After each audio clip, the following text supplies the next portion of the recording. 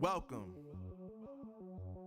to the place where dreams come true, where everything you want can be yours, if and only if you're willing to work for them, you're willing to hurt for them, but most of all, you're willing to be first for them. Ha! Look, I'm going straight to the top. I don't know how I would stop, like it or not. I got some goals that I'm hitting. You hear what I'm spitting, it's hot. Look what I got, whole lot of passion and pain. The road to success is insane. Stay out my lane, cause I'm on a mission. I'm getting what stands in my way. Yeah, I'm a beast, I wouldn't play with me, baby. The way that I'm training is crazy and I do it daily. You wanna talk about drive? I got more drive than Mercedes. I've never been lazy. I'm in the room, it's a red alert. You wanna compete? Well, get better first. I got 10 toes in the dirt, push through the hurt just to show them my worth. I'm the best. Yeah, I'm the best. I never stress. I know what's next. I'm who they test, like we playing chess. But I'm unimpressed, so now let me flex. Ha. Yeah, I'ma work through the struggle and hurt, cause I know my worth, and I gotta be first. Ha. Yeah, I gotta be first. Look, I don't want anyone's sympathy. I understand what is meant for me. I give my focus and energy. If it's meant to be, then it's meant to be. But mentally, I'm undefeated. They hear that and say I'm conceited. Like there's no reason. Like I don't beat them and come back again just to teach them that when you work under pressure, you reach higher measures. They'll try and bring you down, but you cannot let them, and only get better and focus on cheddar. Eye on the prize and you'll become a legend. Like, when I'm in the room, it's a red alert. You want to compete? Well, get better first. I got 10 toes in the dirt, push through the hurt just to show them my worth. I'm the best. Yeah, I'm the best. I never stress. I know what's next. I'm who they test, like we playing chess. But I'm unimpressed, so now let me flex. Ha. Yeah, I'ma work through the struggle and hurt, cause I know my worth, and I gotta be first. Ha. Yeah, I gotta be first. They don't know what's gotten into me, how'd I turn pain into energy. Through all the struggle and hurt, remember my worth, and that's why I gotta be first.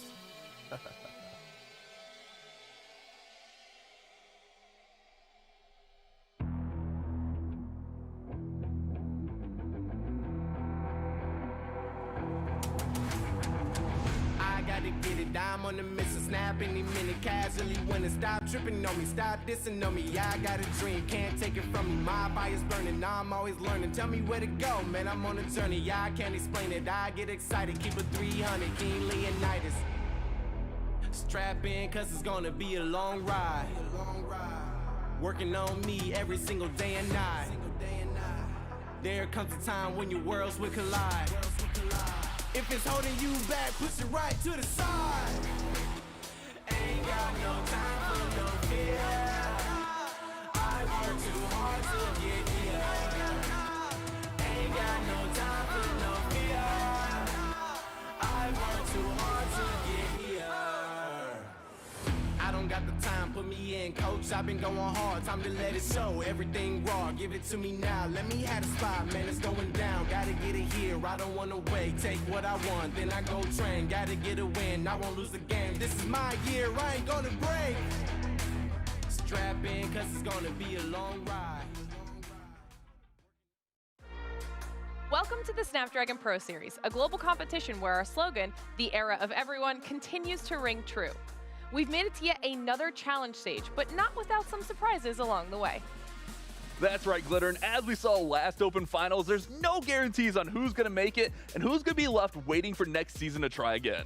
But 8 teams did find success, but they're going to have to battle it out for 4 tickets to San Diego to play the Challenge Finals. It's going to be a lot on the line here. And we've even enlisted some aid from the community to help us tell the story. Our new correspondent, Erica, got a chance to sit down with Drew and get his thoughts on the very first season without Lexnos. We've got so much exciting action in store for you tonight as we kick off our second challenge season. So grab a snack, get comfy, because ladies and gentlemen, this is the Snapdragon Pro Series.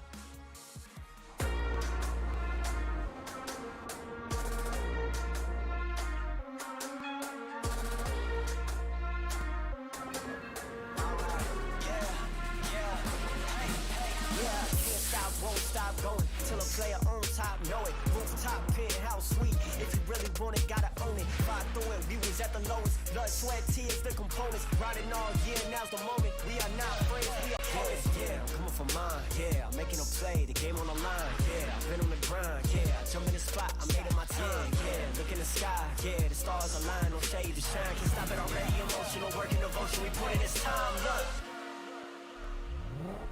You won't stop my stride. I'll just break your line. I don't tolerate wasted time. You take us down, keep fighting.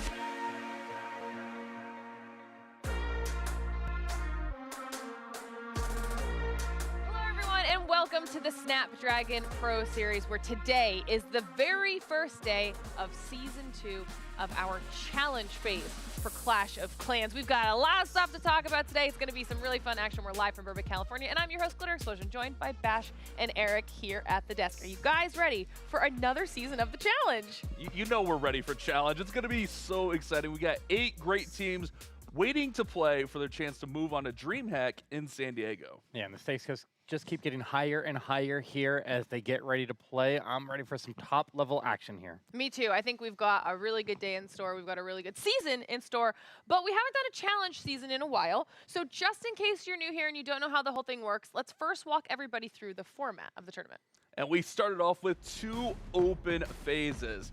Those windowed down from multiple teams down to 4 teams from each open phase, giving us 8. Although this one was a little awkward. We have 3 and 5. We'll talk about that a little bit later. But with those 8 teams, we're now in round robin of the challenge. That's where we're at right now. Each team will play each other once, and that will give us our top 4 teams. Those 4 teams will move on to play live at DreamHack in San Diego in the challenge finals to crown our winner. Absolutely. So let's take a look and see who the 8 teams are going to be that are going to be competing for those 4 spots here. We got Alpha MX Esports, Affiliate Nebula, Empire Gaming, Golden X, Happy Endings, Lotus Gaming, Taco Esports, and the Night Shift. They all get a nice clean slate here, moving into the challenge phase here, and then we'll see who ends up making it through. Only 4 teams move on. Yeah, and obviously tons of recognizable names here on this list that we've seen in many other seasons. Missing a couple names here and there as well. There was lots that went down in the open phase to kind of contribute to all of this, and it's kind of confusing. So we're actually going to break that down for you as well and walk you through everything our teams had to go through to get here.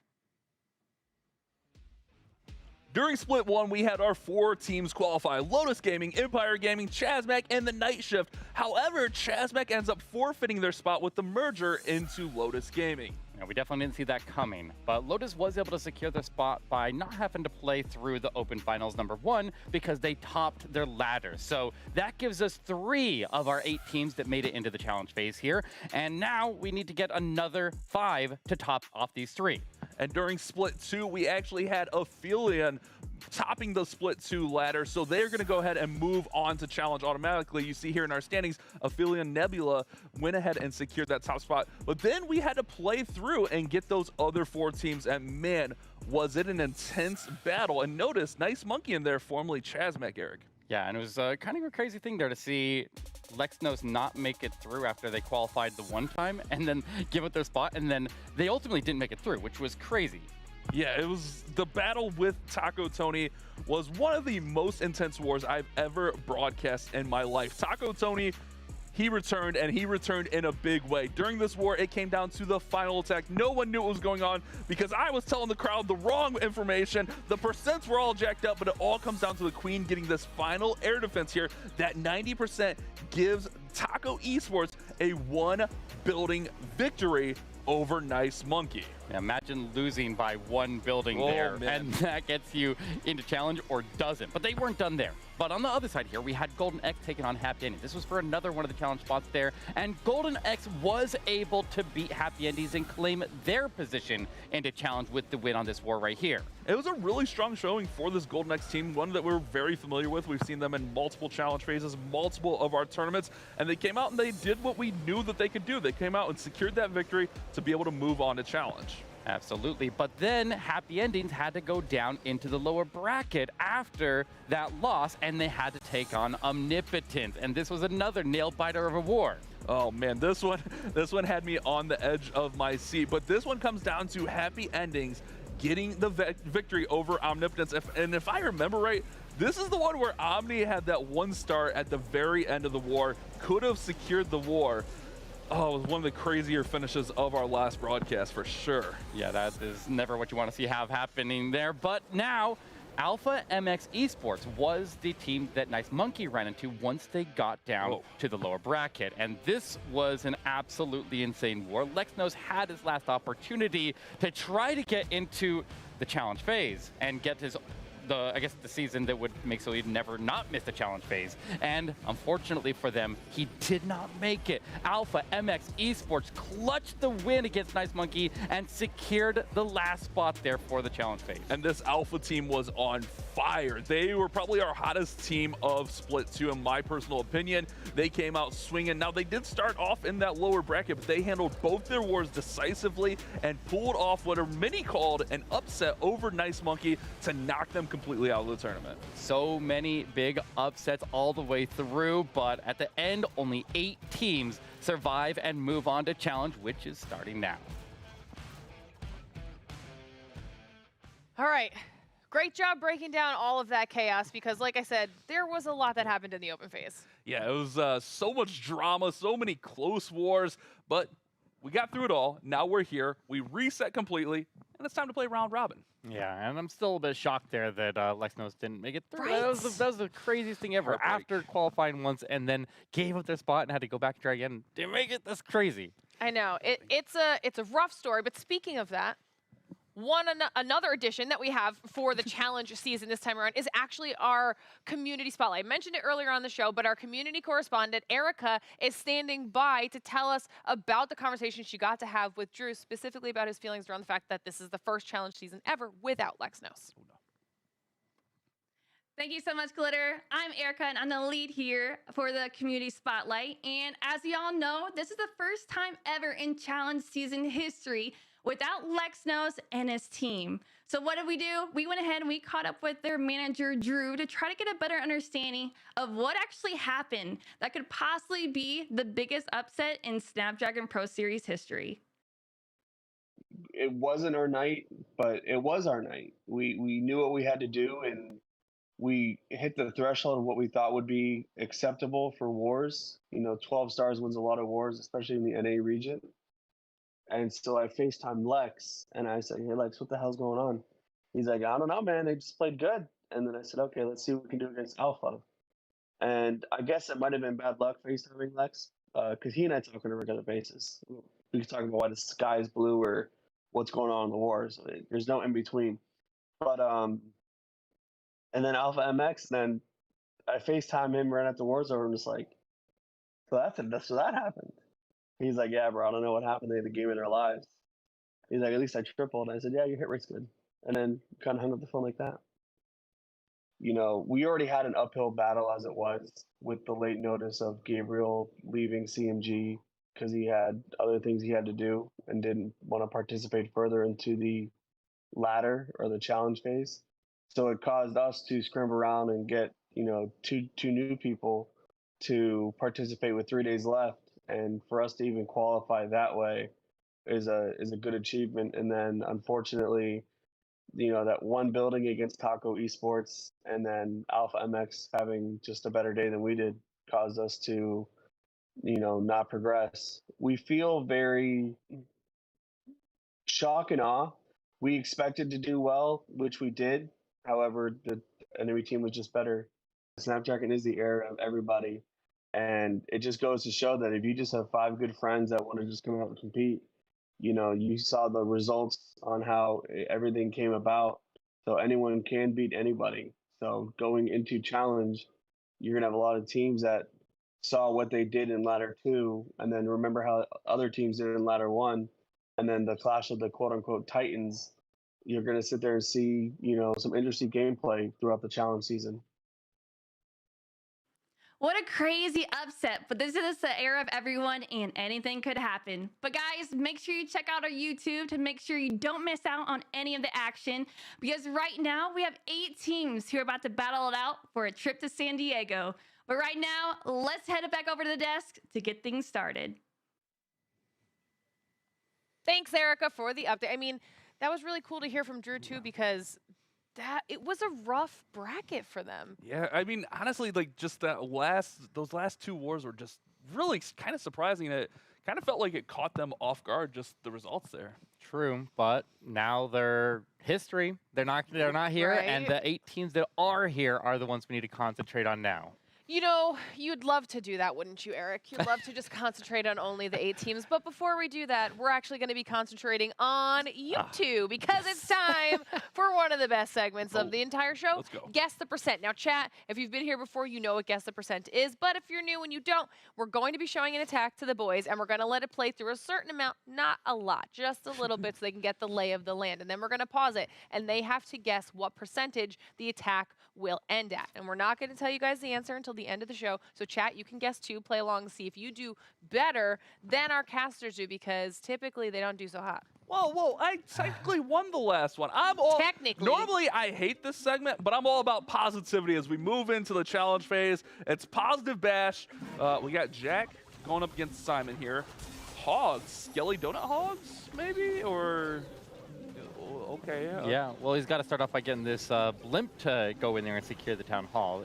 Whether the blimp secures the town hall or not would be a big indicator of it being a very high percentage, close to a 3-star, or very low. But look at that blimp. It fell a bit short there, and it landed next to a poison tower, which does get the super wizards taken out. And so I'm guessing this one, missing the town hall at this point, is going to end up with a very low percentage. What are you thinking here, Bash? All I'm saying is our production guy, this is dirty, bro. You give us 8% of the attack, you just give us a failed blimp. That is dirty. So he's going to have to panic. He's going to have to send heroes in for the town hall. The downside of Hogs is they only go for defenses, so they don't clean up. So I don't think the percent's going to be... This could surprise... I'm going to go... 68%. Ooh, that's low. Stupid call. I don't like it, but I'm going with it. I think you're close to right, though. Like, I couldn't imagine this would go super high here. I would call even lower. I'm Really? calling 63% on this one. Oh. Okay, well, obviously it's the challenge, so we had to up the stakes a little bit. This whole season, we're going to be keeping track of every single one of your guesses, and there will be a punishment for the loser at the end of the challenge season. So you can see here, beautiful photo, Bash, by the way. Well, everyone says that I look like a level 6 giant, so one day I said, I'm going to be the level 6 giant, and there we go. And then we got Eric with, hey, I'm Eric. Yeah, that's just what I am. I'm Eric. And you're a giant. I like the red beard, though. It looks good on you. Okay, well, we have it now on record. We've got a 68% for Bash, 63% for Eric.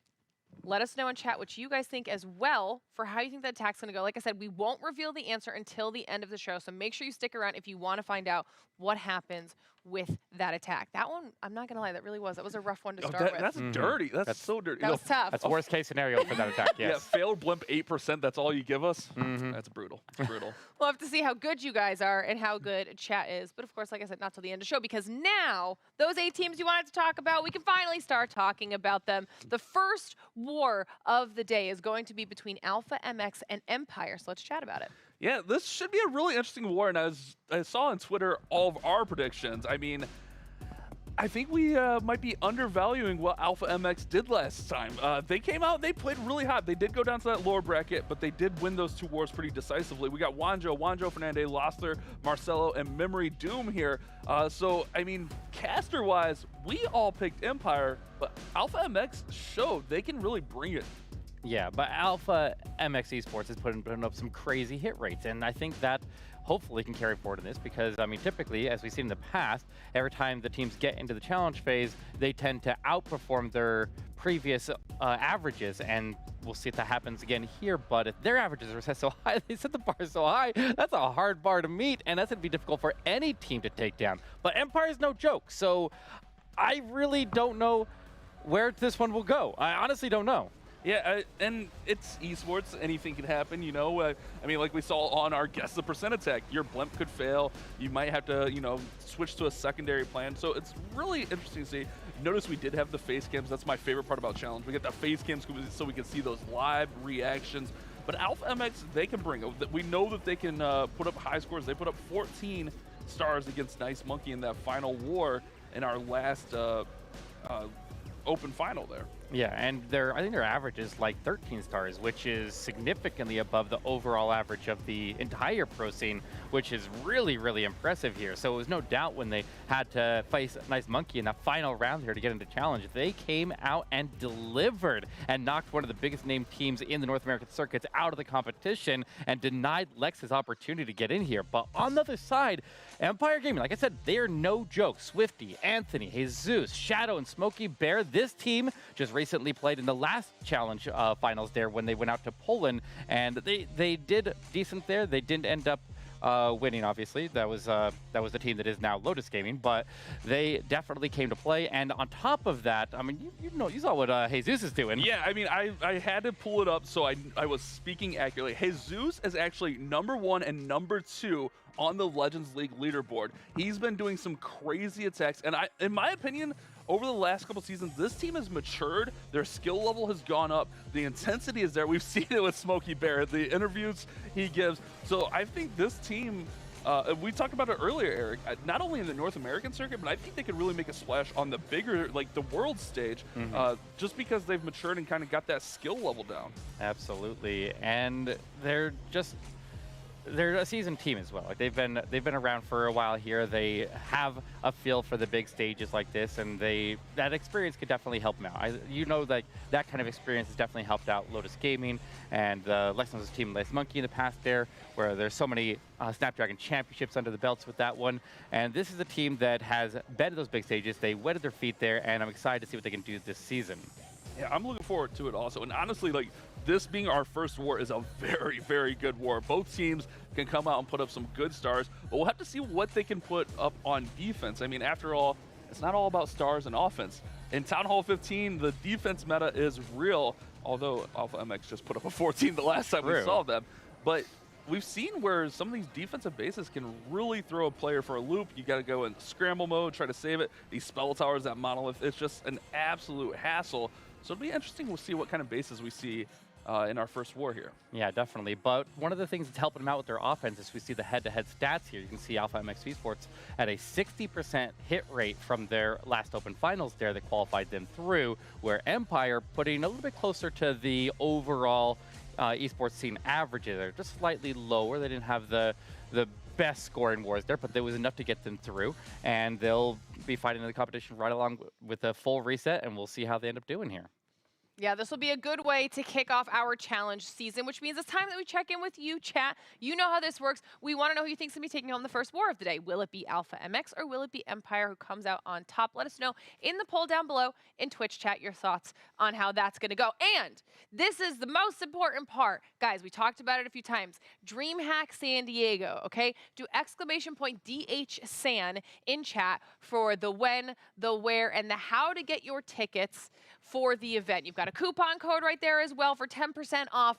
It's going to be an epic finale to our challenge season. A great competition. We're all going to be there. I don't know why you wouldn't want to go. Yeah, we're all going to be there. The players will be there. I'm hearing other Clash personalities will be there. It's going to be an amazing event, DreamHack. Yeah, and I noticed one thing about DreamHack compared to a lot of the other big events there, the big gaming events, is I don't feel like I'm walking into like a shopping mall. There's actual events. There's actual entertainment going on everywhere that you can stop in and watch all the different stages and see what's going on. It's a lot of fun. It's really, really worth the time to go. Yeah, absolutely. So make sure you check out that link, !DHSan in chat for more information.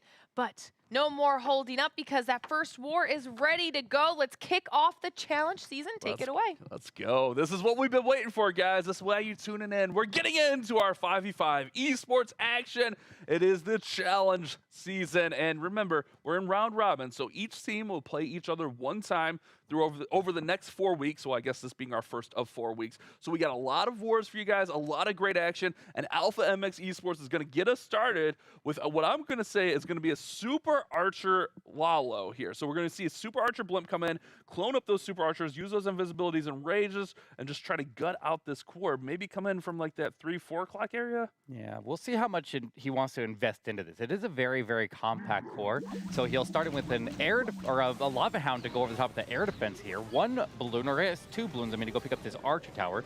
But how far does he want to push this blimp in? Is he trying to land in the channel there? I think he might be going for that little void space channel. He lands just shy of it as a couple of black air bombs went up, but it looked like a manual open. So I think he got where he wanted to go. But if you're going to invest this much of your army into this Super Archer bomb, then you need to secure the Town Hall. It is the most important target. Almost everything else is recoverable if you miss it, but not that Town Hall. And he's going to send all of his spells here, using that second rage. Ooh, Oh, did you just take a scatter scat? shot. Oh, they're still alive. They're still alive. But the Town Hall's not going to go down, Eric. You're That right. Archer's on the outside here. Now, the one good thing, I mean, no need to panic yet. Town Hall's going to heal back up with the Battle Builders. I mean, I'm panicking, but the players aren't going to panic. They're consummate professionals out here. The nice thing using that Lava Hound didn't have to use the Warden ability, which we see sometimes with these Super Archer blimps. So we'll still have that Warden ability to protect the Lalo. Now, I'm guessing over the Town Hall, because the Town Hall's got to get secured somehow. Yeah, he just had a very, very slight gap in his invisibility there, where one scatter shot hit went through to the Super Archers, and that is going to cause a lot of problems here. Now, to be able to recover this, it is going to be very, very difficult. So he needs to get his queen to go all the way in there, and she needs to go secure the Town Hall. But as you can see, we got that explode that picks up on her, needs to use his invisibility wisely. There we go, perfect. He's got the 2 extra invisibility that he didn't use. He realized that the Super Archers went down a little bit early, and he starts to reallocate the spells there. Didn't continue to cast invisibilities on the Super Archers that had already been down, so good recognition right there. Send the Lalo over the top. He needs to secure the Town Hall, but the chances of a triple are going to be low. It's going to be a matter of gathering up as much percentage as possible here.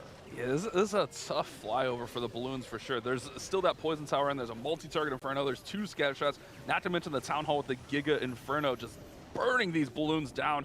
Got to use the Warden ability soon. There it goes. Warden ability goes off, trying to push in towards that Town Hall. No spells. Remember, all the spells were invested into that blimp, which failed. Queen will go ahead and secure this, but all the balloons are going to go down, and the percent on this one's going to come up a little bit short. Yeah, it'll be ending onto 4 defensive heroes right there, and the Monolith, and the scatter shots. Obviously, he's not going to get much out of that, and he'll just gather whatever he can around the outside edge of the base here. You're just going to need to pick off the perimeter defenses wherever they're vulnerable, and try to get your minions into place here to gather that percentage as high as possible here. If we get into the mid-70s, then it will be an acceptable amount here. They should be able to at least get something done with that, and then they'll have to recover it later on future attacks here. But a rough way to start off the war here for Alpha MX Esports. Like I said, if you're doing a Super Archer blimp, you really need to secure the Town Hall, especially on these anti-2-star bases. If you miss it on these, then you're really going to set yourself up for failure, and just one little slip up, and that's all it takes. And it was really unfortunate, because it wasn't like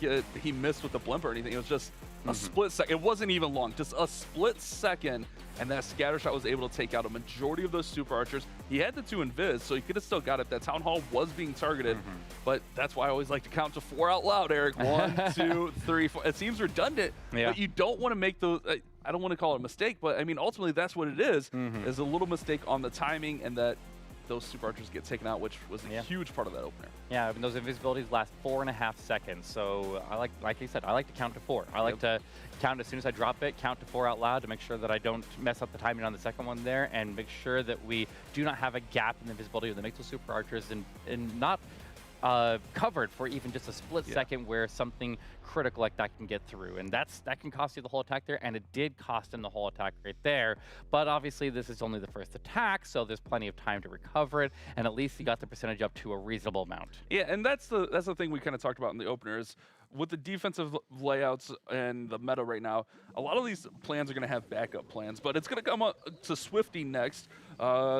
Looks like Electro Titans. We've got a blimp coming in. Electro Titans with Super Archers. Going to go with a Blizzard blimp. Oh, Super Minion blimp. Okay. Okay, so normally we see a clone spell used with these Super Minions, but no clone. So just a Super Minion's going to secure the Town Hall. Maybe afraid of giant bombs down there that may have taken out a Blizzard. So opts with the air troops, so they're not going to get taken out by a Super Bomb. But Titans with the Super Archers. This is something I'm not super familiar with, Eric.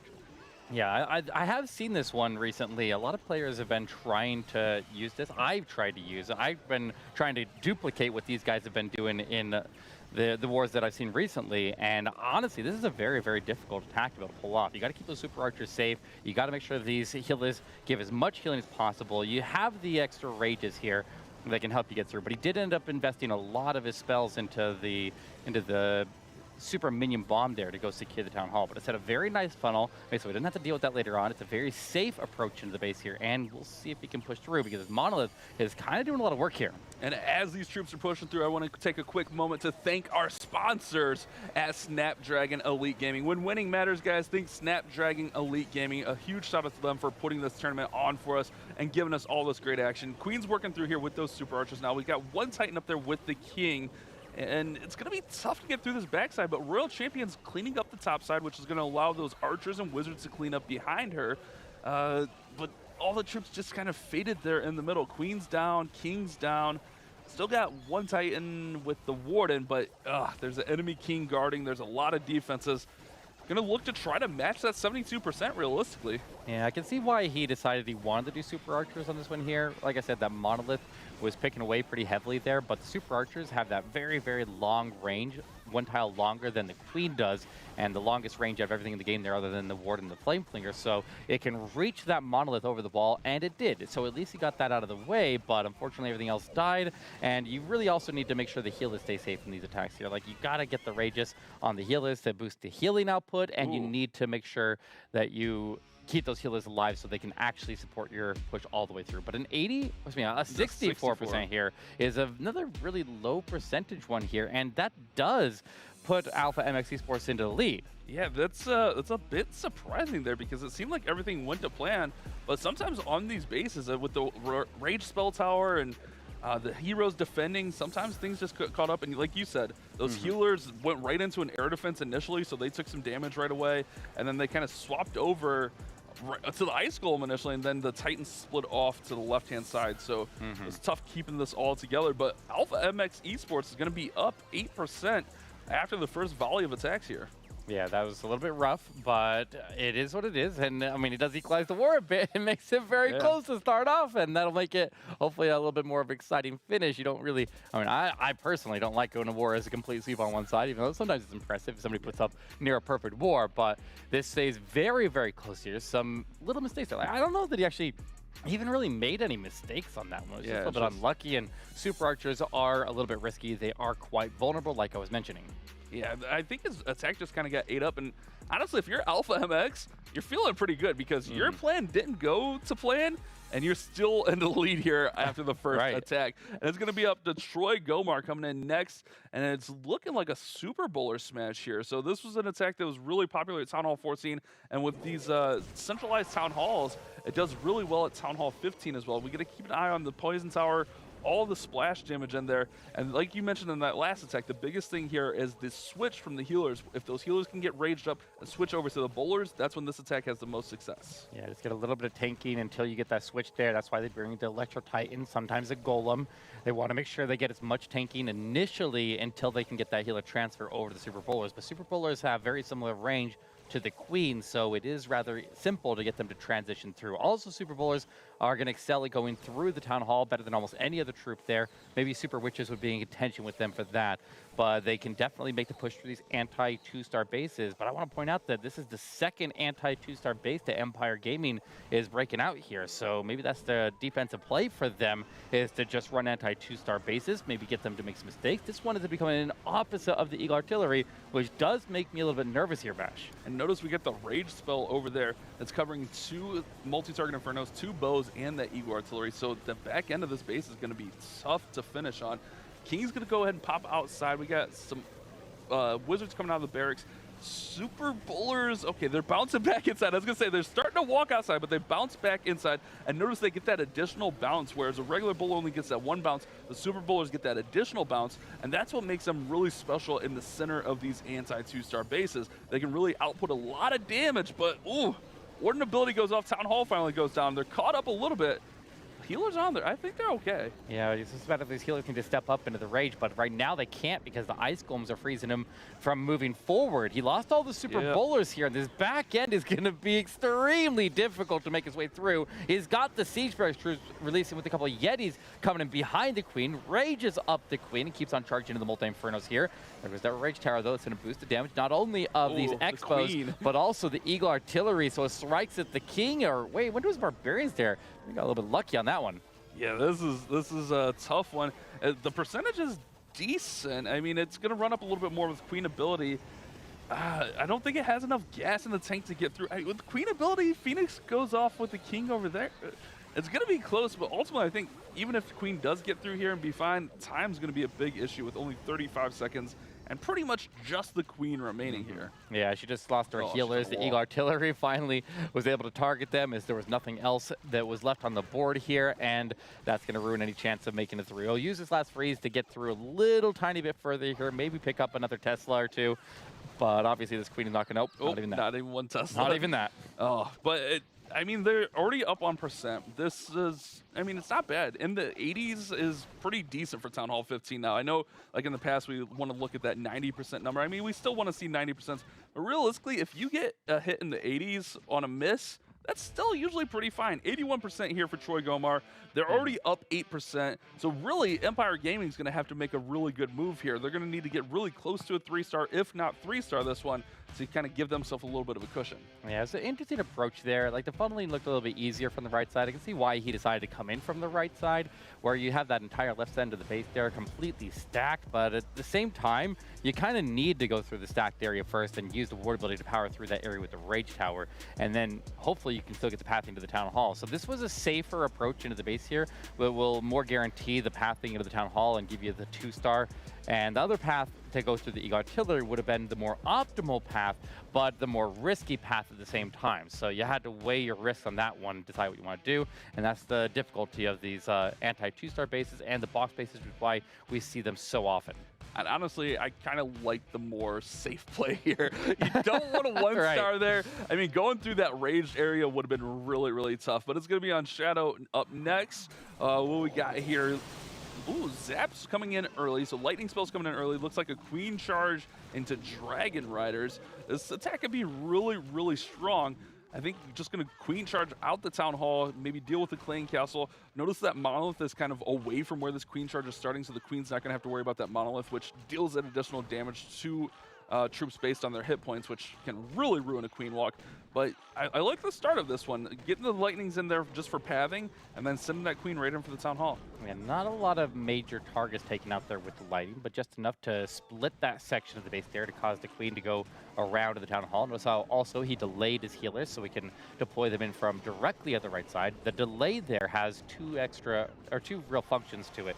One is you get the better angle of approach here towards the Town Hall so the healers don't step into the Town Hall range. The Queen can have a direct line approach into it. But also, if you can ever delay the healers, then you have less potential area that you need to go cover with Coco Loons, and that's less opportunities for Black Air Bombs to take out healers. So they like to do that whenever possible, delay those healers, and easily step in there and secure the Town Hall. But now the Dragon Riders need to decide where they want to come in. Now, would you come in from the top of the base or the bottom of the base? I'm thinking top of the base because his Queen will handle the defensive Queen, and he does need to use the Warden to get through the Royal Champion, so he will need his Warden and the Dragon Riders to come in on the top end. Yeah, coming through that top side gives him path right to that Eagle Artillery. King's going to come up here, just set a little bit of pathing. Stone Slammer comes in. Here comes all those Dragon Riders. Queen's fighting off those Clan Castle troops. Should have no problem getting those super minions down. Got to keep an eye on that sweeper, though. Going to go right into it. But these Dragon Riders should be able to power right through it. Remember, they're going to be like a balloon, but just a little bit more beefy as far as hit points go. They're going to target defenses, so they'll fly right through the next Queen. Oh, enemy Queen got it. Oh, was it through ability there? I think it might have been. Did he have his ability still intact there? I believe he did. I think he lost his Queen through the ability, which is really, really rough. Did he get a safe healer transfer? Yes, they are still alive. They look like they're on the Road Champion. The Road Champion trying to hang on there, but she's engaging the defensive King. Does he have head under support? No, he doesn't. There goes his Road Champion as well, and Shadow's in a bit of trouble on this one. Yeah, Head and Viz could have saved the Royal Champion perhaps a little bit there. And man, Empire, I mean, this isn't a crazy offensive flurry. This is more of a defensive battle so far. And Alpha's base is just giving Empire some fits right here. This one's just struggling to get to 70%. We saw that on the first attack for Empire. Oh man, this is a little bit surprising. I thought this would come out and these teams would put up some bigger numbers, but that's the beauty of Town Hall 15 right now. The meta is very strong defensively, and we see it war in, war out, where we can just be shocked by what can happen. I love the plan here, just kind of fell flat. So just to set expectations where they should be, the Town Hall 15 in the most recent World Championship warm-ups, when we had all of the top international pro teams across the board, they averaged a 33% hit rate. So if you can end a war at 12 stars, you're generally going to be in a very good spot. Every once in a while we have an outlier and we hit a little bit higher than that, but every triple, if you're able to get them, can be very significant. So that makes the percentage game even more important, that you gather anything that you can around the edge of the base and gather that up as much as possible, because a lot of times that's the deciding factor. Yeah, it's very, very, very tough to run it up. But when it does go sideways, you want to try to get as much of those buildings as possible, secure it. And now Alpha has a pretty commanding lead. I believe 19% here moving in after the last shenanigans of the last show, Eric. I'm completely redoing my system. I'm going attack by attack here now. That way we don't, I'm not yelling in Tony's ear at the end of the night the wrong numbers. So hopefully I'll have more accurate numbers for you, chat. Math can be hard, but I got it under control. Bash just likes to create fusion, or he likes to create confusion. That's what it is. Absolutely. Chaos is his game. Yeah, that's it. Not bad math. It was chaos. Yeah, exactly. All right, here we go. Alpha MX Esports coming in with a Zap into Electro Titan attack here. Now this is a little bit interesting. I feel like out of all the smash attacks, this is the weaker one against these anti-2-star bases. So I like to see the Super Witches, I like to see the Super Bowlers, but the Super Bowlers have fallen short so far here against these style bases as they continue to play their anti-2-star game on defense here. I'm looking to see what he got out here. It looks like an Inferno, Expo, maybe an air defense here with the symmetrical style base. He's going to go ahead and bring in the siege barracks with the king and just shove everything right up into the middle of the base. He's got great pathing for everything to send through here. And I like the zap portion of this because it leaves you with a few extra spells here. So he's got a few rages. I was honestly surprised we didn't see a jump spell come in here, but he does have some extra wall breaks. But how are we going to get into the middle of this base? Just hope everything beats through the right walls, I guess? Maybe. He's got one wall breaker left here, but he can't really drop it until that wizard tower up at the top of the base goes down. All the wizards are on it right now. Now would be the time to drop the wall breaker. Is he paying enough attention to that? He does get the walls over to the far left side of the base there where the lightning hit, and he was able to push his way through that. That wall break, actually, one of the wall breakers seemed to have come in from the bottom, and he was able to push through the town hall, but this is the problem with Electro Titans when they get into the core. Because they pass through the town hall so early, you end up lingering inside of the poison while you're in the crossfire of everything, where other troops that with more range can sit back and wait the poison out while they get delayed rather than being so heavy of a crossfire. So you can see he lost all but one of the Electro Titans. Looks like he's got one up in the very top of the base there working by the World Champion, but the bulk of the rest of them died out. Now the question is, did the heroes get preserved well enough to get him through? And notice he's got Super Wizards in there. I think the Super Wizards came out of the barracks there. A really interesting play. But the Super Wizard was doing some work there with the Royal Champion. Queen still got ability. Royal Champion still got ability. The Monolith is almost down. Eric, I think this is looking good for Memory Doom. Royal Champion Seeking Shield's going to get thrown right here. Queen's going to work over towards that Monolith.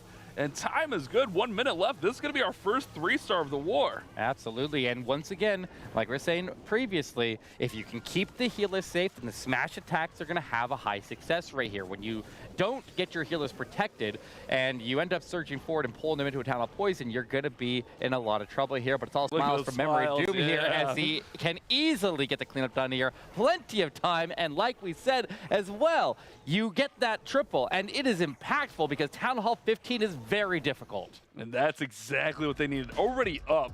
So no matter what, they're still going to be up after this attack. And man, Alpha coming out and keeping that momentum up from the last show. You love to see it. That was a really well executed attack. The Zap Titans can be very powerful, having those extra spells. I want to see if that wall breaker came in from the bottom side because I didn't see it come in there. But there it goes. Yeah, right there. Okay, so the wall breaker comes in. It was planned the whole time. I mean, I was a little bit worried about it. Got a little bit lucky the Monolith didn't take that wall breaker out, but works out nicely and gets through the base and just crushes it. The Titans did enough through the middle. The Royal Champion came through the top side. Look at that, the Super Wizards out of the barracks. I love that play. Yeah, what his King did there was really important. That King popped his ability and surged forward. He was the first to arrive in the core. He immediately locked onto the Town Hall and was able to take it down. And that is what got the Town Hall poison started to tick away nice and early. And that ultimately can save the healers so they don't get dragged to the poison. The poison fades by the time they get in there. That is extremely important. And that was one of the key factors that got them through that base. But now they're not only holding the triple, but they have a strong percentage advantage as well. And they definitely are putting Empire Gaming into a tight spot. As we dive into the next one, we got Anthony coming in with another super bowler attack here. Yeah, things not going so well for Empire so far. I mean, we all picked Empire, and so far it's been a rough go for them. Starting off with the Warden Walk up top, going to lead into, right now we got a log launcher selected. Remember that log launcher will throw logs, it'll open up walls, it'll destroy all the buildings in the way, so it could be a really nice play. And honestly, I just kind of hope Anthony has a good attack because his celebrations are hilarious on cam.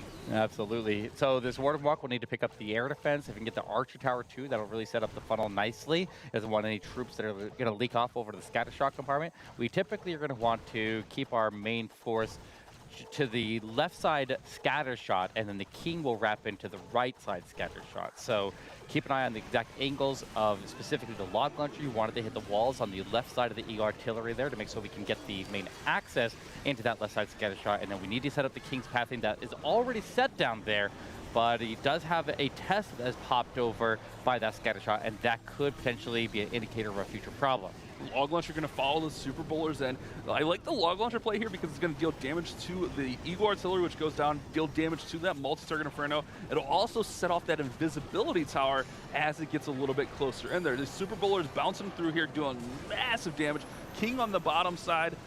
I like the start for Anthony. Yeah, just needs to get the defensive heroes out of the way here. He does have a Rage Tower that's going off on defense, but he's under Warden R right now, and that absorbs the majority of it. The healers are inside of the Rage. They surge forward, taking some black air bombs as they go into the core of the base there, but still hanging in strong. Now he has his Log Launcher troops that the Log Launcher will have those troops join in while he engages the Town Hall. The King did his job on the right side of the base, and as you can see, the King working with the Road Champion, and the Witches out there on the right was able to deal with that scatter shot, and now all the major threats are gone, and the Royal Champion has clean access all the way through the rest of it. I think he can swag this jump here. I love this plan from Anthony. That log launcher play was brilliant. Great plan here. It's keeping his team alive. They needed this. If they didn't 3-star here, the way Alpha's hitting and their defense is, this would have been a really tough end of the war. But Anthony keeps his team alive, gets the 3-star with a brilliant super bowler smash, and honestly, the smash attacks right now are so strong in the meta, just running through these bases. Nice attack, Anthony. GG's, keeping it close. Man, we got a war on our hands, guys. Let's go. Absolutely, and I love super bowlers for this style base. If you want to come in completely opposite of the town like that is, it feels risky, but super bowlers push through very, very strong. As long as you have a semi-clean funnel and you don't mess up that log launcher, you can get the path and you can deal with the scatter shots inside, and you just keep marching through. It is such a strong attack in the meta right now, and it's also a favorite that a lot of people like to use in Legend League as well. So definitely one that you can break out there to deal with these box bases and also the anti-2-star bases that I do expect to see on defense there from Empire, because they've been running all of them all the way through so far. Yeah, and, oh man, look at this log launcher just do so much work through here. I love this, man. I love it a lot. And the big thing is, like, getting that invisibility triggered early is huge, because if that goes off, your troops could just zoom right on past the Town Hall. But not only that, they'll be caught in the Giga Inferno, they'll be caught in those multi-target Infernos. So I love that play. Celebrating. Hey, there's the Anthony celebration I was hoping for. Yeah. He never lets us down with those. Yeah, he's just a goofy dude. I love it. Hey, that's what it's about, though. You know, getting together with your guys, having a fun time. It's got to feel good to get that triple right there, right? After the first couple attacks of, what, 64 and 70, I mean, a triple is a big difference. Oh, yeah, and it came at a critical time here as well to keep the overall score tied. Yep. So if they can push above the overall league averages, then they can definitely push into that 12-star range, and we'll see if they can get the stop here and get that opportunity. So Wanzhou's going to be coming in, and yeah, Super Dragons. Now, they've been doing a little bit of Super Dragons through their previous phases of the tournament here, so we'll see if they can make it happen here, and they've been pretty good with them. Like, I honestly don't see a lot of Super Dragons being used in general, but these guys have had higher success than anywhere else that I've seen. Yeah, it's really interesting. If he sticks with what he's got selected, he's got that battle drill selected. Could be a very interesting play. I want to see what develops there. Going to go ahead and got the skeleton spell, so that can help push these heroes in through here. Skeleton spell is actually, no, the queen's going to go over on the right side. The super dragons coming in. Going to still use that skeleton spell on the monolith to protect the super dragons as they work through. And we'll see what else comes in. King comes in now, but I'm waiting to see what happens with the siege. Yeah, definitely going to need the siege to probably support the road champion. I think a lot of people like to throw down the battle drills to go with the road champion, go for the double stuns, but he does need to secure the town hall. Super Dragons are one of the stronger troops to go in directly through the town hall, so they are a safer play than a lot of the other options here, but they also have a lot of HP, so unlike an Electro Dragon attack, they can definitely withstand the fire in the middle of the base. They're a lot better than a lot of other troops might be able to do so. But one of the big things here is we need to get the defensive heroes off of the back end of the base here, so he's investing in his remaining freezes to try to get through that queen, but the dragon that was right there ended up dying, so he leaves the single and he leaves the queen up. This might be the opportunity that Empire Gaming needed. Yeah, we still got the battle drill, but the heroes are kind of caught up here. We got a super dragon. Oh, the super dragon gets ate up by a seeking air mine, just chasing the lava hound and just flies across the whole base. There's an electro titan up there that's going to take out all these pups, but there's not much left. And you're right, Eric. This could be exactly what Empire needs. If they can strike and strike hard on this next attack, they can very well get the lead back. This one's going to struggle to get to 70% as this Electro Titan's going to get taken down with this Eagle Shot. Barbarian goes down. It's 67%. It was looking strong and just faded quick.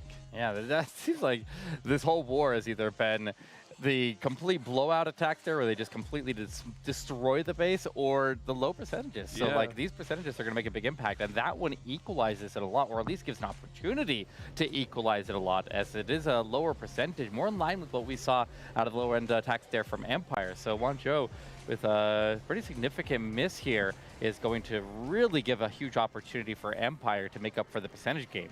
And it's a little redundant to say, but just in case you don't know, these wars are decided by stars first. If the stars are tied, it goes to percentage. If percentage is tied, which we haven't had on our broadcast yet, but it'll go to time of attacks after that. But the biggest thing is usually percent after the stars. And right now, we're tied on stars. Alpha was up on percent, and Empire could take the lead depending on how they do on this next strike. So this is a very important attack. I always talk about this fourth attack being the most important of the war, and we can see that right here where things can swing. Yeah, and that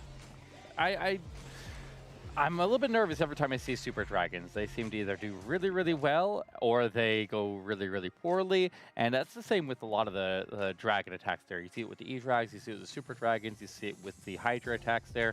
Like, it is very, very difficult to get the dragons to move through. They have a couple of key specific targets in the middle base there that they need to get to. If they fail to get those, then it makes it very, very difficult to recover from that, because you have to set up the road champion, you have to sweep out the backside. But look at the percentages here.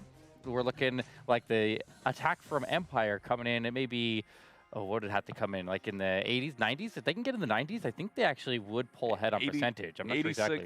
86 would tie it. 86? Bash math, though. Bash math, be careful with that. Take that for granted. 86 should tie the, but I mean, the war's not over. We still got one more attack after that. So if I'm wrong, it's not that important. Okay. But Bash math says that Alpha was up 19% coming into this attack. Oh. Jesus is coming in.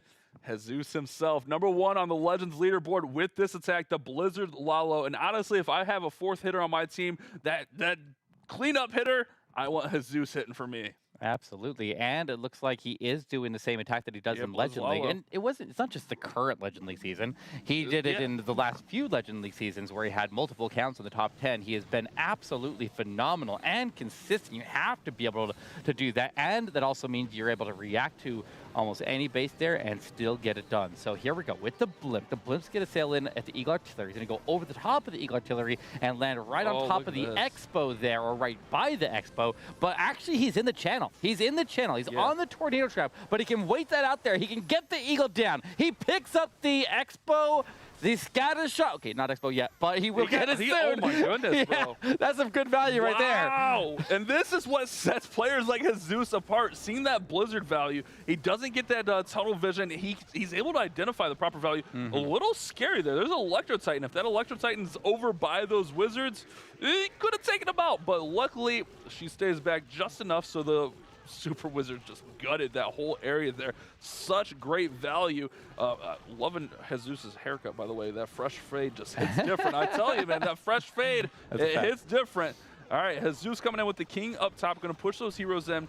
Now, does he work the heroes through this top side and then Lalo over the Town Hall behind the sweeper here? Yeah, he'll need to, but also since he got the queen out of the way there with the super wizards, then the other heroes can charge directly at the defensive row champion, so he doesn't have to worry about like timing headhunters with the Town Hall takedown, with the ward ability right there. Like, it is a very, very simple approach. And on top of that, look at the wall break that he just snuck in up on the top side there to get the queen all the way to that multi-inferno, so that helps out even more. Row champion with invisibilities that were left over on the right side, taking advantage of any leftover resources after the blizzards, so this is doing really, really well right now, and that's kind of expected from this caliber of player. That Seeking Shield was nasty. I don't know if you saw that, but that thing just swept through there and got so many defenses. Freeze on the Town Hall. Now, the single target Inferno is not a big deal. Queen ends up getting the Royal Champion and that multi-target in. We'll see that Warden ability come over to protect the Loons over the Town Hall, and all he really has, the only major threat besides the air defense is the multi-target Inferno, but we got balloons still being sprinkled in. We still have Queen ability. Jesus looking really strong for this Empire squad. At bare minimum, he's going to give his team the lead. Eric, this is the hit they needed. Absolutely, and on top of that, he also got that poison tower to throw in, like stacked with the Town Hall's poison, so he didn't have to deal with it. Yeah, that queen's still moving. She still has her ability. He's got 3 freezes. He's got a haze. This guy's something else. He is absolutely ripping through bases. Oh my God, so much swag on that one. And Empire pulls into the lead. Jesus with such a clean play there. That blizzard was nasty, man. The heroes well executed and just a great plan. You know Smokey's feeling good coming into the final attacks, and now Empire Gaming not only up on stars, but up on the percent as well. So this puts Alpha MX in a must triple situation. Yes, and with Smokey Bear as the team captain to close it out here, we'll see what he can do. I'm not sure exactly where his hit rates have been standing, but he just needs to outperform the last person from Alpha MX Esports, and with the lead already established, they will definitely have the advantage there, so they're in a very, very strong spot. But Jesus, I'm telling you, this guy has been extremely impressive. He's such a valuable member of the team, but he can't win on his own. It is win as a team or lose as a team, and he can't just carry the whole team on his own. But he's doing a pretty good job of at least trying to. I mean, you saw that smile on Smokey's face. When you like I said, you have Jesus in that cleanup spot, that 4 spot, especially after Anthony gets that nice triple with his Super Bowler smash. Like, that's the momentum you need to finish up a war. A lot of pressure on this attack for Alpha. They're not out of it yet. Let's not write off Alpha yet, because we've seen them pull what we've considered some upsets the last Mobile Open. Loster's going to come in. We got a Lalo here with a bunch of stuff going on. Okay, Queen Charge. Yep. I was looking at the Flinger, trying to see where we might throw a Flinger in, maybe that bottom side, but remember, the Monolith will outrange the Flinger just like in Expo and the Mortar will, so you got to be careful with that. Yeah, I think the switch is out. Okay, so he may end up he's just swapped out the Siege Machine. He's going to go in with the Kill Squad with the Queen Charge Lalo. So investing the Warden, the King, and the Royal Champion with the Log Launcher all working together there. Also, he got the Headhunters inside of the Warden abilities. They search in and take out the defensive Royal Champion, and that forces the Queen to go off to the left. They are charging through this area with the double Rage Tower and try to take out as much of it as they can. But as Warden gets sniped off there, Royal Champion is going to fall a little bit short as well. Depends if CC's thawing him up here. And I don't know if he's getting the value he needs here. He definitely needs to push a little bit further. This Royal Champion needs to take out the Eagle Artillery and the Multi-Inferno. If she can get those, then he can definitely work with the rest of the attack here. Yeah, but she's going down. Yeah, she's down right now. This is a really popular attack at Town Hall 14. The Log Launcher, Queen Charge, Lalo here. Queen will get the Town Hall down, no problem. But that bottom side is just absolutely furious. So much down there with the Eagle Artillery Scatter Shot and the multi-target Inferno. And he's still going to get through the enemy Queen here. So a tough run through here for Loster. Still committing spells, trying to get the Queen to get that Town Hall down. Yeah, but he also has his healers getting targeted by the multi-Inferno, so he needs to quickly get over there as well. So another freeze will come down. He does keep the healers alive. Keep an eye out for red air bombs down to those Queen's healers. If they start to take extra damage, he's going to be in a little bit of a bind. But he also doesn't have any Headhunters remaining, and he still has the defensive Queen standing on the other side of the base. He has a Queen ability, so he could potentially deal with it, but he's running out of resources here. He's down to just his Queen ability. All of the balloons have been taken out, and he definitely need to get more out of that kill squad to have a chance to pull through on this one. I think one of the biggest things was missing that Eagle artillery with that kill squad. They almost made it to it, but as you saw, the red air bombs finished off the healers, and this attack is quickly falling apart, and that might take Alpha MX Esports chances with it. Oh, that was a tough one, and it's really tough when you commit everything, including the Grand Warden, because the Warden wasn't able to support the Lalo, as it had such a tough path to fight through. 70% there, and man, they're not completely out of it because 1-stars can still happen. I mean, we've seen it. We've seen it on the last hit of other wars where the decision to make a risky play. I mean, I think Empire's more self-aware and shouldn't make any plays like that, but we'll see. 70% here for Loster, and this attack was just rough. Like you mentioned, needed those heroes to get to the Eagle and maybe even a little bit more down at the bottom. Yeah, I think a lot of this also may have to do with just the base choices from Empire Gaming. I think when a lot of players get used to handling a certain style of base and they start to improve their hit rates with it, you can sometimes know what they've been fighting against a lot, and then you can change it up a little bit there and maybe catch them off guard. And I wonder if that's what the game plan here was for Empire. And I'd be curious to know after we talk to him with an interview later on. But that would be really, really interesting information to know what the game plan, if they actually studied their opponent enough to know that they wouldn't be able to handle those bases. As you can see, with only 1 triple on the board, they definitely struggled with them today. Yeah, and man, it's tough. It really is tough. But remember, this isn't like elimination or anything. This is just our very first round robin match, and again, bash math. Let's take that for granted. But Empire could win this with a pretty low 1-star. 56-57% should win this for Empire Gaming, and it's going to be Smokey Bear, the team captain, one of the most intense players I've ever seen play. And it looks like we're going to have that Super Archer Bomb Electro Titan attack here. So going to send the Blimp with the Warden ability, and he's going to commit all these spells to the Super Archer Blimp and just try to get this whole compartment down. The nice thing is that invisibility tower, usually not a big deal with this because you have all the invis to protect the Super Archers. Yes, and the invisibility tower on defense, you have plenty of other targets for your Super Archers to turn around before they have to go back to the Town Hall. So they can easily wait out the invisibility. They have plenty of other targets. They can take advantage of their range, and then you get so many Super Archers when you start to clone them up in there that you're just able to completely gut the base out. And as we saw from that open attack of the war, when the Town Hall got missed, we saw how much trouble that caused, but this one did not miss the Town Hall. He picks up that Inferno in the middle of the base there as well, and he's definitely set up. Now notice also that where he invested the Warden, he's able to get a couple troops there in addition to the Blimp to go support, so he was able to completely break the ring of trash and defenses on that entire area from where the Blimp dropped to the hole that was punched in by those Super Archers, and that gives him very, very clean pathing all the way through the rest of the base. But it's a slow trudge of a march here for these Electro Titans, and if they have clean access, as they do, you can see all the open walls, then they can easily march their way through, and they are an optimal choice there on these more open layouts. And that Monolith dealing extra damage there, taking that one Titan out. But the nice thing is they have that little aura that ticks. If you notice a little bit earlier in the attack, these Electro Titans just melted the Clan Castle troops. Those headhunters and super minions didn't stand a chance. The Royal Champion's going to come in and support this, and with these open walls, the Electro Titans should be able to make their way all the way down through the bottom before they get caught up, and then the Queen can help them beat through the wall. Still a long way to go, but with the 2-star secured, that's going to be the victory for Empire Gaming, and that's what's most important here.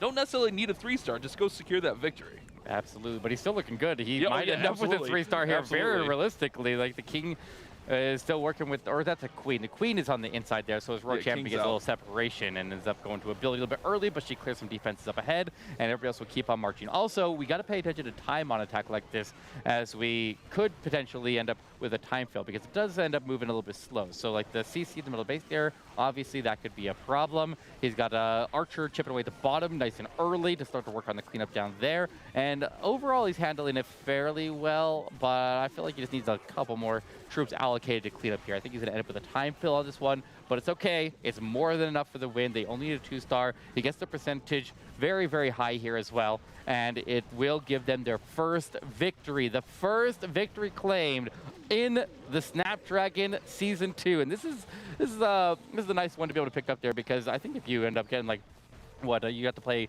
7 wars in the group stages overall here, or in the round robin. So you have to play against, there's 8 teams, you have to play 7 wars, so you play against every other team once. So any win you pick up here is going to be very, very impactful in the end. Really, I mean, ultimately we're racing to 4, maybe 5 wins there. I mean, it's really interesting. 4 doesn't guarantee. 5 usually does. Yeah, 5. You really race to 5, but 4 kind of gives you a little cushion. If you can get, maybe go 4-1 early, you're feeling pretty nice. But a good attack by Smokey, good self-awareness there for the team.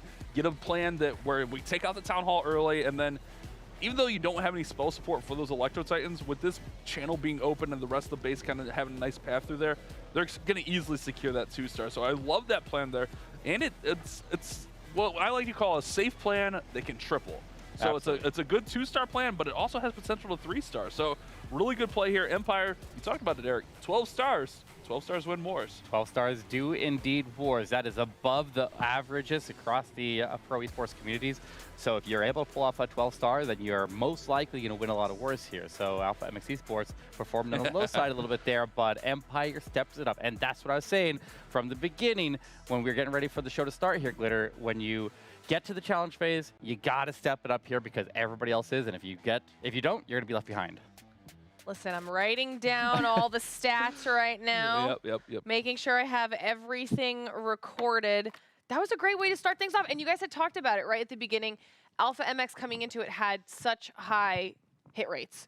And so all the casters had picked Empire Gaming. We were worried that it was going to be a little bit close. And to be fair, it was very close. But Empire came in and clutched really strong at the end. Yeah, I mean, I think this battle ultimately came down to the base design. I mean, that's kind of what held it up. I mean, we saw a lot of 60%, 70% here looking at the stats. So it was actually a pretty close war, but just getting that one extra triple, and then finally, honestly, that last attack was a pretty good attack as well. Yeah, and just a little study of your opponent, find out what they struggle with. We've seen a lot of people take advantage of that in the past there, and you see so much of these teams that you're able to gather a lot of information and you can use it against them. Yeah. All right, well, war number 1 is done, which means it's time for our first break of the day. But when we come back, some highlights and analysis, so don't go anywhere.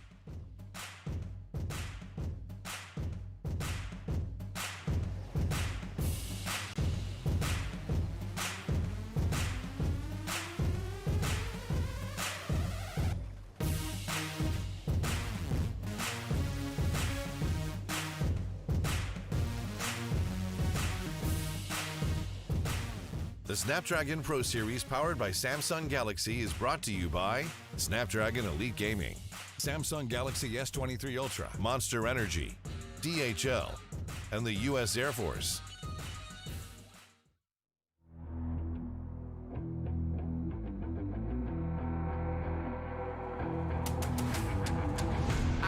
Get it, I'm on the mission, snap any minute, casually winning. Stop tripping on me, stop dissing on me. Yeah, I got a dream, can't take it from me. My fire's burning, I'm always learning. Tell me where to go, man, I'm on a journey. Yeah, I can't explain it, I get excited. Keep it 300, King Leonidas.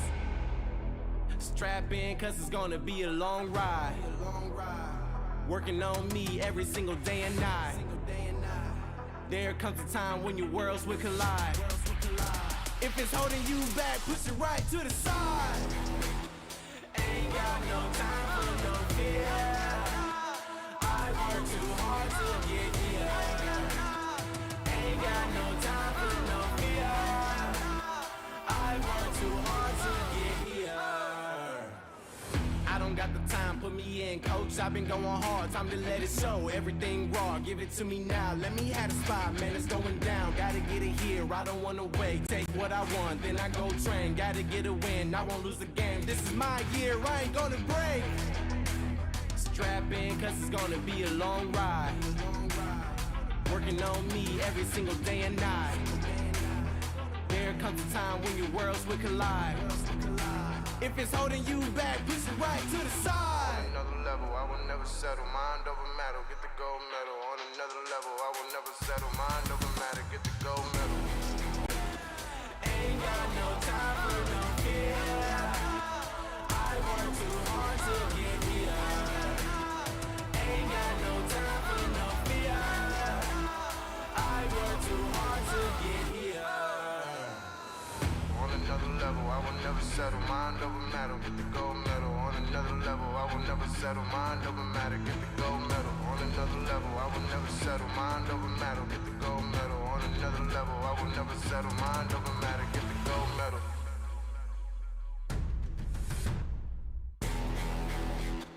Ain't got no time for no fear.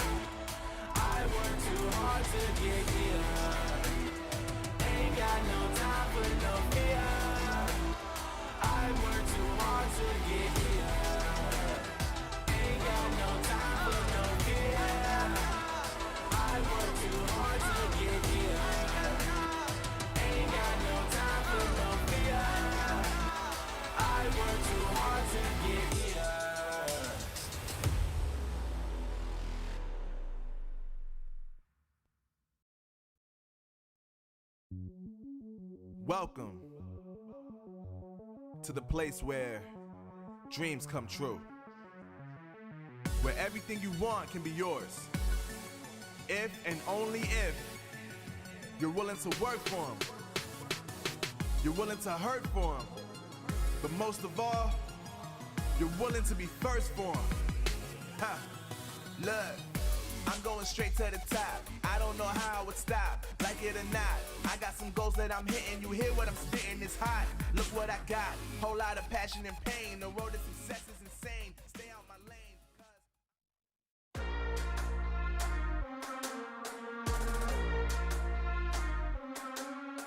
Welcome back to the Snapdragon Pro Series, everybody. War number 1 is in the books, and it is Empire Gaming who strike back. That was a great pun, and I can't take any credit for it whatsoever. Empire Gaming, first war of the night. They looked pretty solid, Eric. They did. And hitting at a 12-star war there is exactly where they need to be. They need to sustain that performance all the way through. And one of the key factors to get him there in the first place was this crazy attack here from Jesus. So let's dive in here and let's check out exactly what he did on this one, because it was very, very impressive. Now, he walked right into a trap here, first of all. He had this channel, this void space that he was trying to push his way into that is right in between the Eagle Artillery, the Monolith, the Expo, and the scatter shot here. So obviously he's not going to be able to, or it would be nice if he get every single one of those targets, and so he wanted every single one of them if at all possible. But just sending a couple of balloons, that triggers any traps that would be in the way there, get the Hound at a good angle, and make sure that he's not walking into a trap. And at the minimum, if he can land inside of that compartment, then he's going to be in a very, very strong position. So land in there, get the Eagle Artillery down. He landed right on top of that tornado trap, but luckily, Super Wizards can just spin around in that. It's not going to cause him too many problems here. So it was not a big enough trap for him to be able to stop Jesus. And with his experience in the Legend League leaderboards, like, it was no doubt that he was able to find a way to find some value with those Super Wizards and begin his path into the base. Now, like Bash pointed out, that Electro Titan is a counter to this attack here. If the Electro Titan moves forward and ends up landing right on top of your Super Wizards, then you're going to potentially have all your Super Wizards die just from the aura damage off of the Electro Titans. Because remember, they just deal a ticking aura to everything around them. So if they just stand there with, even though the Super Wizards are invisible, it'll take out the entire pack and completely shut down the value. But he was able to get the invisibility placed nicely. There was never a gap in the invisibility, and he was able to properly take that section of the base down. Now you can see that the heroes went after the other remaining defensive hero. The Queen went down when he dropped in that blimp, and then the Road Champion was the next target here. He has some headhunters, so we could definitely go in there and go after the Road Champion very simply, and he also was able to provide the tanking out in front there with the King and get the Queen a wall break access all the way into the middle. And then, as we approach 50%, that's when the Lalo comes in. And I think that's one of the biggest strengths to this attack here.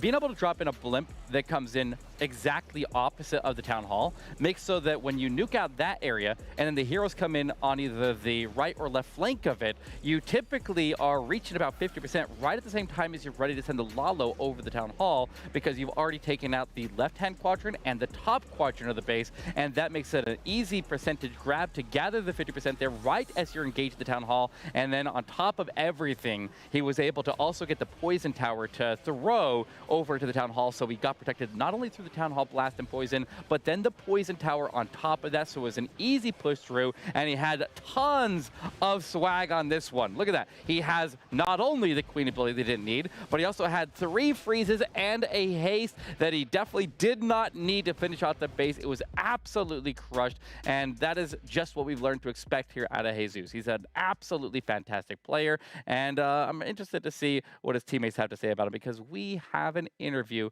with the captain of Empire Gaming, standing by with Glitter. All right, thank you very much, Eric. Fantastic breakdown. I am standing by. We've got Smokey Bear here hanging out with me. First of all, can you hear me? Hi, how are you? Hello, Glitter. Thanks for having me. Okay, I'm excited to chat. How are you? I'm doing great. Okay, first of all, I was paying attention to your reactions on those player cams the whole time, and there were so many times where you were laughing and hyped and just having a good time, honestly. So I need to ask what you enjoy most about competitive Clash of Clans. You know, this whole thing, the 5v5, the teamwork, the camaraderie, we spend a lot of time preparing, working together, playing this game. We enjoy each other's company. So to see someone come in here and practice, and to see us work together on these plans and these bases and our attacks, and then come in here and see people 3, it feels good to see people succeed, right? Because life is tough. Life is filled with adversity. So to come in here, watch my teammates struggle and succeed, and for us to get the win, there's nothing quite like it, to just win with the boys. Yeah, walk me through that a little bit, because obviously on both ends it started off a little bit slow, but then when you guys get that first 3-star, what does that do for the overall vibe of the squad? Yeah, I won't lie. The first couple attacks, I was personally a little bit nervous because we had a blast at the last challenge. It was amazing. We got to watch our team, you all got to watch our team grow and come onto this stage. And so coming into this and then starting this war, the first war, we have a tough day today. We have 2 great teams to face. So the first 2 rounds, they started out a little bit rough. It was a little bit nerve-wracking, but I just kept trying to reassure everyone, hey, we're going to be all right. You guys just keep working together, keep the spirits up, and we're going to get where we want to be, whether it's in this war or not. This is not a sprint, it's a marathon. And so, especially for our new guy, he's learning, and you guys are going to see he's a good player. Oh, I love that. I love that. And you were right. It most certainly is a marathon. And you had mentioned your bases earlier, so I wanted to ask about that too, about your defensive strategy. Why did you guys end up running all anti-2-star bases? Well, for this team specifically, we felt like this was a good call to go with. We had kind of stepped away from those bases in some other tournaments just because it's kind of moved away from the meta. People have cracked those. We watched this team in the split finals 2 against boxes, and we felt like they were very competent with boxes. So I was a bit hesitant to give those to that team again. So we wanted to be able to see how they would respond to these rings, anti-2s, because they're a skilled team. The rest of the field is going to find out quickly. That is a very skilled team in Queen Walks, Sui Lalos, technical attacks. Well, I mean, definitely the right play. It worked out well for you guys in the end. I'm going to let you go, but before I do, some quick shout-outs before you go. Hey, shout out to the rookie, Swifty. Keep your head up, buddy. We're going to take care of you. You're going to come out here. You're going to 3 for these people. Shout out to Jesus. What an amazing attack. That guy, Yes. Not only is he a great attacker, but he is a great teammate. Shout out to the rest of the boys. Anthony, I love to see you 3 with those smashes. Shout out to the staff. LT, thank you for everything you do. Shout out to King. Shout out to Andrew. Shout out to all the boys that come and grind with us every night. We're doing this together. Even though you only see us here on these cameras, we're doing it as a community. So we look forward to making you guys proud. All right. Well, I absolutely love it, Smokey Bear. Thank you so much for jumping on. It's always a pleasure to chat with you. Hey, thank you and have a good night. Okay.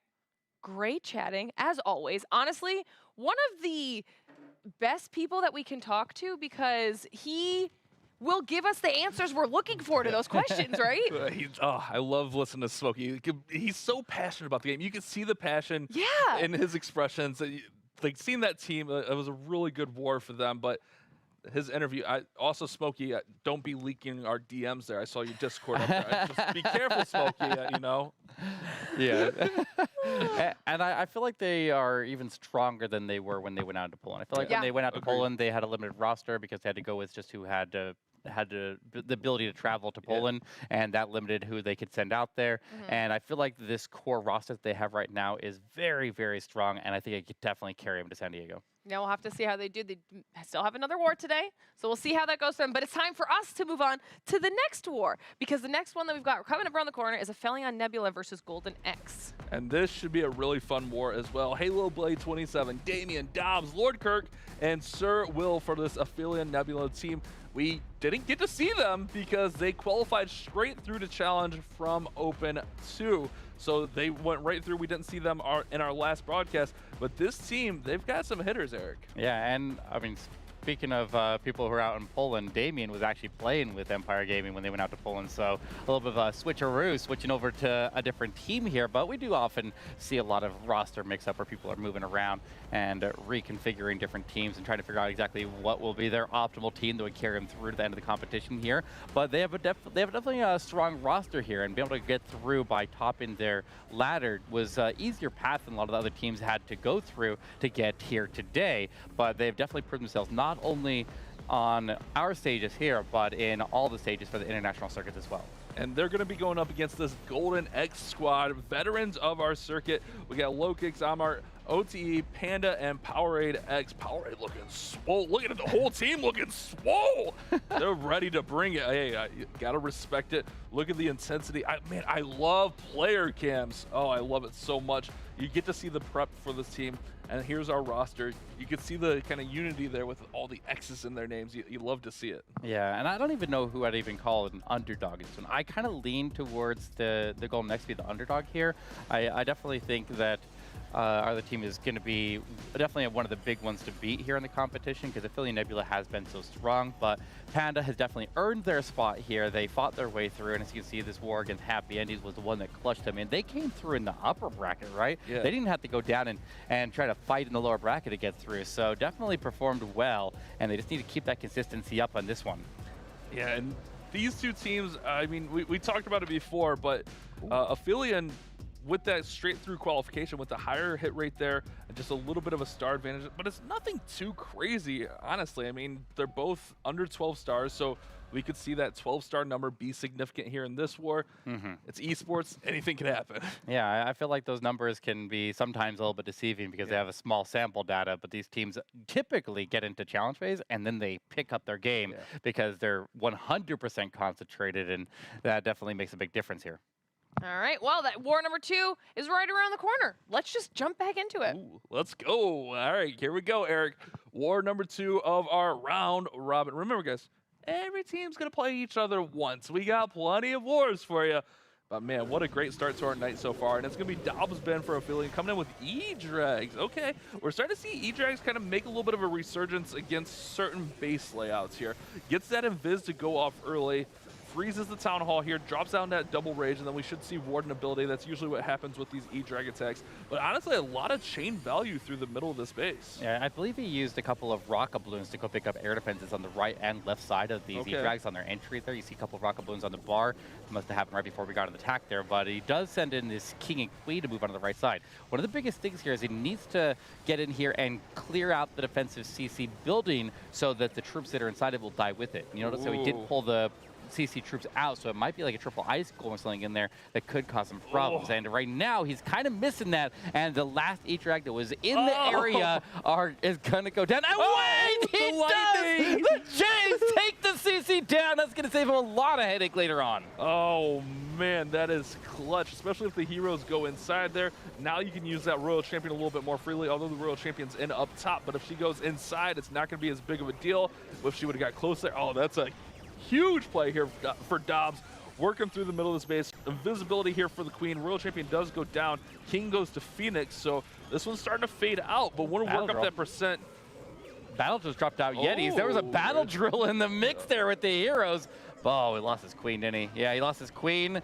Looks like that defensive king was able to hold the line hard. That king did a lot of work there. I'm pretty sure he stopped up his king. He stopped he stopped Dobbs' king. He came over, smacked the RC. Yeah, oh man, that king just completely held the line there. And that's one of the most difficult part about Electro Dragon attacks in general, is dealing with the defensive heroes. If you can get the heroes out of the way and give your Royal Champion a chance to sweep through, then you're setting yourself up very, very nicely. But even though he missed the king and had some trouble up there, even if he made it past that, he still would have struggled with the defensive queen at the very end of the pathing, which was right in the path that the E-Drags were pushing initially. So 79% here, a little bit lower than we like to see here out of Affiliate Nebula, but it does open up an opportunity now for Golden X to get in here and take an early lead. You think Dobbs got that bear on the bed for Valentine's Day? Oh yeah, probably. The interesting thing that I noticed there was had the Headhunter and didn't use it, so that could have maybe helped a little bit with that king. The Headhunter just kind of got thrown in there at the end. Hard to say. I don't know what was up over there that Cannon could have maybe targeted the Headhunter, but I mean, if you bring the Headhunter, throw it in there, you never know what's going to happen. I like the drill play here we're starting to see with the Royal Champion. You mentioned the double stun, because remember, Diggy will pop up and stun, the Battle Drill pop up and stun, and that's just going to allow the Royal Champion to get a little bit more. But with the single lockdown there, forced out a freeze spell, and just a tough upper section of this base. But yeah, right here, you throw in the Headhunter up there with the King. Potentially could get through, I don't know, it was at full health, but at least get some damage on that King. I feel like when you see these Rage Towers on defense, we need to deal with the Rage area very, very early in the attack here. Well, it seems like it would be a lot more risky to charge in at the Eagle Artillery area opposite of the Town Hall first and charge that area to Rage Tower. It may ultimately save you some headache because you'll deal with that nice and early. So I don't know what the right call in the base was, but it definitely wasn't the E-Drags to push through. So no second chances because it's only one attack per player, and we'll see if Golden X can get it done. Look at our poll here, Eric. 83% of the votes are for Affiliate here. Oh, that is heavily swayed. So if Golden X could come out in 3-star, they could really put themselves in a nice little spot to, I mean, at this point, it's definitely an upset. 83 to 17%, that would be considered an upset by far. But we got a lot of attacks left in this war, 74% there, or 79%? I don't know, I can't read my own writing. Yeah, that's writing's difficult. One of the probably more difficult than Clash of Clans. It's a wonder how I mess up the math. I can't even read my own writing, guys. Weird. All right, here we go, guys. Into our next attack. Pat X also going to be breaking out the Electro Dragons. Now, let's see if he decides to come in through the Town Hall side, or he has an option to face the double sweeper and come in opposite and get the Eagle Artillery down early. I do like to get the Eagle Artillery down early, and it does obviously have an inherent risk of leaving the Town Hall up into the end, especially if you're going to use the Flame Flinger, and that means the backup methods to go secure the Town Hall are going to be limited, so I think it kind of forces his hand to go through the Town Hall if he wants to use his attack. Yeah, it's a really interesting play here because you don't really have that backup play, like you say, if you do want to take that risk. It kind of just forces your hand to make that decision. Like, you don't really have too much of a decision. You just got to work through it. But the nice thing is that Flinger will work through there until that Expo locks on, and then the heroes will work on the other side and just get a lot of value here. Now, that is a ground bow, so it's going to eventually target that Flame Flinger, but the Flame Flinger is actually staying out of range pretty well. Freezes the invisibility tower so it doesn't make the Town Hall invisible so that the Electro Dragons can get through it. Nice. Now that Invis will go off, it's actually going to push the Electro Dragons around that poison. And that Expo I was speaking about, it's down from all those chains. Yeah, but once again, we see a defensive CC that does not deploy from Electro Dragons, meaning it is a ground CC. So we're in the same position as the last one, where we need to destroy the CC, and that E-Drag gets a chain, and other ones step in and get the single Inferno down. So the Monolith staying standing here, but now pay attention to what we have left. We have the Ground Expo, the Monolith, but no defensive heroes. So if his Royal Champion get in there and remove the biggest threats, then the remaining troops here can go in there and finish it off. So I really like the setup here. He's in a very good position. So as the freeze, here comes some troops out of the clan castle. Looks like a Dragon Rider, or no, an Inferno Dragon, excuse me, with some balloons there. Inferno Dragon burns up the defending Queen. The Royal Champion gets through the Monolith there. Eagle's going to go down. Queen's helping out as well. Queen still has ability as well. Royal Champion throws her Seeking Shield. Still a lot of base, but with Queen ability here, this could be an interesting finish. It's going to be close. He's that Expo down, though. That Expo's doing a lot of work here, and he does not get it. And that's going to be a death sentence for his Queen as well. 86% will give them the percentage advantage to open up here. But it's around the mid-range percentages that we'd like to see the fails at least stay within. The other one ended up being a little bit lower. I think anything less than an 80% there puts you in a little bit of a tough spot. But if you can keep the misses above 80, you're generally going to be quite competitive. And nothing like too commanding like lead-wise for either of these teams. We got a +7 advantage for Golden X here after these 2 Electro Dragon attacks. Kind of interesting that we start our war with Electro Dragons for both teams here. And both teams kind of doing similarly with the Electro Dragons. This one had a lot of potential, just like you mentioned, that bow. If he somehow chains that bow, there's not going to be too much up to stop the Queen through here, but unfortunately does not get through there. Yeah, the defensive Queen going down at the top of the base there would have been extremely important. I don't think he ever actually got her down, which definitely gives a lot. Oh, no, Inferno he did Dragon. not. Yeah, he almost got her down.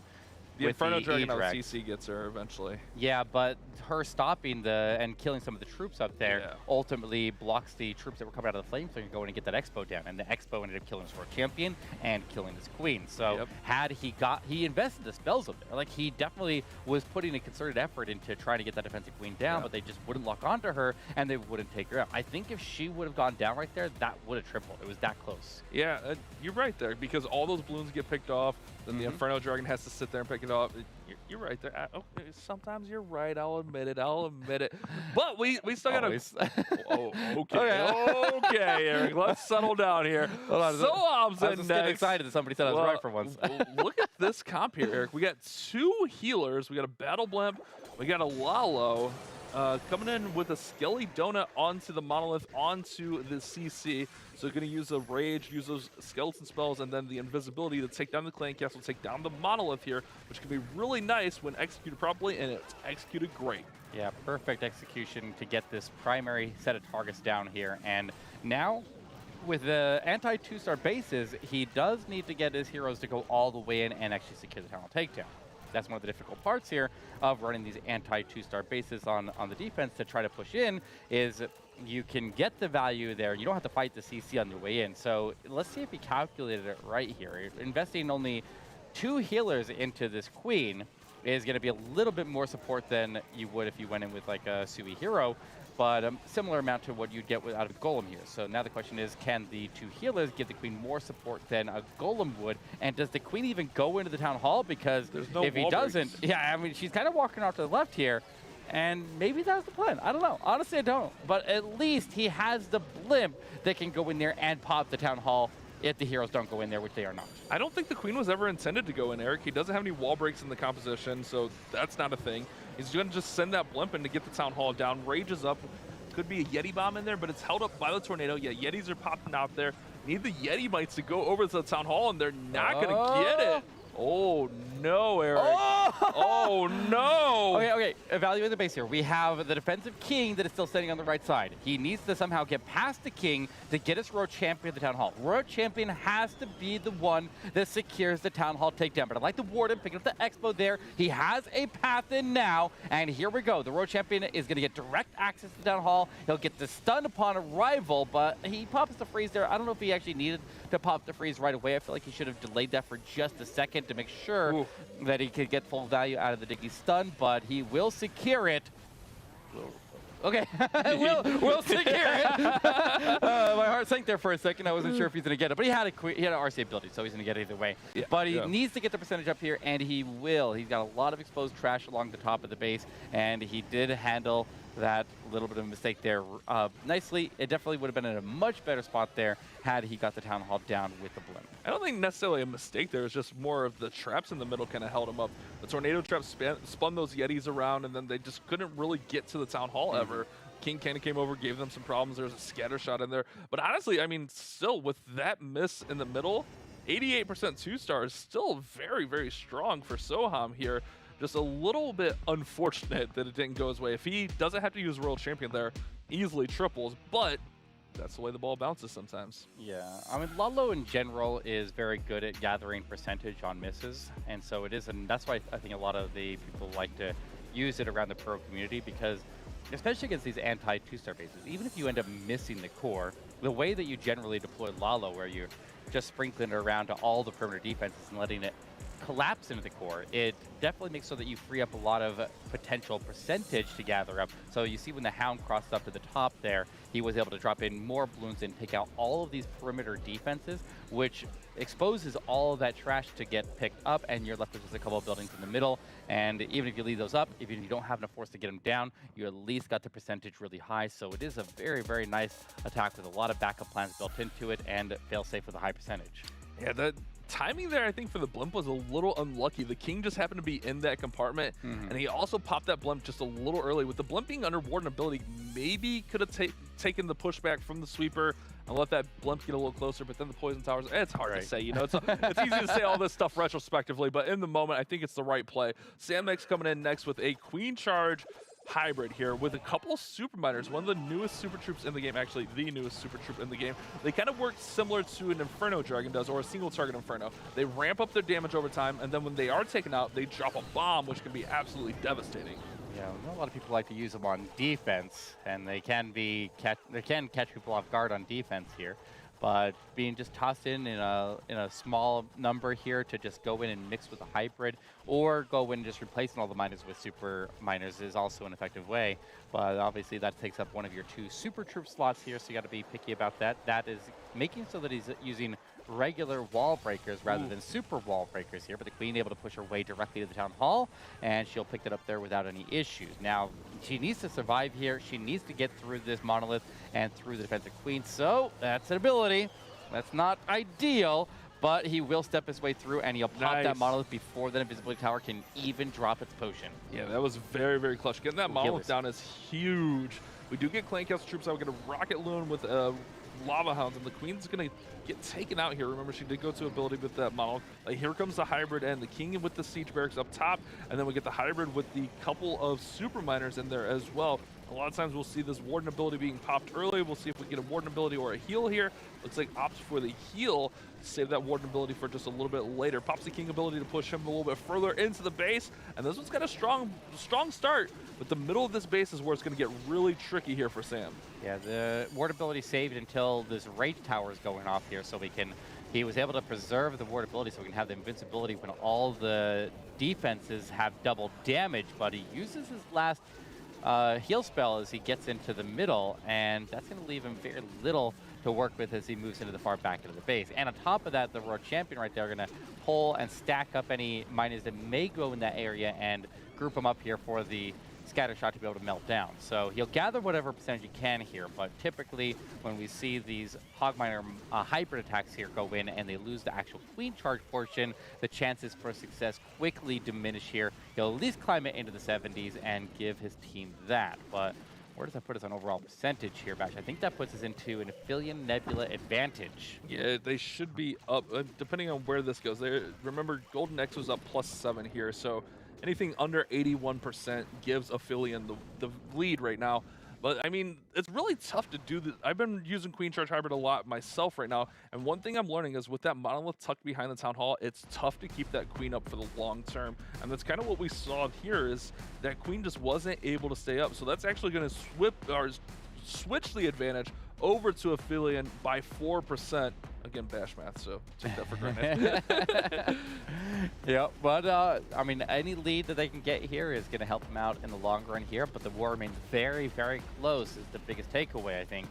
And we'll just have to see if they are able to pull through later on. But the super miners, I mean, I think the hybrid had a pretty solid chance of moving through. Like, I like to see hog and miner attacks against these rage towers, being able to use heal spells to just soak up the initial damage, and then the ward ability to get you through once that rage tower goes off, and all those defenses to have their damage boosted. It is a very difficult thing to work through, and I've noticed that a lot of the bases that we see out of all the pro esports leagues, where we see these rage towers becoming more and more prominent. Yeah. We're seeing a lot of rage towers, and they definitely make a pocket of the base there, forcing a ward ability to carry people through it.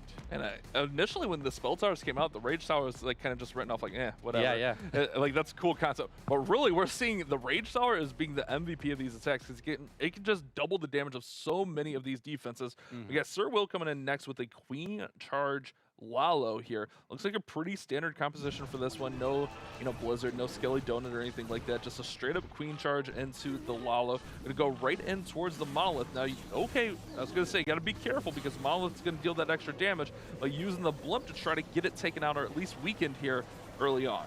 Yeah, but the Queen is potentially going to end up walking through the bottom corner here and into that compartment. I don't know if that's what he wants or not, but she did end up having her healers switch forward to the Yetis, and as long as the Yetis don't pull the healers into danger, he's okay. He has to freeze because they were getting targeted there for a second. It's not ideal. He also has a poison tower that's through, and that's working on the healers as well. And this Monolith might end up targeting them once again, but it's a little bit of a rough start here. But he will get the Monolith down, so he got his primary target out of the way there with the support of that blimp. And now we'll see if enough healers were able to survive with enough HP to keep on pushing him through, because I think this Queen is going to need to take the Town Hall down directly. Yeah, it's a little interesting here, but let's see where she goes. I'd love to see her step up in here and just have a chance to go to that middle, but just with that one tile opening, it's going to be tough. There's a really good possibility she goes left and stays going left. But he's trying his best to cut her off, using that king, using the baby dragon, using those sneaky goblins. But here goes the queen, starting to move towards that left-hand side. He can still push her back in, but no more wall breaks, no jump or anything like that. So it kind of needs to push her back as soon as possible here. The king will do his best to be able to cause that to happen here, but this cannon on the outside needs to go down. He recognizes that quickly, drops in a couple balloons out there, and it does look like he was able to do it. There we go. Nicely done there. Sir Will gets his queen to turn back around. However, her healers have ventured into the range of the town hall, so he has to burn a freeze right there. He's still in a very good position here. I like what he's doing, and he's got plenty of support still on standby for the Lalo, and his Lalo is going to have to come in at the top of the base so he can use the ward ability through the eagle. But on top of that, he still needs to deal with the Royal Champion, so his queen is going to be in charge of taking down the Royal Champion and the multi. If she gets those, he's in a very good position here. Here we go. Lalo's in from the top side. Royal Champion deals with that last super minion. She's going to get that multi-target Inferno down. Throws her Seeking Shield. Queen's going to come over. She still has ability, so she'll be fine to get through that Royal Champion. Warden ability has popped. We got a lot of balloons moving through. The biggest threat right now is that multi-target in the middle, but the Royal Champion's going to come over with the balloons. The Queen take it down. Now we just got to get through the scatter shot on the back end, Eric, and we might have our first 3-star of the war. Let's see if Sir Will can finish this one off. Yeah, moving a little bit slow, though. Time's going to be a potential issue. The Queen has lost all of her healers, but she doesn't need them anymore. The scatter shot goes down. The Royal Champion hanging on for dear life here as he continues to push his way through it, but he's really running out of time. Keep an eye on that clock here. He's got the cleanup all around the base, and he's looking like he could still potentially get this. I feel like that right side over by the pet shop and the barracks. He's got troops working on it. Everybody turns. Here we go. The moment of truth. Is it the first triple? What? That has no hit points. That building. Eric, that building has 1 hit point. How? Oh, Sir Will. Rip the dream on that one, Bash. Sir Will, you were robbed. That's a 3-star. Oh, man. That's a 99.9996. Yeah, that's a lot of nines with a 6. That was devastating. Did you see that? It's barely 1 hit point there. Sir Will, great, honestly, great job sticking with this and getting that queen to turn back. If that queen goes up, this is a very tough attack for him, but stuck with it, got that king in there, got the queen to turn around, and the queen ends up getting so much value to help this Lalo stay up. And man, it just comes down to a split second. There's such a heartbreaker. That building, I couldn't see any purple there. No, there wasn't any. That's literally anything. A stiff freeze, a sweeper knockback probably would have taken that down right there. That was absolutely insane. But now it leaves an opportunity for Golden X to get ahead. I don't think they have any chance of getting ahead on percentage, but they can push into a star advantage if they can get it done with this Hydra attack here. Now, maybe Hydra, super minions? it's got a clone and it's got the 4 invisibility. Could definitely be super minions here. Yeah, Hydra into maybe a super minion blimp here. Well, I mean, it could technically be like a Blizzard or a split Blizzard Super Archer, but I think we're going to see the Super Minions pop out here. You do still have to be aware of that Invisibility Tower. Freezes that right now. Invisibility goes down. Here comes the Super Minions. Going to clone them up and go Invis again. Again, got to be aware of that. The Invisibility Tower freezes it up. Town Hall go down. Here come all the dragons from the bottom side as the Town Hall goes ahead and falls. Keep the Minions Invis. It's got the Town Hall down. Got the first star secured, but these dragons are getting pushed outside, Eric.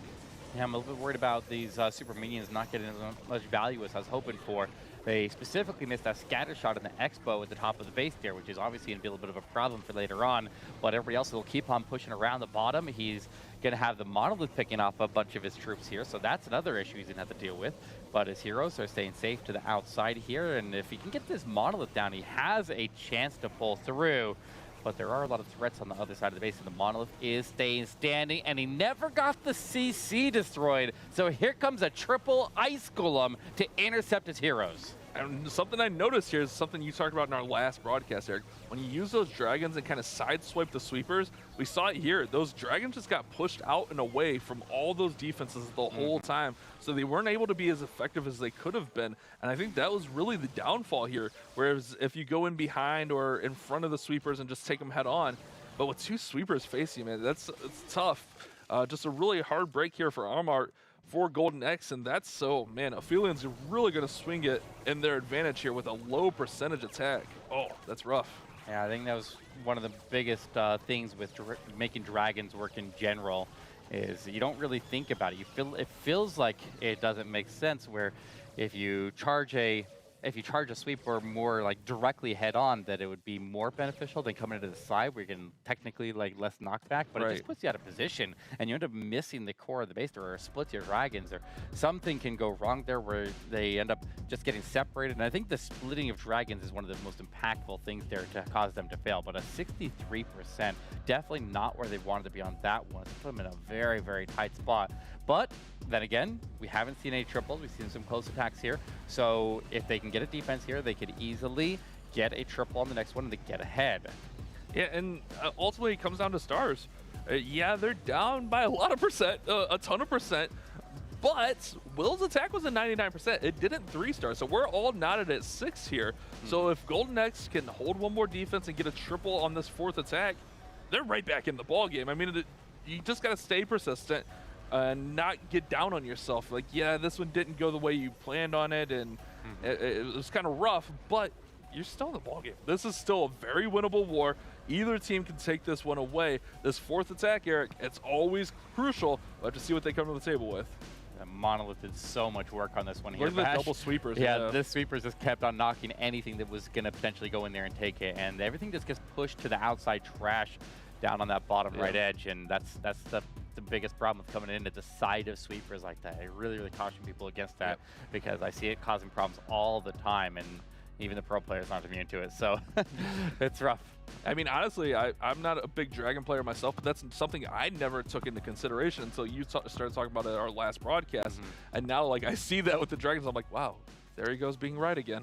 I hate admitting it. I hate it. All right, Lauren Kirk said, let's not give Eric too much more ego. Coming in with that blimp onto the Eagle Artillery. It's just going to be a Yeti blimp, which will pull out the triple Ice Golem as well.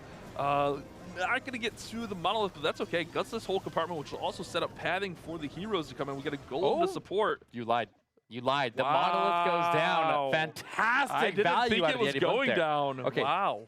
So that is multiple major defenses being taken out there. Eagle Artillery and the Monolith, and clears all the trash and defenses all the way out to the edge of the base there, setting the funnel, pulling the CC. That was optimal. That was optimal Yeti blimp value right there. You can't really get much more than that. But now an interesting choice here is to split his heroes, having the Queen go to one side, and the Royal Champion is going to go over there and join with the Queen and the Golem, and the King is going to the defensive Queen and the Scatter Shot by himself over there. So maybe the base can carry him through that here, Bash. Man, with all those defenses surrounded, I was like, there's no way Yeti Mites are going to go up to the Monolith. That is crazy. Nice value. King's going to pop his ability, get through the Queen, get through that Scatter Shot. Queen and Royal Champion's going to get through the Royal Champion, get through that Scatter Shot, and they're going to continue working inside. I mean, I love the setup for this one, and he's going to go Lalo pretty much right at the Town Hall. Tesla Farm starting to pop up there from the bottom, but those initial balloons are just to get that pathing set so that the balloons will just work straight through the Town Hall. Now, you do got to be careful. Double Poison Tower. First one gets thrown up near that Royal Champion, but the second one's probably going to get thrown right at these balloons as they enter into the Town Hall.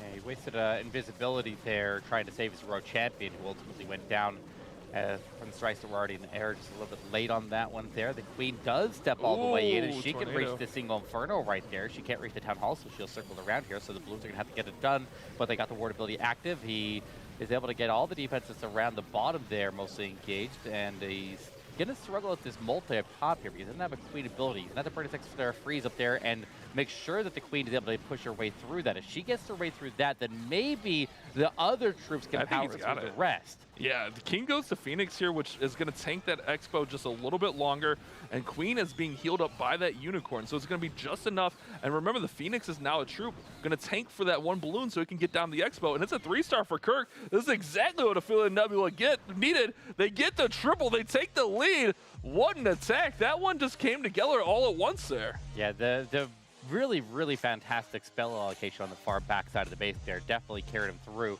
Those freezes on the Multi-Inferno just to keep that Queen moving, that was absolutely critical because not only was it taking the damage off of the actual Lalo, but it was also making so that the Queen would survive and ultimately be able to wrap around and pick up the air defense at the end of the base there as well. So lots of resources being used to get that Queen through, and it's crazy that she was able to power through because she had to go past that single Inferno to make it over to that multi-inferno in the first place. But the great spell support of using those freezes on the Town Hall, on that single so that the Queen could get through there. Honestly, that hero split was brilliant. The King handled that whole compartment on his own. Queen and Royal Champion did a great job, and Queen stays up till the end to help secure this victory. What a nice attack from Kirk. A great plan. Great. I still can't believe that blip, man. I kind of wanted to see a replay of that blip. Yeah, that blip got a lot of value, and if you can set up the attack properly like that, then you can definitely get a lot of value out of the heroes.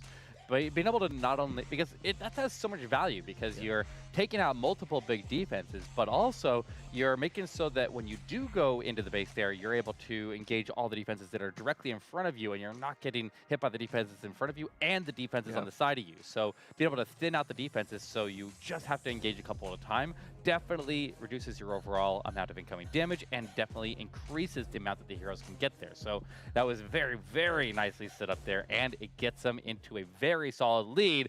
And now Panda X is going to have to give them a last-ditch effort to try to come back and see if they can somehow pull ahead. Super Witch smash with lightning spells here. We got 5 lightning spells, 1 earthquake, so not enough to take down a scatter shot or the monolith, but can still set up some nice value, maybe taking out one of these inferno towers, which there is some nice value around it. There we go. Inferno Tower with the monolith basically gets that whole compartment taken out. And this is just going to help set up the pathing for those Super Witches to go right through the Town Hall. You talked about them earlier. They're one of those troops that have a little bit of range, and on these smash attacks, they can do a pretty good job getting through the Town Hall. The big problem with the Super Witches, they're very slow. Yes, but he was able to do his board and walk quite quickly there, combine it with the lightning, and just trim out the outside buildings there to make sure the funnel is nice and clean. Now, ran through the Eagle Artillery, and I feel like a lot of times that the Super Bowlers and Electric Titans go through the Eagle Artillery better than the Super Witches. I feel like Super Witches have a huge advantage when they actually go through the Town Hall directly and approach from the other side of the base. So I'm kind of curious to see how they manage as they make their way through and see if they can stay grouped up tightly enough that they're able to provide the support for each other and actually get into that area. But he has a jump on standby here. He's got a couple super wall breakers. One gets him to the Eagle Artillery, and I'm not sure what he's waiting for. There we go. There was the super wall breaker to get into the poison tower there, but the last one comes down. It's all the way over to the left side, and I don't know if the troops are actually going to take it because they might end up attacking a wall. Oh, they're circling. They're circling. Yeah, they're coming around. I was waiting for it also. I was a little suspenseful there. Hogs do come out of the clan castle, but kind of nice timing there. The Hogs are going to meet up with the big boys out in front, so the big boys will tank. Nice freeze on the monolith. That Flame Flinger did so much value over there. We didn't talk about it a lot there at the beginning. The Flame Flinger really set the path so that those troops would go right inside here. Now we got the Warden ability being used. Hogs are actually on the Town Hall with the Super Witches and the Queen. That goes down no problem. Now the Royal Champion's going to support this top side. So it's a strong push here. Yeah, but this is the biggest advantage of the Super Witches is they have the long range, so keep an eye on the heal list there and keep an eye on when that poison fades, because the Super Witches can take advantage of their long range and they can sit back and wait out the poison with their large HP pools. And so you can see the invisibility protecting them, but the Town Hall poison is gone and the healers never really got into the poison. So they're very, very healthy, and that gives him a solid chance of moving through, but he kind of needs to keep his Royal Champion up, and that single Inferno beat her down pretty hard right there. Yeah, he threw the Seeking Shield, but the single still got her down pretty tough there. Queen goes to ability, but has a little Tesla farm over here, and this is what we talked about. The time can be the issue with this attack. It's a very powerful attack, but you got to keep it moving quickly. Skeletons just spawning everywhere. That's what held up the Royal Champion over there and let the single lock onto her. Now the Queen's held up, and it's just going to be a time fail here for Panda X. It was a really nice plan, really well executed. The wall breaks were a little bit weird, but I mean, it still got the pathing where he needed to. It's just the time ultimately the biggest factor. In 92% time fail. Oh, it's a heartbreak. Yeah, the Royal Champion getting tied up there because she can a lot of times make up for the time in the Super Witch attacks, but you kind of have to get her to stay alive until the end so she can finish clearing out the defenses, make sure you're not losing any cleanup to random straggling defenses that were left behind up in the top corner there. So that Royal Champion has a big, big play in this attack, and if she doesn't stay protected along the backside, which is the case with a lot of different attacks there, like a lot of attacks are really, really reliant on what that Royal Champion does and how well you're able to set her up, but it's all a matter of just going into the middle of the base there like a wrecking ball, nuke it all out there, and making sure that she's set up as best as possible. She came in like a wrecking ball indeed, Eric, and this puts Aphelion in a really nice spot where they just pretty much need a 2-star to win it. They're up by about 48%. So, you know, 52, 53% two-star wins the war for them. And really, that's what it's all about here, early phases of the round robin. You don't have to go out and go crazy. You just go get those victories. And it's Damien coming in with the Queen Charge hybrid here. Queen gonna charge in. A lot of times we see the Queen charge in for the Town Hall, but I don't think that's gonna be the case. I think she's just gonna work this left flank as much as possible. We'll see the Barracks come in with the King and then just send that hybrid right through the middle. Do have to be careful of that invisibility tower. Although Queen has passed, she could probably go all the way in. Yeah, but this invisibility tower is also covering a lot of other buildings other than the big ticket items in the core of the base there, like the Town Hall itself. So there's a high probability that by attacking like the Battle Builder or the Sweeper, specifically that Battle Builder right next to it, if he hits the Battle Builder, then it'll end up activating the invisibility tower, and he'll have plenty of other options for targets at that point. He's not going to have any problem getting it pre-triggered. But look at that. The wall breaker, while almost, it barely clips one of the walls there and gives her access. But I don't know if she's going to take it. I'm not even sure. She might. She might. Oh, with the invis, though, she might not. She's going to go down because of the invis. Oh, you're right. Yeah, okay. I didn't expect that to happen.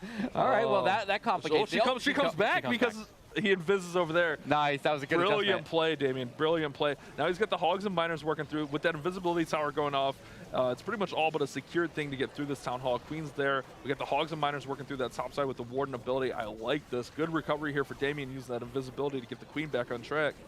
Yeah, but look at the percentage rapidly exceeding the amount that he needs to lock in the win. So there we go. Affiliate Nebula is going to put it out of reach here. The Queen Charge Hogminer hybrid will keep charging through the base here, even reallocating some of the excess Rages over to his Miners and the Hogs and pushing them to the top corner of the base there nicely. Does end up losing his Queen, but it doesn't matter at this point here. He's done exactly what he needed to do. Getting into that Town Hall was the biggest thing there, and that Queen Charge was able to navigate that perfectly. That invisibility to push her back in, that was absolutely clutch right there, and that was able to guarantee their victory here as they win their first match in the round robin here, and puts them one step closer to advancing to DreamHack San Diego.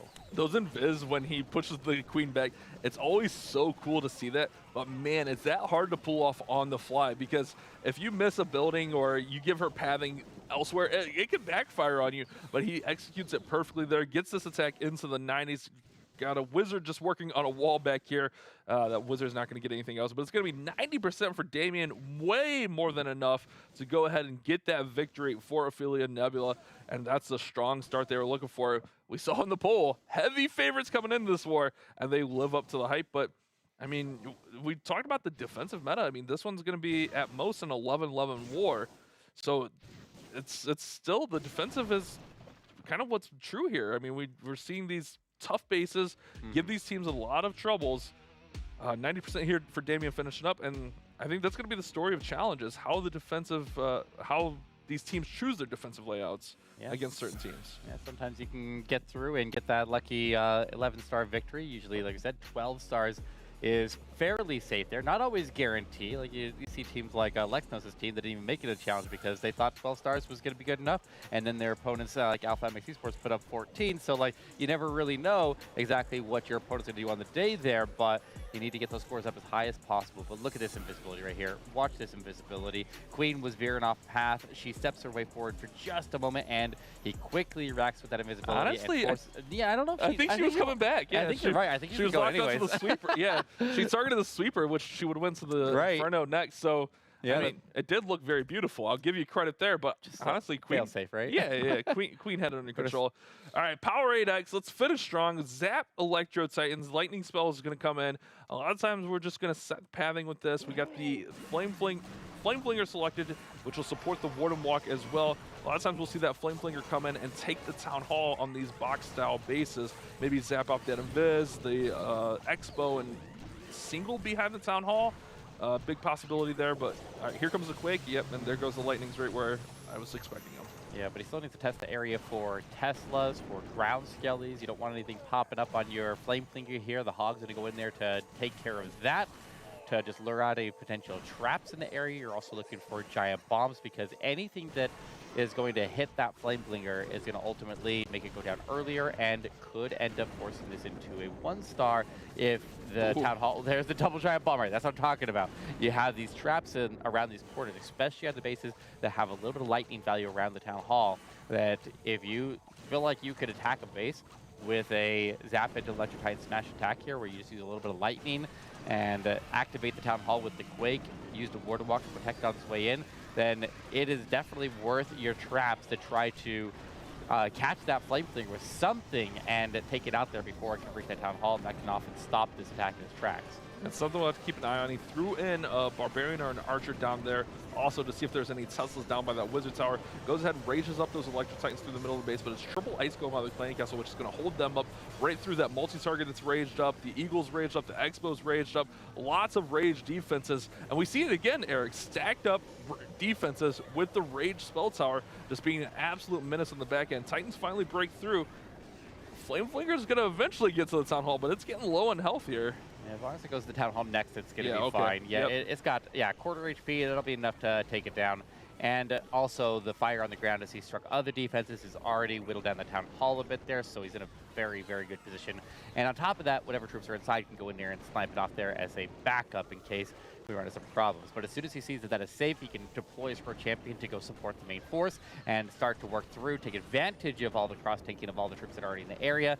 And as you see, the RC ability sweeps through most of the back-end defenses, and everybody will converge in this bottom corner. But unfortunately for Golden X, while this one is looking like it's going to go through for a triple, it is too little too late to be able to swing the war back into their favor. So they are going to ultimately go down a percentage, but at least they can get a triple on the board here, and they can match the overall stars from Aphelion Nebula and at least keep their heads held high as they move on to their next match. Honestly, just a really well-executed Zap Titan. It works really well on these style bases, and we saw that Flinger did so much work through that bottom section of that base. Great, well-executed attack power raid, and it gets the stars tied. I mean, it's 11-11 war, just, you know, a few of those attacks, the percent was really low for them, so they're going to lose it on percentage. But they also build that momentum. You know me, I'm the momentum guy here. Build that momentum going up, momentum going up into the next war, because, well, they got to play every single team, and I think we get to see them play Taco Esports just a little bit later on. Yeah, that'll be a fun match there. No, I lied. Aphelion plays Taco Esports later on. Either way. Yeah. There's so many good wars left here to play today. Like, this is just the start of the challenge phase. And over the next 4 weeks, they will all play each other at least one time, and then we'll tally up the scores, and the top 4 teams move on to go play in DreamHack San Diego. So a lot to play for here on top of a $60,000 prize pool. So lots on the line, lots of pressure, and they just need to keep on performing here. But Aphelion Nebula comes out swinging in their opening match here. It's a relatively low score defensive war, but about in line with the overall Town Hall 15 averages, and just need to edge them out there and keep those percentages high, and ultimately get them through in the end.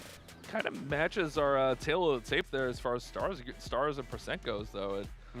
The advantage was slightly to Aphelion, and that's what we see here. Slight advantage to Aphelion, getting that victory, and Glitter, second war's over, Aphelion wins. Another close one. I was waiting to see these percentages. The percentage, yeah. I gotta write them down. I gotta keep my notes going.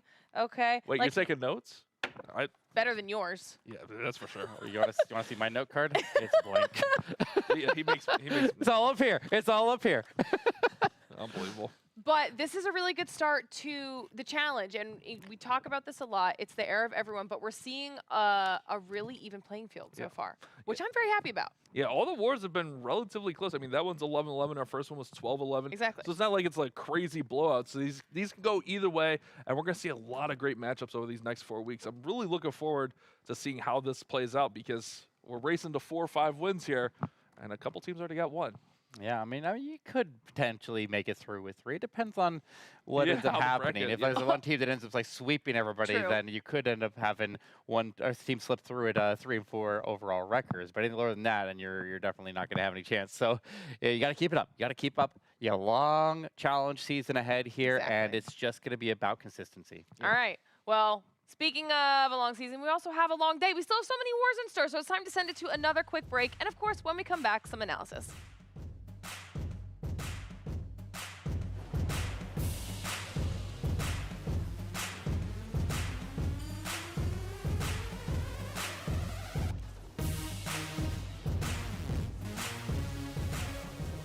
The Snapdragon Pro Series powered by Samsung Galaxy is brought to you by Snapdragon Elite Gaming, Samsung Galaxy S23 Ultra, Monster Energy, DHL, and the U.S. Air Force. Welcome to the place where dreams come true, where everything you want can be yours, if and only if you're willing to work for them, you're willing to hurt for them, but most of all, you're willing to be first for them. Ha!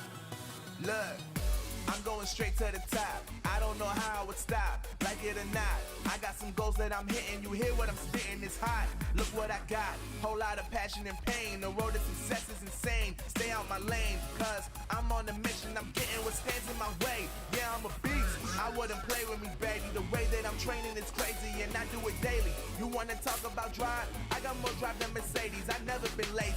I'm in the room, it's a red alert. You wanna compete? Well, get better first. I got 10 toes in the dirt, push through the hurt just to show them my worth. I'm the best. Yeah, I'm the best. I never stress. I know what's next. I'm who they test, like we're playing chess. But I'm unimpressed, so now let me flex. Ha. Yeah, I'ma work through the struggle and hurt, cause I know my worth, and I gotta be first. Ha. Yeah, I gotta be first. Look, I don't want anyone's sympathy. I understand what it's meant for me. I give my focus and energy. If it's meant to be, then it's meant to be. But mentally, I'm undefeated. They hear that and say I'm conceited. Like there's no reason. Like I don't beat them and come back again just to teach them that when you work under pressure, you reach higher measures. They'll try and bring you down, but you cannot let them, and only get better and focus on cheddar. Eye on the prize and you'll become a legend. Like, when I'm in the room, it's a red alert. You want to compete? Well, get better first. I got 10 toes in the dirt, push through the hurt just to show them my worth. I'm the best. Yeah, I'm the best. I never stress. I know what's next. I'm who they test, like we playing chess. But I'm unimpressed, so now let me flex. Ha. Yeah, I'ma work through the struggle and hurt, cause I know my worth, and I gotta be first. Ha. Yeah, I gotta be first. They don't know what's gotten into me, how'd I turn pain into energy. Through all the struggle and hurt, remember my worth, and that's why I gotta be first.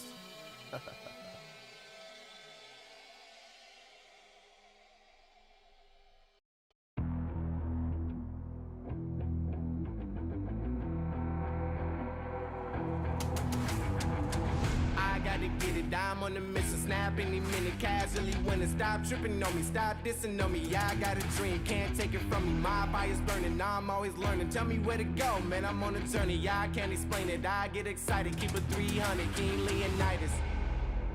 Strap in, cause it's gonna be a long ride. Working on me every single day and night. There comes a time when your worlds will collide. If it's holding you back, push it right to the side. Ain't got no time for no fear.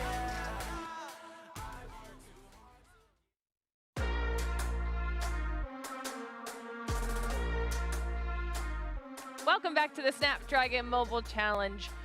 Aphelion Nebula, they're shining bright here, Bash, as they take home the victory in the second war of the day. Yet another very close back and forth battle, this time tying on stars. Yeah, it was a good war. It was a good war. Honestly, this one could have been 12-11. We did have that 99.99 time fail.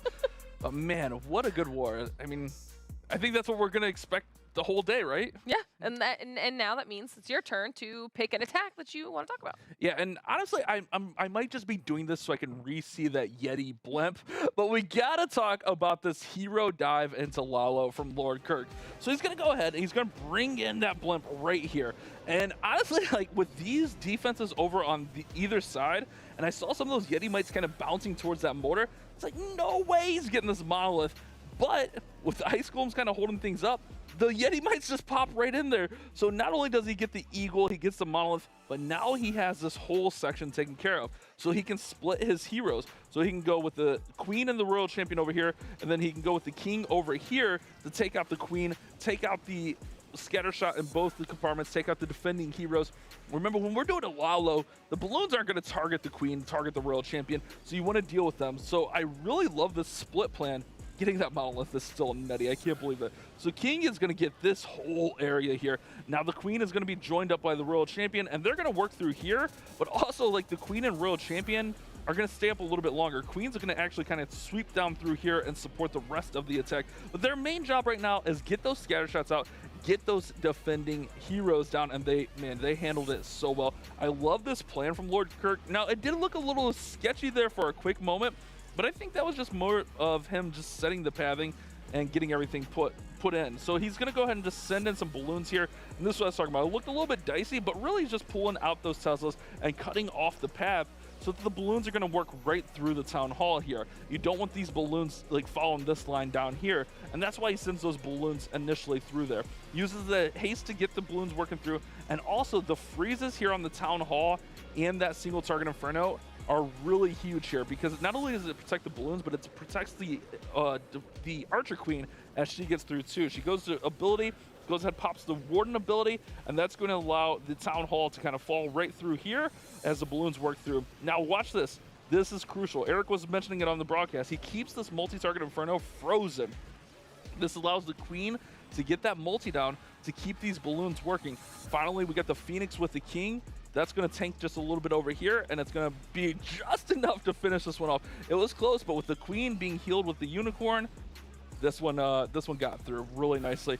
But I was really just more impressed with this opener. I love the plan. I love the split heroes here. It was just a well executed from Lord Kirk. When his team needed him the most, he came through and got the triple. Really good war for both those squads, but Ophelia and Nebula is showing how they won their split 2 and made it here to challenge. Now we're going to go ahead and we're going to throw over to Glitter, as she's going to go ahead and have an interview with Ophelia.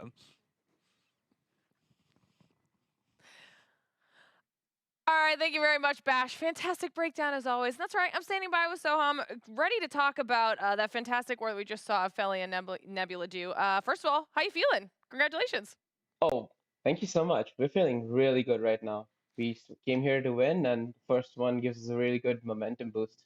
Yeah, absolutely. I mean, you guys had some really solid attacks across the board in general. When you look at the rest of the competition, how are you guys feeling about your chances in the challenge season this time around? I mean, the competition is really great. All the other teams are really good squads from North America, and we're excited to face all of them. But we hope we do make it to LAN and overall win the whole thing. Oh, I love that. Now, I've got to ask, okay? Is Sir Will recovering from the time fail right now?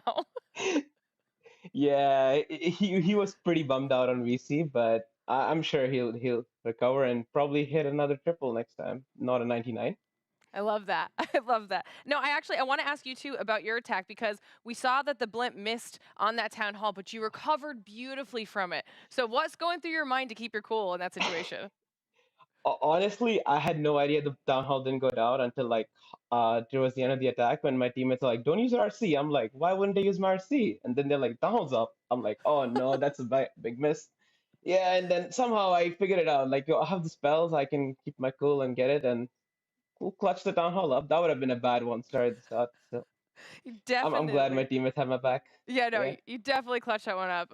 And we've also heard the casters talking a lot about it lately. Obviously, very defensive meta right now. So do you prefer these defensive metas with the lower scores, or do you prefer the more offensive, like Town Hall 14 situation? Oh, I 100% prefer this meta. This is one of the best metas in the game in a long time, and being able to hold someone defensively to 11 stars, 12 stars in like the top 8 teams of North America, it's amazing. Plus, we probably could have put up much more stars if we had some precision and such, well, slightly better planning and not too many nerds hitting it. Oh, I love that. It sounds like you've already got a game plan for like not only the next war, but for like next week of the challenge. Oh, 100%. We play 3 matches next week, so we got to get ready for that very soon. Well, I love the vibes. I love the confidence. Before I let you go, though, give me some shout outs. You can follow our Twitter, Ophelia Nebula, I believe. And that's it. Thank you so much. Oh, thank you for jumping on and chatting, Soham. It's been an absolute pleasure. Same here. Thank you. All right.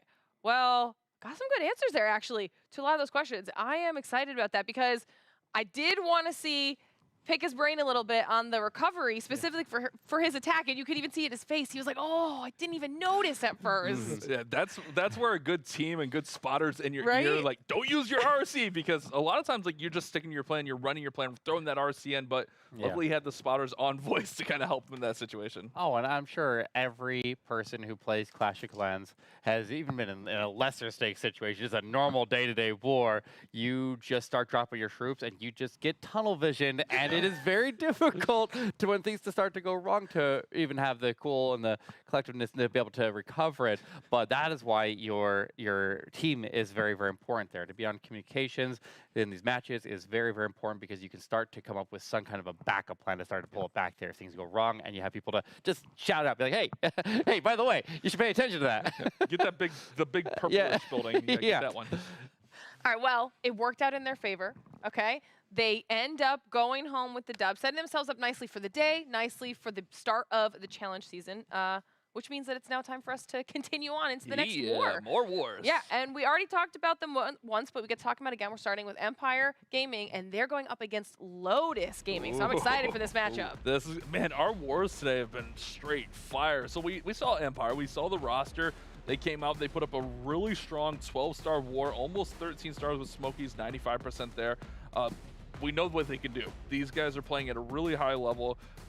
Jesus, man, I'm so jealous that he, like, that attack he did, that Blizzard Lala, it was so clean, dude. How do you do that? Yeah, that was really, really impressive here. But this team in general has been quite impressive. And coming in through split one, they were able to set themselves apart early and get themselves into this competition while there were all the teams competing for those spots there, and that was a little bit harder to do. So right alongside them with Lotus, that is their opponent, that was also split one, and then I guess the Night Shift would be the other team that made it through split one. So like those are the teams that we definitely need to be keeping an eye out for, as they were able to get through when everybody was in the competition. They all had to fight for the same spots, so that was a very impressive showing. But already with a win on the books here, Empire with some momentum coming out of the gate here today.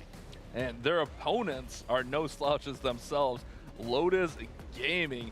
This squad is going to be tough to beat. Goreticus, Agent 33, Boone, Ghost, and Nick. Very familiar faces in there. Yes. We've seen these guys do some really positive things in this NA circuit, and no strangers. I mean, our storyline has been Nick and Lex a lot. Oh, yeah.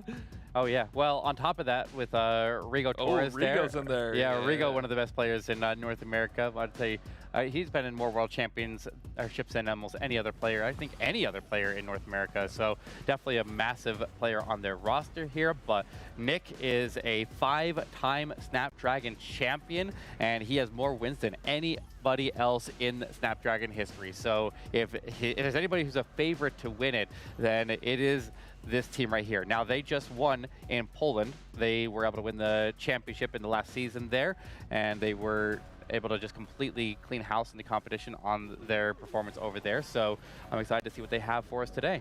Yeah, I'm really looking forward to this war. These are going to be our two powerhouse teams from split one, in my opinion. And look at these hit rates. Oh my gosh. Wow, like the hit rate percent is crazy high, but I mean, the stars aren't that far off. And Eric, you usually say that leads to what, 1 stars? Oh yeah, I mean, you can have a percentage hit rate that is above 40%, and somehow your actual average stars is less than 12, and that means that 1 stars are a real thing that set these teams back, and that could have a big impact in the war. So they need to be keeping that in mind here. They need to be keeping their heads cool here and get ready for their match and play well. Comms are important. Comms are well. Well, we'll have to see if we do end up with any 1 stars. But of course, we want to know what you guys have to say yet again in chat. Let us know in that poll down below in Twitch chat who you think is going to be taking home war number 3 of the day. Will it be Empire Gaming or Lotus Gaming? The first time we're getting to see them here today. I mean, we've already had really close wars. I think this one is probably going to be another close war, so should be a little bit spicy. And of course, quick reminder, !DHSan in chat for all of the information on DreamHack San Diego, where you can see the culmination of this entire challenge season. The competition is going to be epic. So !DHSan in chat for links for buying your tickets, your coupon codes, all the information you need, because war number 3 is ready to go. So let's just get into it. Let's get it, guys. This war, when in the NA circuit, this could be our marquee matchup. Let's be honest here. I mean, I know we're only halfway through the night, and we still got some great wars. But for me, I'm really looking forward to this one. As a fan of NA Clash of Clans, this should be a great war. Absolutely. The two top teams in North America going head-to-head here in what might be one of the most important matches of their season to try to get into DreamHack San Diego. Swifty starting us off here with a Queen charge, recall into Lalo, charging the Queen right at the Town Hall here to begin. Notice how he didn't deploy all of his healers here. He deployed 4 healers, and he has the Unicorn. And with the recent adjustment to the amount of troop space that you can pull out with a recall spell, that is exactly enough to extract out the Queen and all of the healers and the Unicorn and redeploy her somewhere else on the base. So a nice setup here for Swifty. Now let's see where he wants to put this Queen. Yoink, she's out of there. So the recall spell will basically put the Queen back in his troop bar, and he's going to throw her down at the 6 o'clock compartment after going ahead and securing that Town Hall. Now he's going to go ahead and go with this log launcher charge. He's going to switch in, throw the King, the Warden, the log launcher, and we'll probably see the Royal Champion come in here as well. Town Hall is already secured, so there's not a huge risk there. I love the use of the recall, and then the Queen's just going to kind of wrap around this right-hand side, and then we'll have kind of, I don't want to say a cleanup Lalo, but almost like a cleanup Lalo, probably coming on the left after the Queen does all her work. Yeah, this is a lot safer than a lot of the ways that we used to see these Kill Squad Queen charge Lalos go, but he does end up having the healers transfer off of his Queen and go over to the main Forester, hitting some black air bombs as they go in there. So it's going to be still potentially okay here because he's still at least getting the tanking of all the defenses in the area, so the Queen is not really taking any significant damage. So if he gets that multi-infer down, if he can tag the defensive Queen, he should be able to still recover this nicely. But I am a little bit worried about what this Queen's going to do here. She's taking a lot of damage, and she'll at least pick up the scatter shot. He's got a chance here, though, Bash. Yeah, that's tough, and the healers are going even further left, so they're going away. And like you mentioned, they hit some Seeking Air Mines, so they get taken out. But he's going to run the Lalo right over top with the Warden here, which means that the Warden will actually be able to buff up some of those balloons. Yeah, how's this Queen still up? The Unicorn just keep the Queen up. Royal Champion's down, King is down. Warden's still following through with the Lalo. The Pups trying to get that scatter. Oh, there's tanking. The scatter goes down. It's a single target, actually. It's a single target ground bows. It's got a chance. It's going to be tough, but it's got a chance. Yeah, got more balloons coming in on the outside of the base there. He'll push his way into this right tower that finally goes off. Looks like he was thinking about it there for a little while there with the potion up in the air, but not actually drop. But now he throws in a baby dragon on the far back side of the base here. Wizard comes down with it, and the Wizard is pulling the healer into a tanking position, which is holding the attention of one of the last Archer towers. So not wasting that value. Baby dragon, Wizard handle the Archer tower, and Swifty going the distance on this one. Baby Dragon and Blues carry all the way through, and the recall, Kill Squad, Queen Charge, Lalo gets it done here to open up for Empire. One of the coolest new attacks in the meta that has increasingly become more and more popular against these Diamond-style bases. Swifty's got to be feeling good. He missed, and he missed bad last war. And Smokey, the leader of the squad, hey, keep your head up, Rook. We got you. We got you, bro. And he did just that. That was a really cool attack, Eric. Really, really fun. I love that. Just get that Town Hall down, throw the Queen on the opposite side of the base. Even like the heal, that Queen still got so much value for the healer switching off. That was a really clean attack there for Swifty. And like you mentioned, that healer, or the Wizard coming to pull that healer across was really huge because this Archer Tower would have targeted the balloons. It still could have probably got there, but that's nice not to have that Archer Tower on his balloons. Absolutely. Just little things like that add up and save troops there, utilizing everything you possibly can.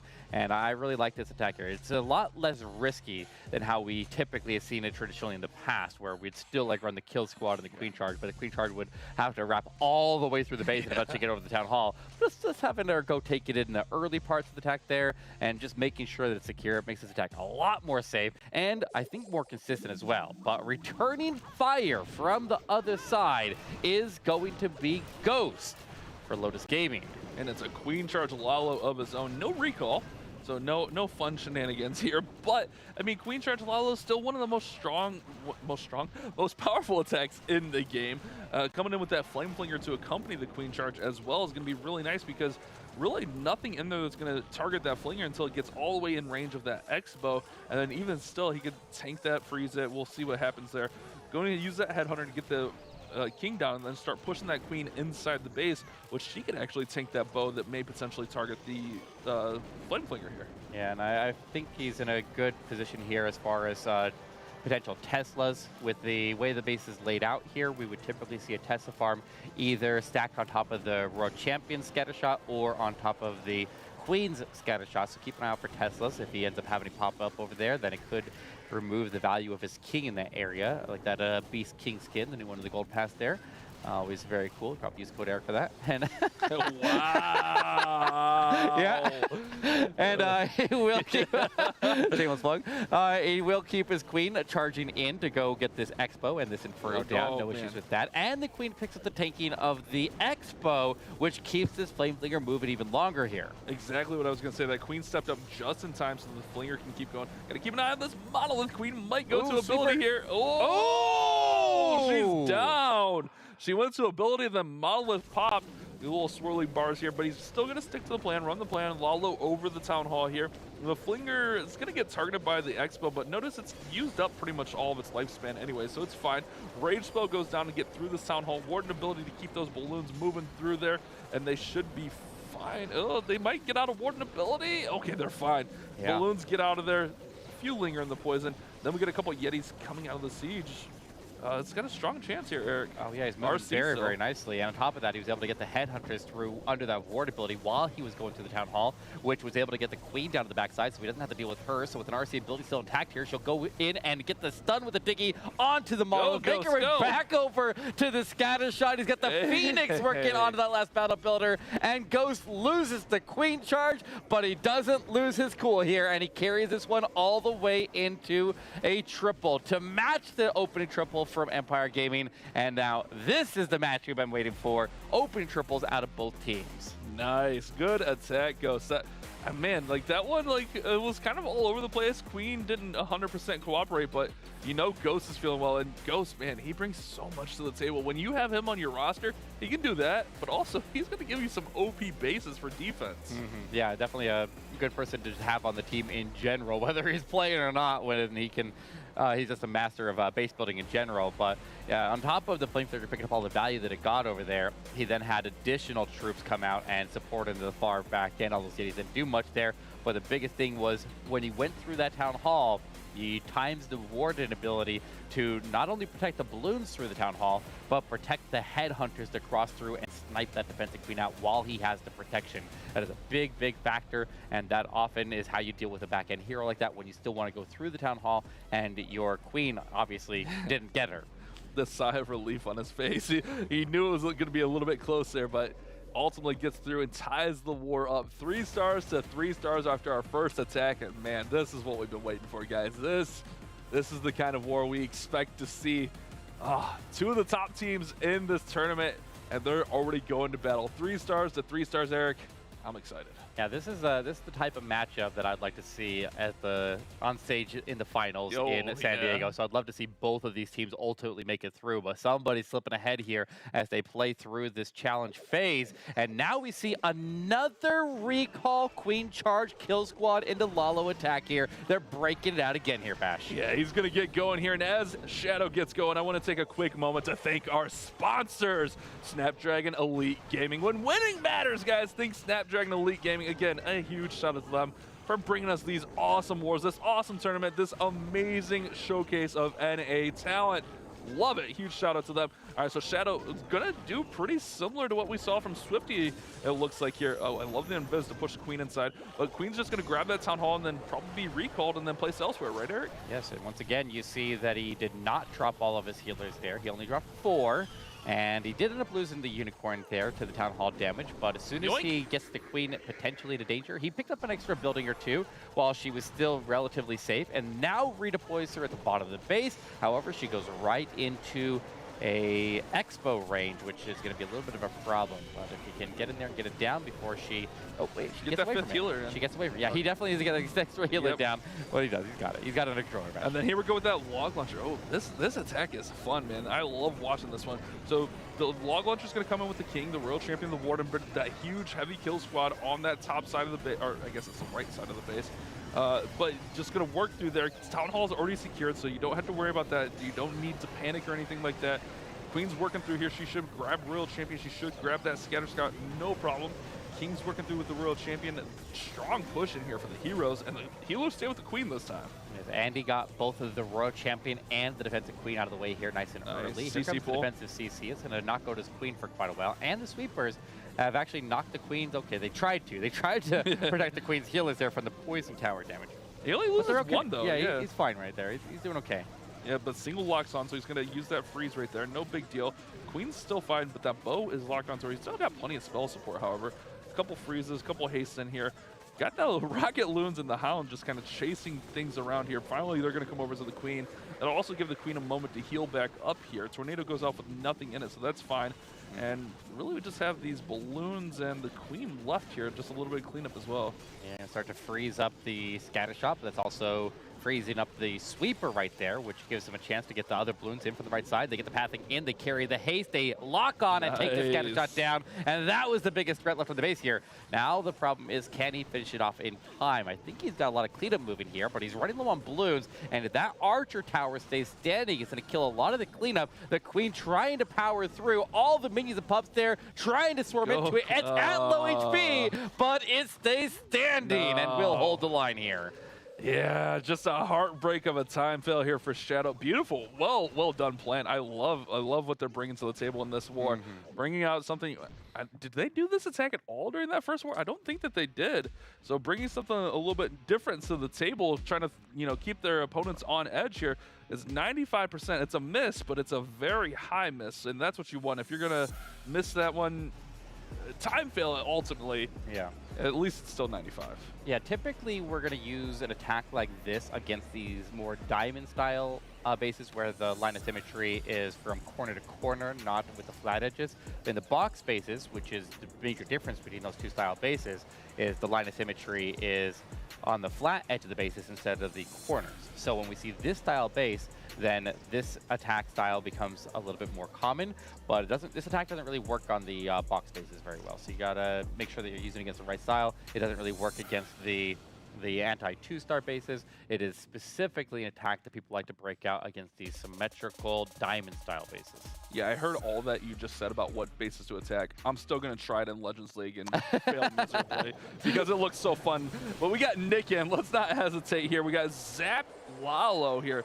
Nick, a really strong Lalo player, but also a really creative player here. He got the Lightnings down in the middle of the base, and looks like the Eagle is out, maybe an Inferno Tower there as well as the Rage Spell Tower. Yes, and Nick, let's remind you that Nick he holds the most Snapdragon Championship titles more than any other player in the entire game. So this is a very, very seasoned pro player, and he's been in almost every championship over the course of many, many seasons here. So definitely a player to look out for, and he just needs to get his Flameflinger to go in from the top of the base there, stay safe. The heroes push in, the Queen takes the Town Hall down, he gets the CC pull, and biggest thing here is the heroes that came in from the bottom were able to push all the way in and connect to the hole that was created by the lightning. Now, if they can get the scatter shot down, that is the primary target down there after he breaks the ring of defenses, and the Queen got her primary target of taking the Town Hall down on top of bypassing that invisibility tower to make sure she was able to secure it right there. And now this Lalo is very, very nicely set up. Royal Champion's still up down there on the bottom. We'll get the Flameflinger still working. However, the Flameflinger is going to be targeted by the mortar, so it'll pop relatively soon. So we'll likely see this Lalo started. Yep, right here it goes. Accompanying what comes out of the clan castle. Looks like we got Rocket Loons, regular Loons, and a Dragon Rider. And then here comes the rest of the Lalo. And with that Warden to fly right over the enemy Queen, right into that scatter shot, so he can get maximum value when he uses the Warden ability to protect the Headhunters to get this Queen down. Yeah, you need to get the ward ability to be the highest value here because you are relatively low on spells because you use so much in the lightning, but the Lalo doesn't need that many spells. Usually a couple of well-placed haste and a couple of well-placed freezes is enough to carry you through. A couple of balloons split off to go pick up the monolith there after that invisibility tower faded. That works out great, and plenty of balloons working down south. The last major line of defense is this multi-inferno, but with the Warden supporting right there, he will snipe it off, and Nick will put Lotus Gaming into the lead here with a very, very high-scoring war so far to kick it off here. Definitely performing at the highest level in Clash of Clans Esports right here. I just love the little smirk on his face when he knew it was going to trip. Oh, where's he going? Okay. He's leaving. Okay, Bye, Nick. Bye. He's out of here. I bet the pizza, pizza probably got there. That makes sense. You don't want cold pizza, you know. But you can see how excited his chair is for that freestyle.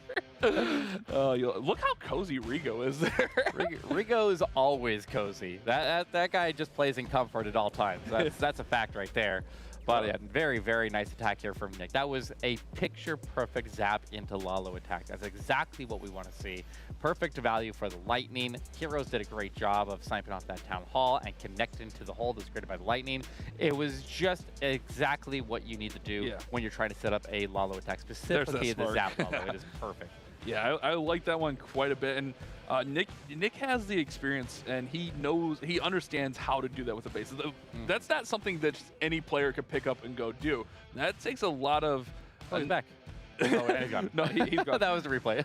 Not only does it take a lot of skill, but it also takes a lot of vision to be able to see that on the base. So, and that's where a lot of having good teammates comes in as well. We got a close war, guys. That 95% was a time fail. This war could easily be 6-6, but Lotus Gaming does take the advantage here in a very close barn burner of a race so far. Oh man, I'm excited. We still have some really good attackers left too. That's the best part of this war. Yeah, I mean, all the people who were struggling in the previous match there for Empire are coming out swinging. They still won that one, so they still already have one win on the books here as we get this challenge phase kicking off. But now we see Anthony coming in with a Super Bowler Smash. Now, typically Super Bowler Smash is fantastic for coming in completely opposite of the Town Hall, but it's also one of the few ones that can flank the Town Hall and come in through a scatter shot compartment as well. So he has some options. It is one of the more versatile Smash attacks here in the Town Hall 15 meta, and as you can see, he's got a log launcher. So one of the biggest things that we need to be paying attention to is we see the funnel forming out on that bottom corner to get the King to go in. The King will need to go in and get the defensive Queen down and the scatter shot. Now, when the Warden finishes the funnel on the right side, they can all surge their way in into the Eagle Artillery, but we need to make sure we get access to that right side scatter shot with the Super Bowlers. So pay attention to the log launcher angle here, because that is going to be critical for giving him the access to be able to make sure he can snipe it off there while the King of the World Champion handled the other one on the left. So we'll see how he handles it here, but here we go into the main phase of the attack. Great use of a couple loons there just to pick off that Archer Tower. It's those little things that make a big difference in an attack like this. Here come all the Super Bowlers, here comes the Ice Golem, and like you mentioned, keep an eye on that log launcher as it gets deployed here. King's going to come in, take out that whole left side, but also he's tanking the Eagle Artillery shots, waiting for the log launcher. Log launcher is going to be straight on, actually, so a lot of times we'll see that bowler bounce work through, maybe get the scatter shots, but also the Royal Champion will work through. I think he wanted to make sure that, I guess he would have got that invis activated either way. Yeah, I'm just a little bit worried about how he ends up dealing with that scatter shot there, because he, oh wait, how did, he put the jump down early. Yeah, okay, that does the trick there. He's got it. All right. I told you he's got it. Yeah, Eric. the log launcher opens up the walls there. Now, the last wall that he needed to break was relatively close to the middle of the base there, so the log launcher logs will be able to break it, and the jump was pushed off on the early part of the attack there to give that critical access, and that was a very nice adjustment when I thought he might be in trouble. Anthony's found something he likes with this Super Bowler Smash with the log launcher, and I love to see it. He's still got a little bit of base up here, but he powers right through the middle, no problem. Royal Champion's working through her Seeking Shield, still has Queen ability. Got to keep an eye on her. She's getting a little bit low there, but with ability, she'll be fine to work through here. Royal Champion still has plenty of health. Cleanups, and I'm liking this one's chances for Anthony. Anthony's on fire with the Super Bowlers, Eric. Yeah, that was very, very nice, and Super Bowlers, because they sit back and take advantage of the range as they go through the Town Hall, are able to wait out that Town Hall poison. He still lost the healers in the end, but they got a lot of value there. The Queen has taken the Diggy and will start to direct his targeting through the last couple of defenses. He just needs to get through this Wizard Tower, but I like the Headhunter being used over there to try to work his way through that. I think he's got enough time that he can circle back over there. I kind of hope he does. Ooh, otherwise he might be in trouble at that Wizard Tower. Wait a second. Oh, wait a second. Yeah, that's going to be a potential time issue here. Okay. He's going to defend on that side there. He needs to hurry and get back over there. Everybody run! Everybody run! Go, Anthony! Not go! Oh, no. He's going to be close. He's going to be close. He's going to be close. 3, 2, 1. Yeah! The buzzer score! Anthony pulls through. 2. Wow, Anthony, GG's, but hey, there's the celebration. Wow, man, what a war, Eric! What a war we have. That puts Empire right back in it. They had that 95% miss, though. Still looking for a defense, but man, you love to see that from these guys. These two teams are going at it. Honestly, I like this attack. I mean, obviously he understands the attack really well. You were worried about that scatter. He's like, hey, I gotta jump, Eric. I'm just gonna jump there. Is that fine? Yeah, that worked out great. That was a really good call. I was really worried about what that scatter shot was gonna do, as he just passed right by it without potential access, but he got the access. He invested the spells there, and it paid off huge right there. So that was a massive pickup when they are playing from behind in the overall. So now, as they get that triple, that's going to make so that if Lotus Gaming doesn't hit at least a 95%, then they would ultimately go into the lead with this next one. So here we go. Let's find out what happens with Boone. You know the nice thing with all these 3 stars? I don't have to like mess up the bash math too easy. You know, it's just 3 star, 3 stars. Oh, they're 95. Okay, yeah, I got this. Easy math. Yeah, they are looking out for you today here, Bash. Hey, I appreciate these players. Let's go. So we got Queen Charge Lalo here. Does have the flinger in already at that 3 o'clock position over there on the right-hand side of the base, and it's just going to work in and kind of support the Queen. Queen's going to go in and charge for the Town Hall. King's in there to alleviate some of the pressure. Got to keep an eye on these Clan Castle troops popping out. Just a partial pull with the Rocket Loon there. Queen should have no problem getting into the Town Hall. However, King will get there first. Yeah, that's what I was going to say. King's invisibility? Does he use an invisibility or something to get the King through?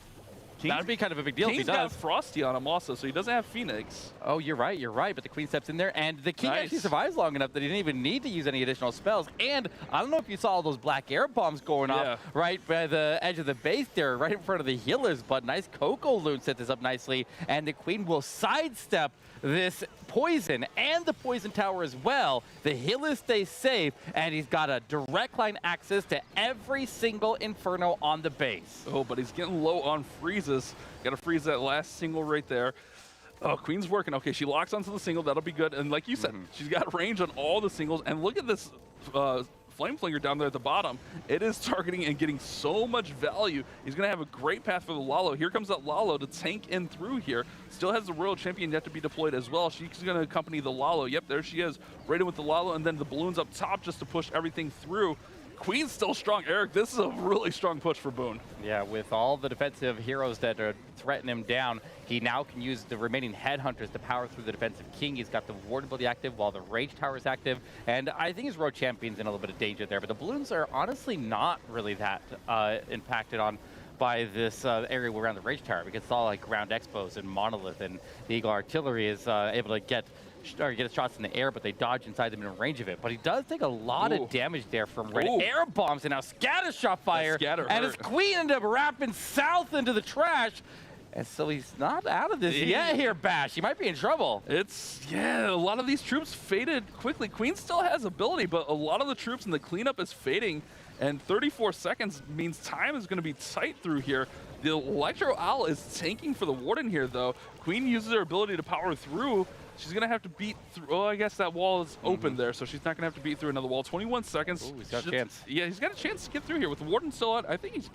I don't... It's going to be close, I think he's close to it. Yeah, I think he's close. 10 seconds, wrapping through quickly. No. Queen and that Warden have a lot of damage output. 5 seconds and 2 buildings to go. Step into the air defense. Another one down to the line. And there it is! Boone gets it done for Lotus Gaming, and they will maintain the lead. What a performance out of these teams here today, Matt. Oh, they're bringing it all. Eric, could you imagine this on stage at DreamHack in San Diego? What a war we got on our hands. Boone. Oh, man, the time has been close on a couple of these now, but what an attack. And that means Lotus still up 5%, but also, more importantly, up by a star. Absolutely. I don't know if you saw, but he was checking his pulse after the end of that. I feel like we all need to be checking our pulse here, because my heart rate is definitely through the roof after that one, because that was wild. I thought he was going to miss there, but he barely is able to push through. If that Queen would have just circled north there from the beginning, he wouldn't have had a problem. But the Queen decided to take a path all the way through the middle of the base there, finding every wall to attack and go through.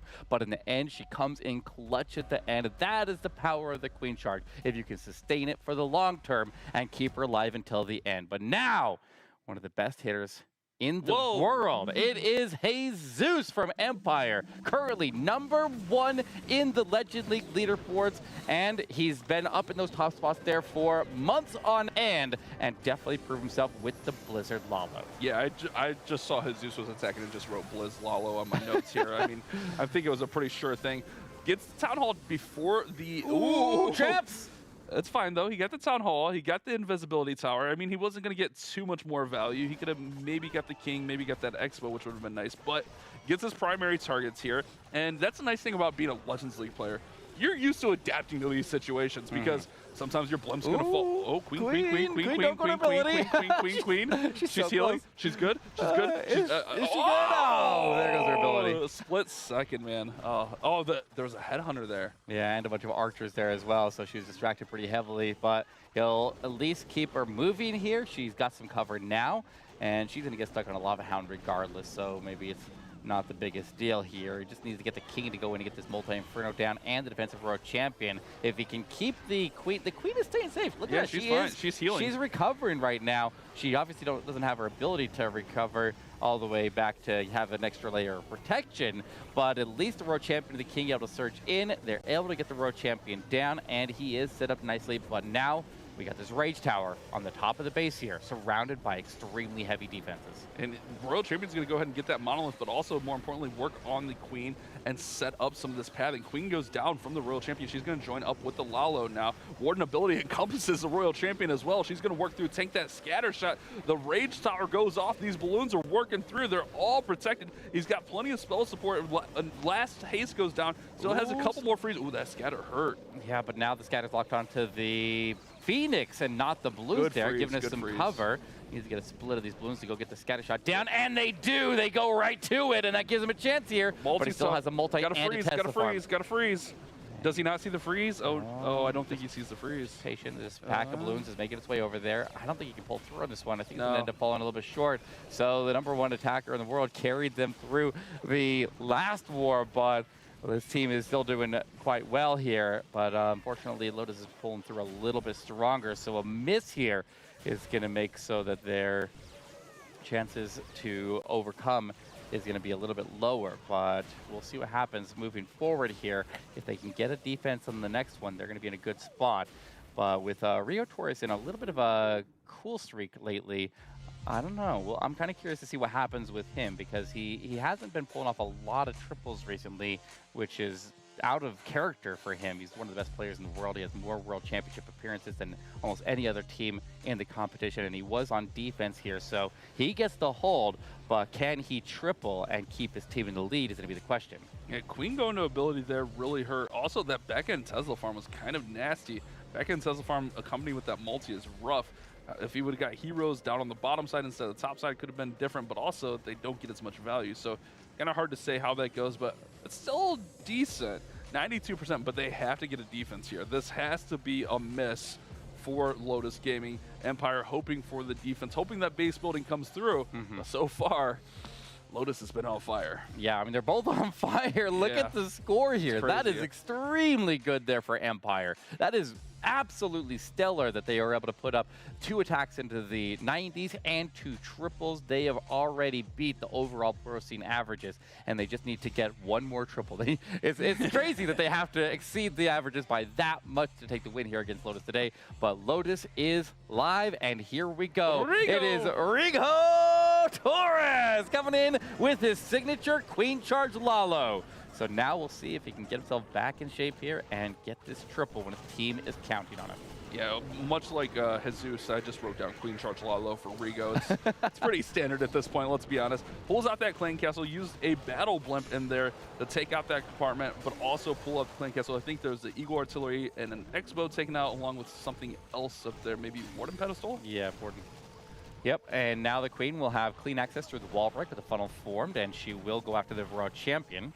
Now that gives us a couple options for where we want to go in with the Lalo. I feel like the Lalo would need to go in through the Town Hall, but he wants to get this Queen all the way into the middle. She needs to charge this area where the raged up multi-infernos could melt a Lalo. So getting the wall breaks into the core here is going to be absolutely critical. He wall breaks down south, and so the Queen will round through just a little bit. Hopefully the healer stays safe. And then he's got more wall breakers. Here they start to come as he has the tanking for the Queen and the King providing the protection there. And Queen's that's gonna have access path. to the Town Hall, yeah. Yeah, it's a weird path though, don't you think? Yeah, a little bit. But King's gonna go over there, smack the Town Hall. He does have the Invis Tower that's gonna go off, but by the time the Queen gets, Monolith. Okay, Monolith is frozen, Town Hall is frozen, so Queen will come over and finish the Town Hall off, get the Monolith first. I like that. And then he can Lalo kind of from the bottom. Yeah, okay, there we go. Lalo from the bottom side. Still has Royal Champion to be deployed as well. All right, King goes to Phoenix. Oh, it's nice that the King gets out in front of the Queen there, because the Phoenix spawns and it's initially invincible, and it unfortunately wasn't able to spawn in the right spot there to catch that black air bomb that just took the Queen's healers. But red air bombs have been triggered enough in the area that I think the Queen's healers should be relatively safe if they have to receive some additional ones. We've got more red air bombs pushing into the Lalo. He's looking pretty solid here, but his Blues are very clumped up here for the scatter. Oh, okay, good freeze there. But they're moving really slow. No more haste. He's going to have that Wizard Tower. The Scatter's not going to target, but the Wizard Tower will. And the multi-target Inferno's just doing some work. Remember, Queen already went to ability. Royal Champion, or Queen's down rather. Yeah, I thought I heard Queen in there, but she's gone. That's Royal Champion making noises. She's still got ability. With an Invis, it's going to be tough here. I think he's actually got it. If he gets his Expo down, he can push the Royal Champion down to the Multi-Inferno. The healer's moved over to her, but she goes to the King and not to the Multi. Oh, no! Hold on, okay, it's a defense. That's... Rigo! Okay, drops in his last two balloons. It's a last-ditch effort to go after this Multi-Inferno, and the Rage Terror will be gone, but time is ticking away, and the King is the best air defense in the game. He proves it time and time again, distracting the Royal Champion, pulling her off and taking her down. The balloons will go in there and try to get that multi to no avail. It is a 95% for Lotus Gaming, and an opportunity now for Empire to take the win. Yeah. Or lead, maybe. I don't know. No, well, they still need one more defense. You're right. They still need one more defense, but that high. matches one of the percents. That matches Shadow's time fail earlier. So realistically, they need to triple here and then hope for a 91% or lower in the final attack for Lotus Gaming. This war is coming down to the wire here. This could go either way. That's a heartbreaker for Rigo, man. Oh, it was a nice attack. Just the pathing on those loons, they went to the right-hand side instead of the left, and then Royal Champion goes up and gets caught up on the King.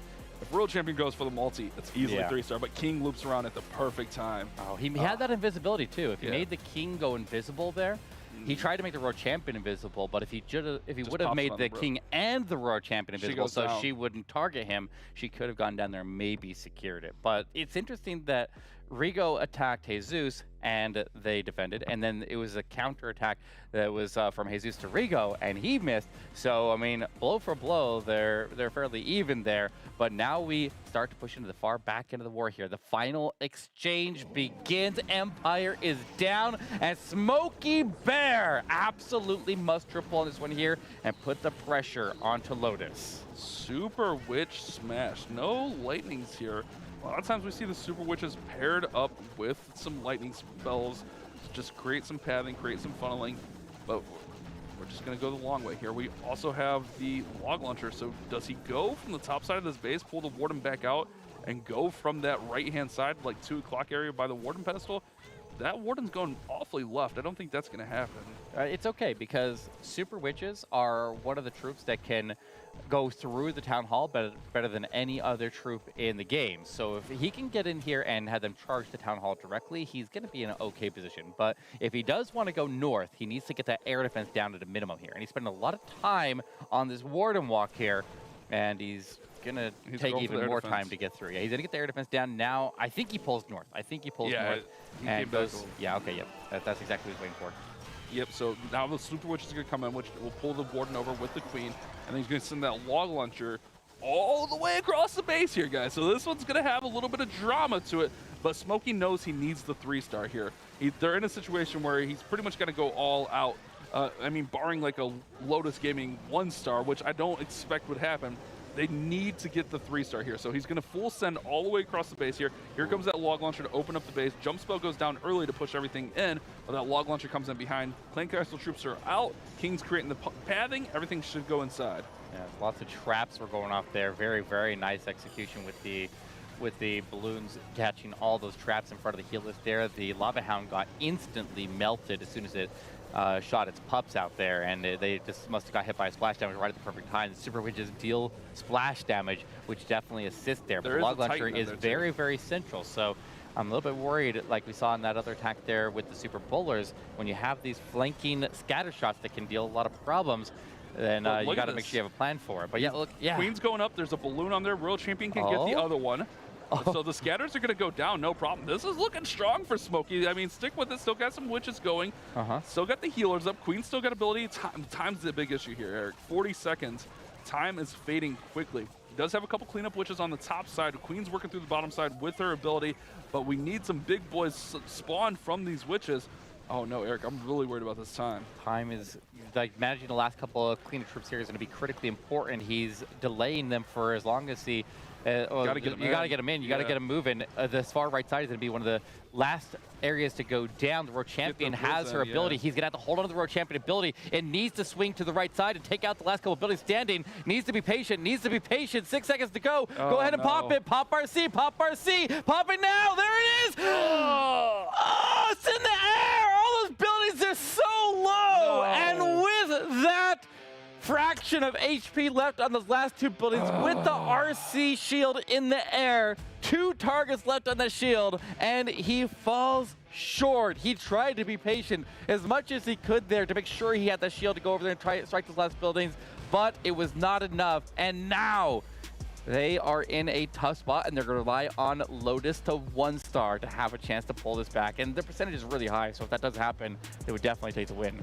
What a heartbreaker, man. He could have maybe got the wizard in a little bit earlier, but oh, that's such a heartbreaker. You feel for Smokey, but that's what we talk about with the Super Witches. You got to be careful with that Warden Walk, and he did go a little long, but he kind of had to go a little bit long on the Warden Walk to create the pathing and pull it back in here. We got Agent 33 coming in now. Blizzard Lalo targeting right into the monolith up top, pulling up the clan castle troops and just working through here. See those Super Wizards firing off, pull the tornado trap, but they can also target the Royal Champion and the Queen here. Oh, they're all gone. Yeah, that's okay. They got the minimum value that they're looking for there. They caught, maybe they didn't. I don't know. He got the monolith down. Yeah, he got the monolith down, but the Tesla farm, it fills an area that would have been his funnel. And you have to keep in mind, as we go into this final attack here, he would not have had an opportunity to change his plan into something else. So you see that he's coming in on the opposite side of the town hall and taking what seems like a bit of risk here, but that is because this attack was going to potentially need to be a 3-star if that last attack didn't end up being a time fill. So he had a matter of seconds to go live on his own attack there after that last one finished, so there was no time to switch things up here. And as you can see, the Queen is veering off path here towards the defensive Queen. There is a 1-star potential here. This is not over till it's over. Eric, there's some drama here. There's drama. There's an invisibility spell covering that town hall.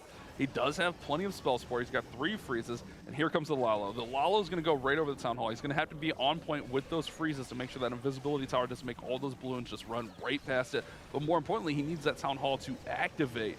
All right. Seeking Shield actually activates the invis before the balloons get there. I like that play. The invis will fade now, but Town Hall's not, or Town Hall active. Wait, no. If he attacks the invisibility tower, then the splash damage will activate the Town Hall, and he can turn back on it, and there it is!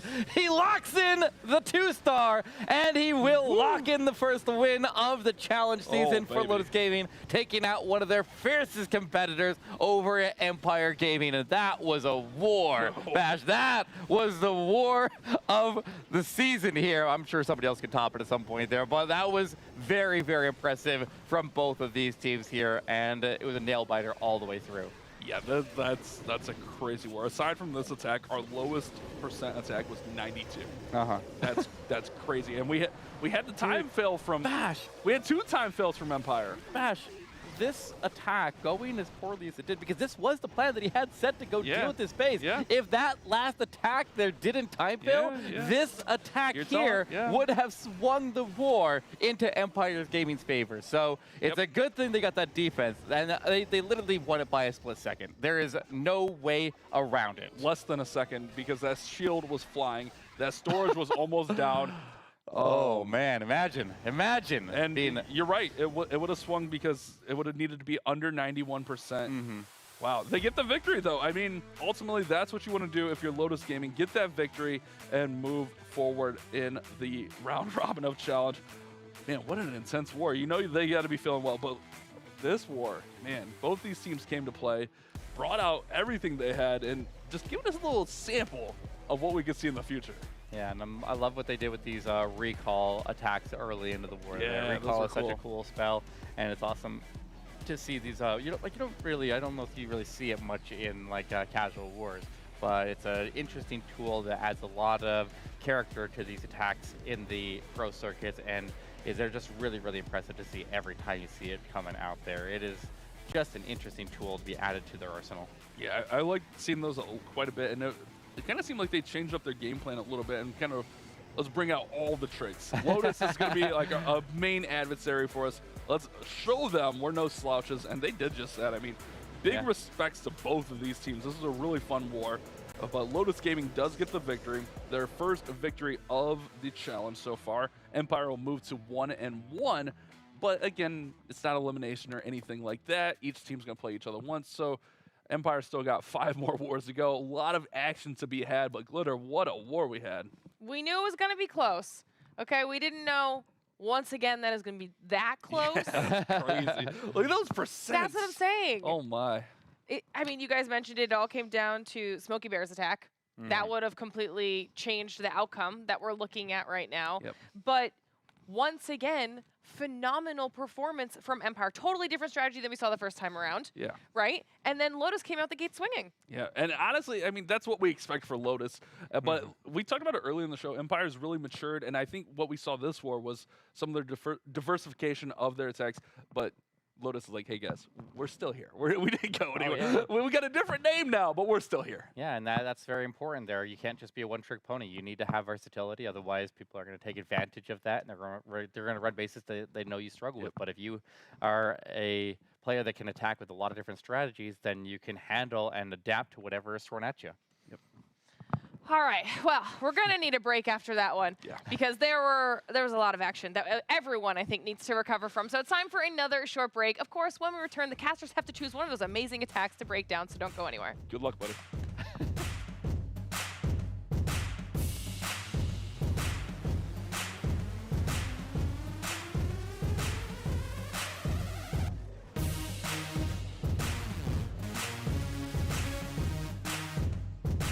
Snapdragon Pro Series powered by Samsung Galaxy is brought to you by Snapdragon Elite Gaming, Samsung Galaxy S23 Ultra, Monster Energy, DHL, and the U.S. Air Force.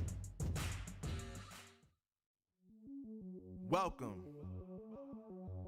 to the place where dreams come true, where everything you want can be yours, if and only if you're willing to work for them. You're willing to hurt for them, but most of all, you're willing to be first for them. Ha! Look, I'm going straight to the top. I don't know how I would stop, like it or not. I got some goals that I'm hitting. You hear what I'm spitting? It's hot. Look what I got. Whole lot of passion and pain. The road to success is insane. Stay out my lane, cause I'm on a mission. I'm getting what stands in my way. Yeah, I'm a beast. I wouldn't play with me, baby. The way that I'm training is crazy, and I do it daily. You wanna talk about drive? I got more drive than Mercedes. I've never been lazy. I'm in the room, it's a red alert. You wanna compete? Well, get better first. I got 10 toes in the dirt. Push through the hurt just to show them my worth. I'm the best. Yeah, I'm the best. I never stress. I know what's next. I'm who they test, like we playing chess. But I'm unimpressed, so now let me flex. Ha, yeah, I'ma work through the struggle and hurt, cause I know my worth, and I gotta be first. Ha, yeah, I gotta be first. Look, I don't want anyone's sympathy. I understand what it's meant for me. I give my focus and energy. If it's meant to be, then it's meant to be. But mentally I'm undefeated. They hear that and say I'm conceited. Like there's no reason. Like I don't beat them and come back again just to teach them that when you work under pressure, you reach higher measures. They'll try and bring you down, but you cannot let them, and only get better and focus on cheddar. Eye on the prize and you'll become a legend. Like, when I'm in the room, it's a red alert. You wanna compete, well, get better first. I got 10 toes in the dirt. Push through the hurt just to show them my worth. I'm the best. Yeah, I'm the best. I never stress. I know what's next. I'm who they test. Like we playing chess. But I'm unimpressed. So now let me flex. Yeah, I'ma work through the struggle and hurt. Cause I know my worth. And I gotta be first. Yeah, I gotta be first. They don't know what's gotten into me. How'd I turn pain into energy? Through all the struggle and hurt, remember my worth, and that's why I gotta be first.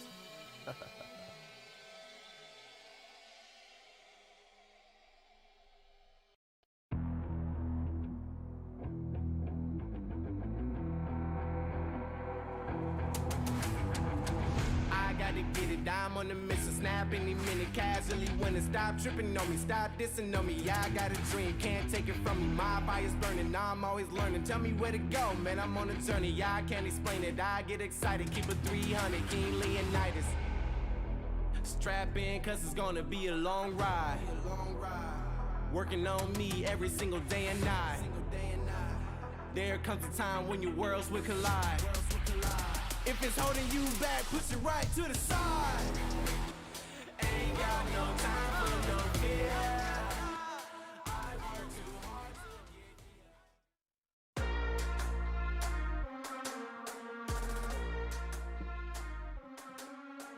get. Welcome back to the Snapdragon Pro Series. War number 3 is in the books, and it's Lotus who halts the Empire's advance. I mean, to be fair, that was an insane back and forth war. The most triples we've seen so far.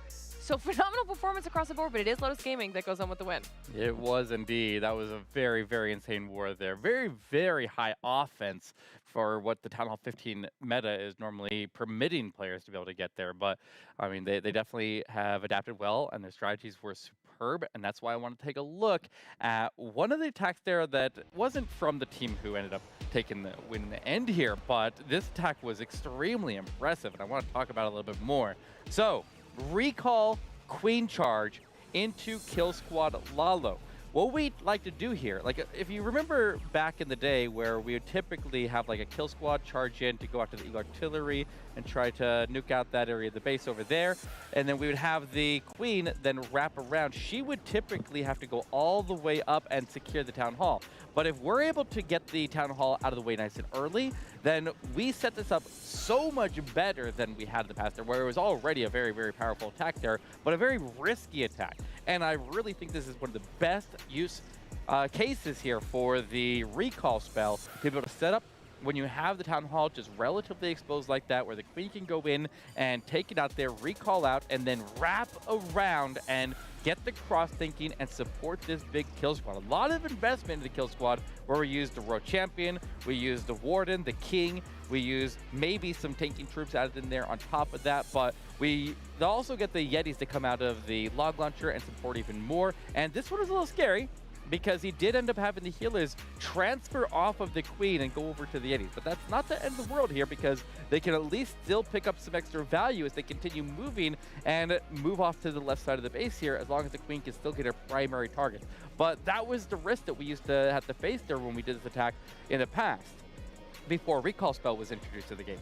Because if the Queen lost her healers, if something went wrong, then you basically had to dive whatever you had left to get the balloons to go through the Town Hall, and it was very unlikely that you ever had a chance to recover it. But as you see here, the Queen lost the healers. She ultimately went down, but he still was able to push through because he got the Town Hall secured so early and took advantage of the recall. And this attack, honestly, it's not an attack that uses a ton of spells there at the start. Like, you usually have a lot of extra spells left over for the Queen, and so it is ideal for a recall attack, which is why it is just perfectly fitted into the meta here. We're seeing it more and more and more throughout the pro scene here, and it is just becoming more and more popular. I love at the end there where he had the healers just kind of floating around there, and he dropped in that wizard to pull the remaining healers into a tanky position, giving a little extra support here for the balloons to push through, and ultimately at the end, it got in the triple and kept this war very, very tight.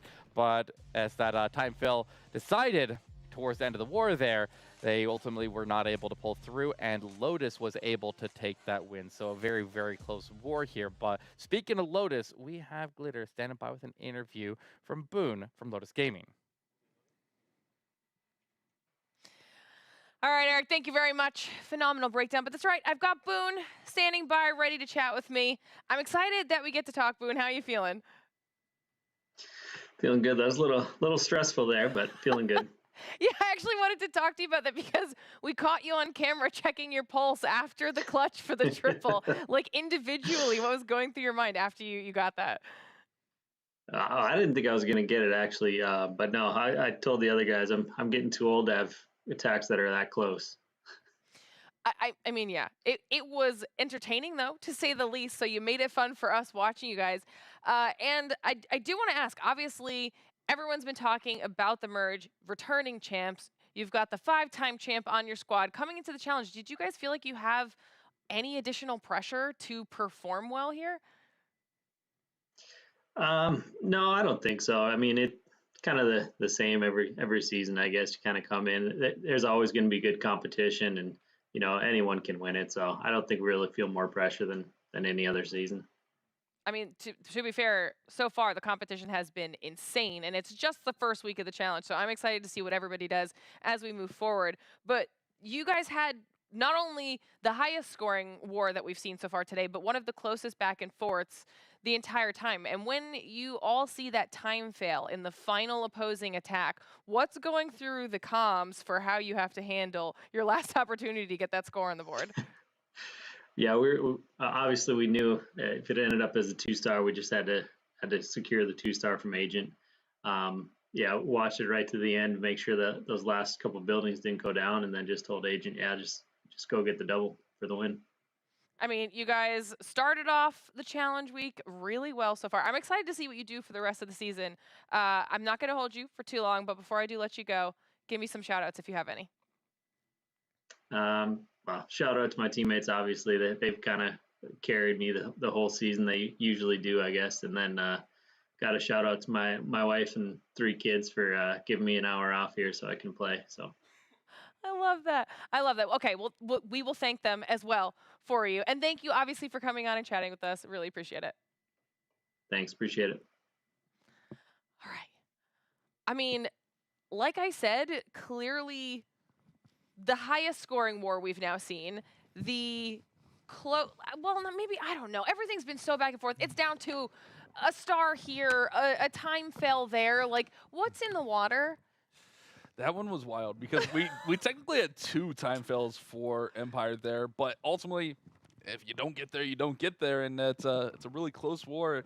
That was just a really fun war to cast. I don't know how you feel, Eric, but I'm feeling pretty pumped after that one. Oh yeah, that was definitely one of the best ones of the night there. And knowing how difficult Town Hall 15 can be, to see that many triples coming out there and interesting attacks that are new to the meta is definitely a fun thing to be able to see. And they both performed very, very well there. It was very impressive all the way through. Yeah, I'm excited. I keep saying it, but the competition feels super elevated this challenge season. So I'm excited to see what all these teams manage to do. But speaking of fun teams to watch, we've got another war.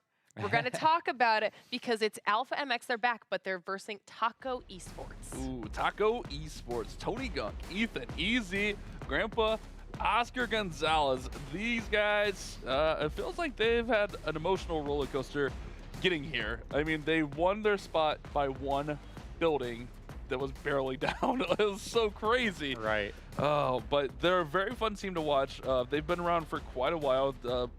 Pretty well known within this space, and I mean, we saw they can pull upsets. They know how to bring it, so this should be a really good war for this team. And on top of that, if they ultimately make it to San Diego, then Tony said he'd buy me tacos. So I mean, that's just icing on the cake there. So I mean, I know who I'm rooting for. Well, Very important. I got my priorities set here, Bash. well, I guess that's one way to do it. Just blackmail them into giving you tacos. I mean, fair enough. I mean, you got to get your tacos in, but they're a fun team to watch, and they know how to have fun, but they also know when it's time to get down to business and be serious. And we saw last Open that they have a nice little versatile arsenal of attacks that they can pull off. So they're not like really one-dimensional. They can kind of change it up when needed. And I think that's key to success for a lot of these teams right now. Oh yeah, there's a lot of versatility in the overall meta that they're able to adjust to whatever base they are going against here. And it is kind of interesting that they were breaking out dragon attacks there, because I as much as we see the dragons coming in every once in a while pick up those triples, I feel like they're still a little bit weaker in the meta. But Taco Tony, and always one to deliver, and that was the dragon attack that ultimately got them here to challenge in the first place, right there on the screen. It didn't quite triple, but it was enough to carry them through so they could play today. So you see Lexnos going on defense there, and that was the first time that he didn't end up making it through to challenge, so that's pretty crazy. But the gatekeepers, Alpha MX Esports was the other team that Lotus had, or not Lotus, Nice Monkey had to face there to get into the challenge phase, and they were also able to stop him up. And they have already played once today, and they were a little bit lower on offense from what they were doing in the Open Finals phase. So yeah. I'm curious to see if they can step it up here to their normal. Yeah, only 11 stars in that first war against Empire, and it was a real back and forth war. A lot of misses for both teams, but ultimately they did take the L there. So this is a pretty important war. Again, it's not elimination or anything like that, but you don't want to go 0-2 in the first day of the challenge phase. So if they can get back to 1-1, you'll be feeling good. We know they can do it. We've seen them put up some crazy wars. We've seen them build a lot of momentum. So it'll be really interesting to see how they bounce back against this Taco squad that we're seeing for the first time tonight. Yeah, and well, when they played Empire earlier today, they were running a lot of anti-2-star bases against them. So I'm kind of curious if we see affiliate Nebula take a note out of the defensive playbook of Empire and try to give that same kind of defensive setup and see if they struggle against them again. So it's hard to say. You don't know exactly what a team's weakness is going to be on the day there, but you generally can get a trend by watching what they've done in the past. And this one could be really interesting because we've seen Alpha bring in the super drags. We've seen Taco Tony bring in the regular drags, the Hydra. So this could be really interesting. Seeing these hit rates, obviously a little bit skewed in favor of Alpha with that higher hit rate, higher star average, but percentage goes to favor Taco Esports. So they can keep this war close, especially if it goes to like an 11-11 war. This could really go either way. Yeah, I like that 40% hit rate with a 12-star count there, meaning they have not had a 1-star this entire path through. So that's a very, very good sign, is their consistency to at least deliver this 2 stars. So that's something that you do see teams come out there with the 1 stars every once in a while, and definitely hurts them a lot. So yeah, I'll be interested to see what they can do here. But I'm kind of like, I think when I put on my Twitter predictions, I put Taco because I want tacos, but I kind of lean towards Alpha MX Esports here a little bit because of their prior performances. Wait, I got the Tacosaurus out tonight, so I had to go Taco Esports just because I got the Tacosaurus. Right. You know, like, I forced my own hand here. Right. I mean, Bash is practically telling you his prediction with his fashion, which means we also want to know what your predictions are. Obviously, let us know in the poll down below in Twitch chat who you think is going to be taking home war number 4. Is it Taco Esports or will it be Alpha MX? And, of course, don't forget, we keep talking about it. San Diego is coming up. It'll be here before you know it. So do !DH_San in chat for information on how to get your tickets to the event, the when, the where. Use the 10% off for those tickets and come hang out with us for the awesome competition. Yeah. Hopefully you guys do that while this next war is getting fired up and ready, because it's time to jump into it. All right, here we go. Taco Esports, first time we're seeing them tonight. Alpha MX looking for a bounce back. This is a pretty important war, in my opinion, for Alpha. I don't know. If I'm playing, I don't. We might have 2 attacks. Yeah, this is a little bit of a problem here. There must have been some confusion on who was going to end up going first here, and that could potentially result in a penalty star. We'll see what the overall ruling on that is, but we have the Super Wizards dropping out of a blimp here for Baller coming in for the first attacker, or BJG. Yeah, it's hard to say.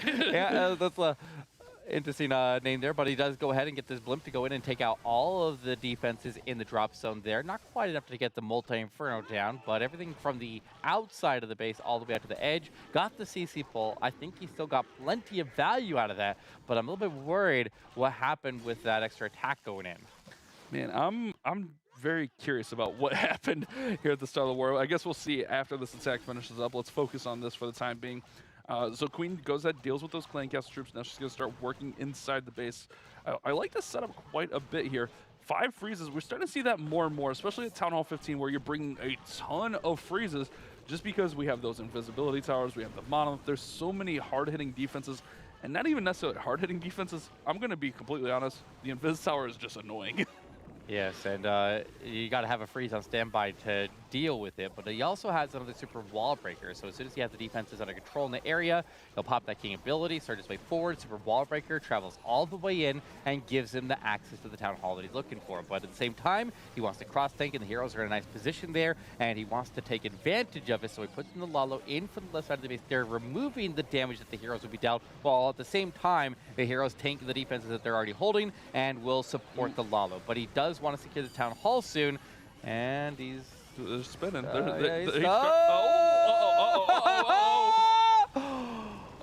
Queen took out the invisibility tower, which means that the invisibility spell goes off no matter what. Queen still has her ability. Queen still has her ability. She tags the town hall and secures it. Okay, Road Champion takes out the multi. He gets the balloons into the scatter shot here. He's still got a chance here. Warden is still working. The Queen is still alive. She's still going around. More balloons at the bottom there. Takes the scatter down. He can still save this here, Bash. Oh my goodness, the drama is real. BJG just bringing up. I mean, that was brilliant. Queen got the invis, forced the invisibility out, and then she saves it. He's got it. Well, there was. No, this was never a doubt, right, Eric? Oh, yeah, no doubt. It was definitely not close to a 1-star right there. Wow, what an attack. But that's, I mean, the Queen was in position, worked out nicely, great Blizzard to open, and just a really good plan. So we'll have to see what happens next. I don't know. I haven't heard anything in my ears. Well, the question would be, who was supposed to be the open attack there? Was it supposed to be Taco Esports, or was it supposed to be Alpha MX Esports? Because the people pointing our camera might have just gone into the one that was going to go in first, but it looks like the other one is still in progress here. So this is the other attack that went in. Alpha MX went at the same time. So it looks like Alpha MX is going to get the 3-star as well. So we're going to start off. Wait, King might come over. Wait, it might be time. The wizard. Wizard. Oh no! What? Okay. Who? Oh no! So it's a Lalo here, Blizz Lalo. Now what? Oh man. Okay. Well, that's an interesting start. But wait, what was the ruling? What? I don't know what the ruling was, but I know that's the end of that other attack. Yeah. I don't know what the play is here. If there will be a penalty star war, sometimes they just give out a warning. It depends on the exact league rules for that. We'll have to wait and find out exactly what that is. But in the meantime, it is a 99% to a triple, and we'll see what they decide is the decision on that one. But this was really close there. Look at that wizard chipping away onto that storage. Like no health again. Oh man, 1 hit point. Oh, look at the King. Yeah. Everybody wind up their attack on that one there. That's always tragic to see. Oh, that's a heartbreak. All right. It feels so bad, man. Feels so bad. All right, so after the first 2 quick attacks, we have us an interesting war on our hands. 3-star to a 99 point. Again, another 99.9996. Those are the technical numbers. I ran them. Yeah. Deal with it. There's about 6 HP left on that last building there. I think there was 1.5. Yeah. All right.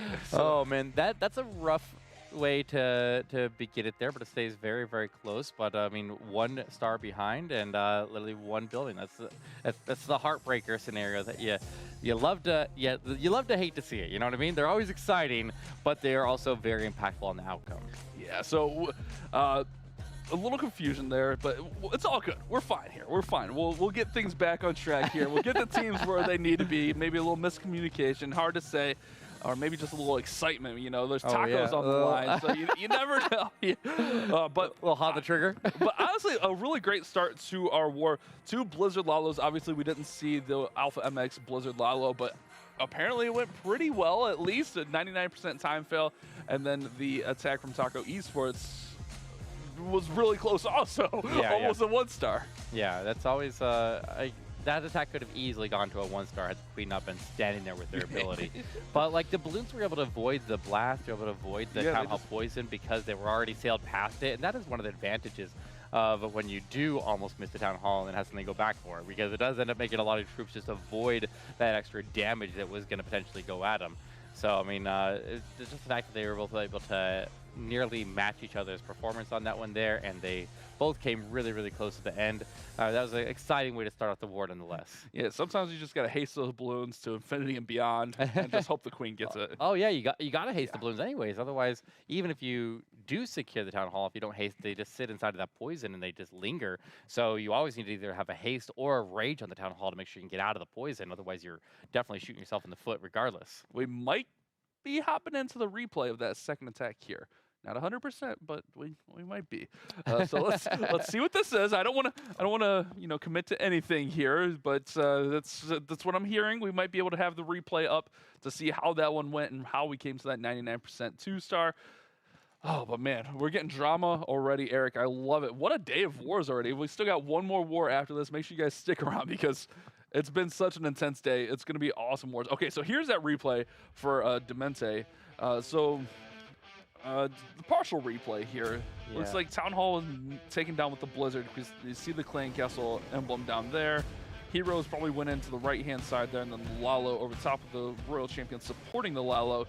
And then it just gets close as things start to fade out. That queen in the middle looks like an absolute pest. Yeah, well, it was a Blizzard Lalo. You can see the Town Hall takedown down there with the blimp, where the blimp is not directly on the Town Hall, but it's a couple tiles away from the Town Hall.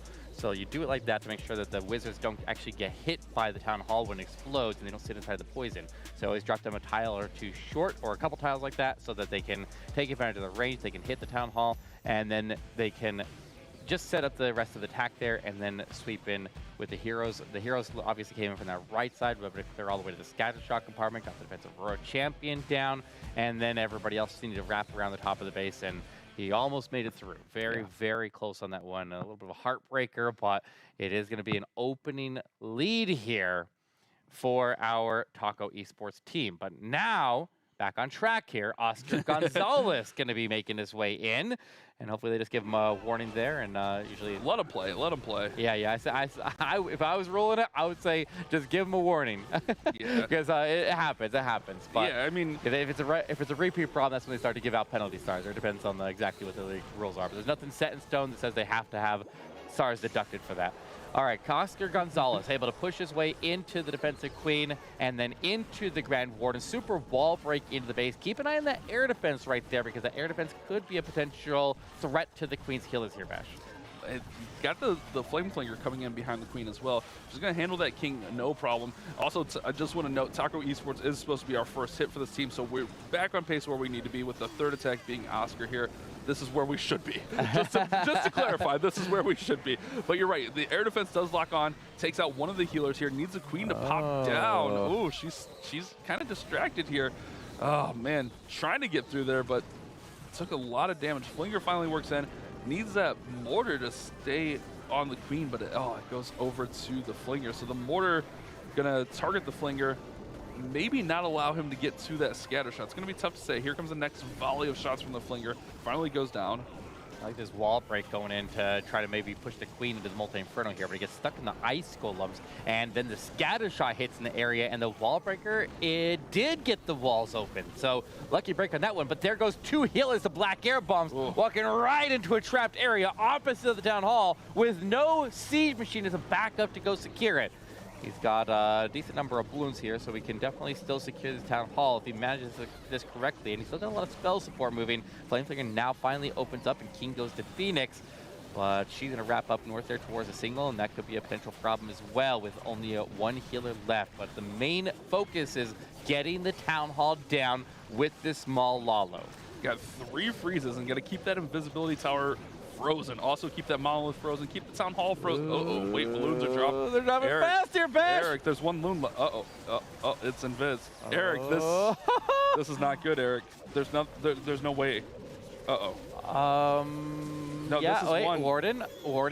Okay, Black Air Bomb, stop it. Warden's attacking his storage. Warden, Oh, no. it's a 1. It's a 1. Oh, rip the dream. I mean, now they'd be begging for a penalty star on the other team, right? Oh, no. Oh, man. But it's okay. It's okay. Because they went into this Yeah, they're still with the even. star Yeah. advantage. If they get a defense of any moderate percentage here, then it will just equalize their war. So Yeah, they're still now they fine. just need, they're in a good spot because they started in the lead. They're still going to be just fine out of that. Yeah, that's our heartbreaker for Oscar. Those balloons just faded so quickly. Even freezing up the Town Hall, freezing up the Invis, freezing up that Monolith. There's just still so much in there with the air defense, the Wizard Tower, the Archer Tower. Just so much work to those balloons. I feel like I just said so much 7 times right there, but that's okay. Yeah, so much. Yes, You that's said so much. so much to take on there. But the 1 star could be the game changer that Alpha MX is looking for here, as they barely missed on their first attack, and now they're going to look to take advantage. And it's crazy how common 1 stars are in Town Hall 15. Like, it is, like, most of the approaches, the most optimal approaches to take most bases down is to come in opposite of the Town Hall.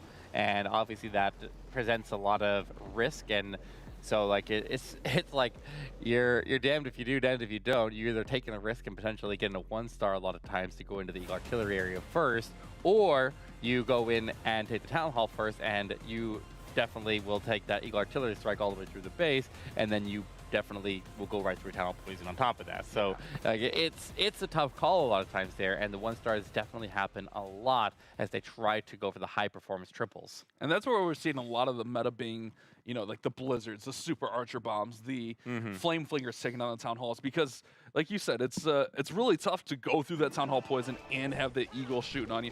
Or we're seeing that recall spell we saw in the last war. Oh, that's smart. Yeah. I love Yeah, that. so it's a really tough call, but ultimately you got to make that call and go one way or another. We got Queen Charge Hybrid here for Troy Gomar.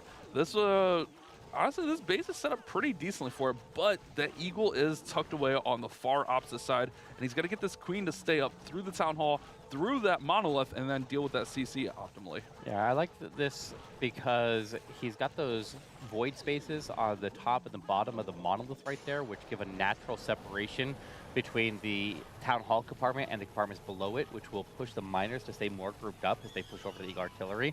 And if he can get through those multi-infernos and get the King and the Siege Bearers troops to go in and support the Eagle Artillery, he will need a wall break into the Eagle Artillery, and there it is right there, setting up nice and early, so he has the pathing set. And if the Queen can just get this Battle Builder out of the way, then he will have everybody stay to the right and stay together here, and that means all of them will get hit by a heal. But the pathing is not perfect right now. I think it is still okay here overall. King pops inside, chasing Skeletons of the World Champion here, one of the two. So that's going to hurt that outside pathing. Queen's trying to just fight her way through the scatter shot, through the Monolith. There's a lot of pressure on all the troops on all aspects of this attack right now. Queen may go to ability. Now she's fine because she gets spun out of the scatter shot. The Lava Hound pops out of the Clan Castle. We got Hogs out of the barracks. There's just so much going on all at once here. Yeah, now the biggest thing here is how does he handle the defensive King? Because the King over the Eagle Artillery is going to be a problem if he has to send his Royal Champion through there and have to engage him. And there we go, the Royal Champion is getting close to engaging there. The Diggy getting some stuns onto the more critical defenses, protecting herself from the single Inferno. Has to pop her ability right there. But his defensive King is going to catch up with her and cause some problems. And he's lost a lot of the miners. He definitely needed his King to not loop in. That was a big it looked like he wasn't going to go in there, but then he turned at the last minute there and went into that compartment. And as Bash said, is that King goes in, then we run into the outside funneling problems, and then the King stacks with the Hogs and Miners, and then he's attacking walls, and most importantly, he's not going after those big targets in the right side compartment, being the Grand Warden, the Eagle Artillery, and the Defensive King, and that's what he's in charge of, and that is what's causing a lot of the problems here. And it looked like it was just a few Skeletons that popped up and pulled that King in. It could have been the Royal Champion down there, but in my opinion, it looked like the Skeletons. Kind of hard to say, but you're right there. If the King stays outside, it helps that funneling, helps that pathing, but he pops in and just creates a whole lot of problems. But if you're Taco Esports, this is what you needed. After that 1-star miss, you're still okay on stars, but this 75% low attack puts you right back in the ball game. You're still in that commanding position. The 1-star doesn't hurt you. We're pretty much back to even with Taco actually being up after the first couple attacks. Yeah, and being up after a 1-star is definitely a nice spot to be in right there. Because you're definitely could have a lot of wars swung very heavily and out of reach there after 1 stars, but that's not the case here because they got that triple, and so that triple is definitely carrying them into a position where they are actually in the lead on percentage now. So nice hold here from Tony Gung, Taco Tony himself here with a strong defense. It was a nice try at this base. It was just really tough. It's tough when that monolith is in behind the town hall, because then you got to go through the poison. We saw the tornado in there spinning her around, and then the clan castle troops came out, held up the royal champion, held up the miners. It was just really kind of a nuisance when you can't get through there in time. But also you can't wait too long because we've seen how many time fails tonight. Yeah, exactly. I mean, Hog Miner Hybrid typically doesn't time fail as long as you keep the queen alive there. So invest the resources to get her through, and now we're going to see a little bit of a variation of the attack with a queen charge into pure hogs. No miners in this one. Also utilizing the blip. Now the queen is going to look like she's getting pushed off to the left here. As long as he doesn't have any ground skellies pop that would end up pulling her inside of that compartment, he deploys his healers off to the left. He is going off to the left, and wall breaks off to the left as well. Now, I assume he either needs the king to go into the town hall, which is the biggest advantage of using a pure hog attack rather than a hog miner hybrid. It does free up your king to be able to use for something else, and so he might be an ideal candidate to go in and secure the town hall takedown here. Queen's going to just keep working through here. We'll have to see how that develops at the town hall. Does have the battle blimp selected now. King actually goes on to that left side, so I think the battle blimp is going to take the town hall here. So King will go and help deal with that enemy queen, hopefully. I think he should draw her attention and pull in. But he's got to be careful because the monolith now locked onto the queen, and he's got the poison thrown in there. Ooh, this is going to be tough. Queen's going to go to ability. And town hall's activating. Watch healers, watch healers. Oh, they're getting targeted. He goes invisible, though. Yep. He's still alive. Sneaky, so it's going to take a minute. Or not a minute, but a few seconds. You know what I mean. Yeah, I mean, either way, the healers are in danger here. He does secure it. 3 or 4 healers are still alive. At least there are 3, and so the queen can keep moving. However, that monolith is still going to pick back up onto her, and he's going to be in a tough spot. Now, this is the same base that Alpha MX Esports was using against their last opponent, and they tried to throw super archers on it, and the monolith caused problems in that attack. It causes problems in this attack here, and this is a strong base as it gets that queen down, and the hogs will struggle to get through much else. If it's not broke, don't fix it. I mean, it works here. And that tornado trap, man, it almost caught that blimp looking back at it. But it's secured for the 2-star here. Ethan's going to work through, try to do his best as he can. The HUD headers come in, take out that enemy king that has a world champion on the backside, not to mention that full Tesla farm, the multi-target Inferno, and that pesky monolith still up. So it's going to be a tough run through here. Got to get the percent up. They're up slightly on percent, but not enough where you can really afford a big miss. Yeah, the only way that he has to deal with that royal champion right now is the poison lizard, which can do a good job of slowing down her attack speed and dishing out a lot of damage. But ultimately, the royal champion gets stopped up here, and it is going to be a defense as expected when you have that queen charge go down early. And that was a close wrap around of the town hall there. Like, I don't know if I agree with that. You got to be careful. You got to have a clear distance between the queen's healers and the town hall to make sure they don't get targeted. Otherwise, you're going to run into a lot of problems. Also, he never really got pathing into that monolith, so I question the decision here to charge into that channel where you can't reach the monolith and you do pass so close to the town hall, and that seemed very intentional on that path there. So not the right call on that one. It definitely will hurt them as we pass it back over to Alpha MX. I kind of like what you were saying, though. Maybe run that king in there and deal with the town hall that way. Then you have the siege machine freed up for elsewhere on the base, but ultimately it's hard to say how it would have went there. But Ethan gets the 76% 2-star. Like I said, Taco is up a little bit on percent, but only like 8% here. So they're not up a crazy number. I'm gonna hope for another defense for Alpha, but we've seen this Alpha team can get hot just like that. Like, it doesn't take much for them to get hot. So if they can get a triple here, they can really start building some momentum moving into these later attacks in the war and maybe even close this one out. So let's see how they can respond.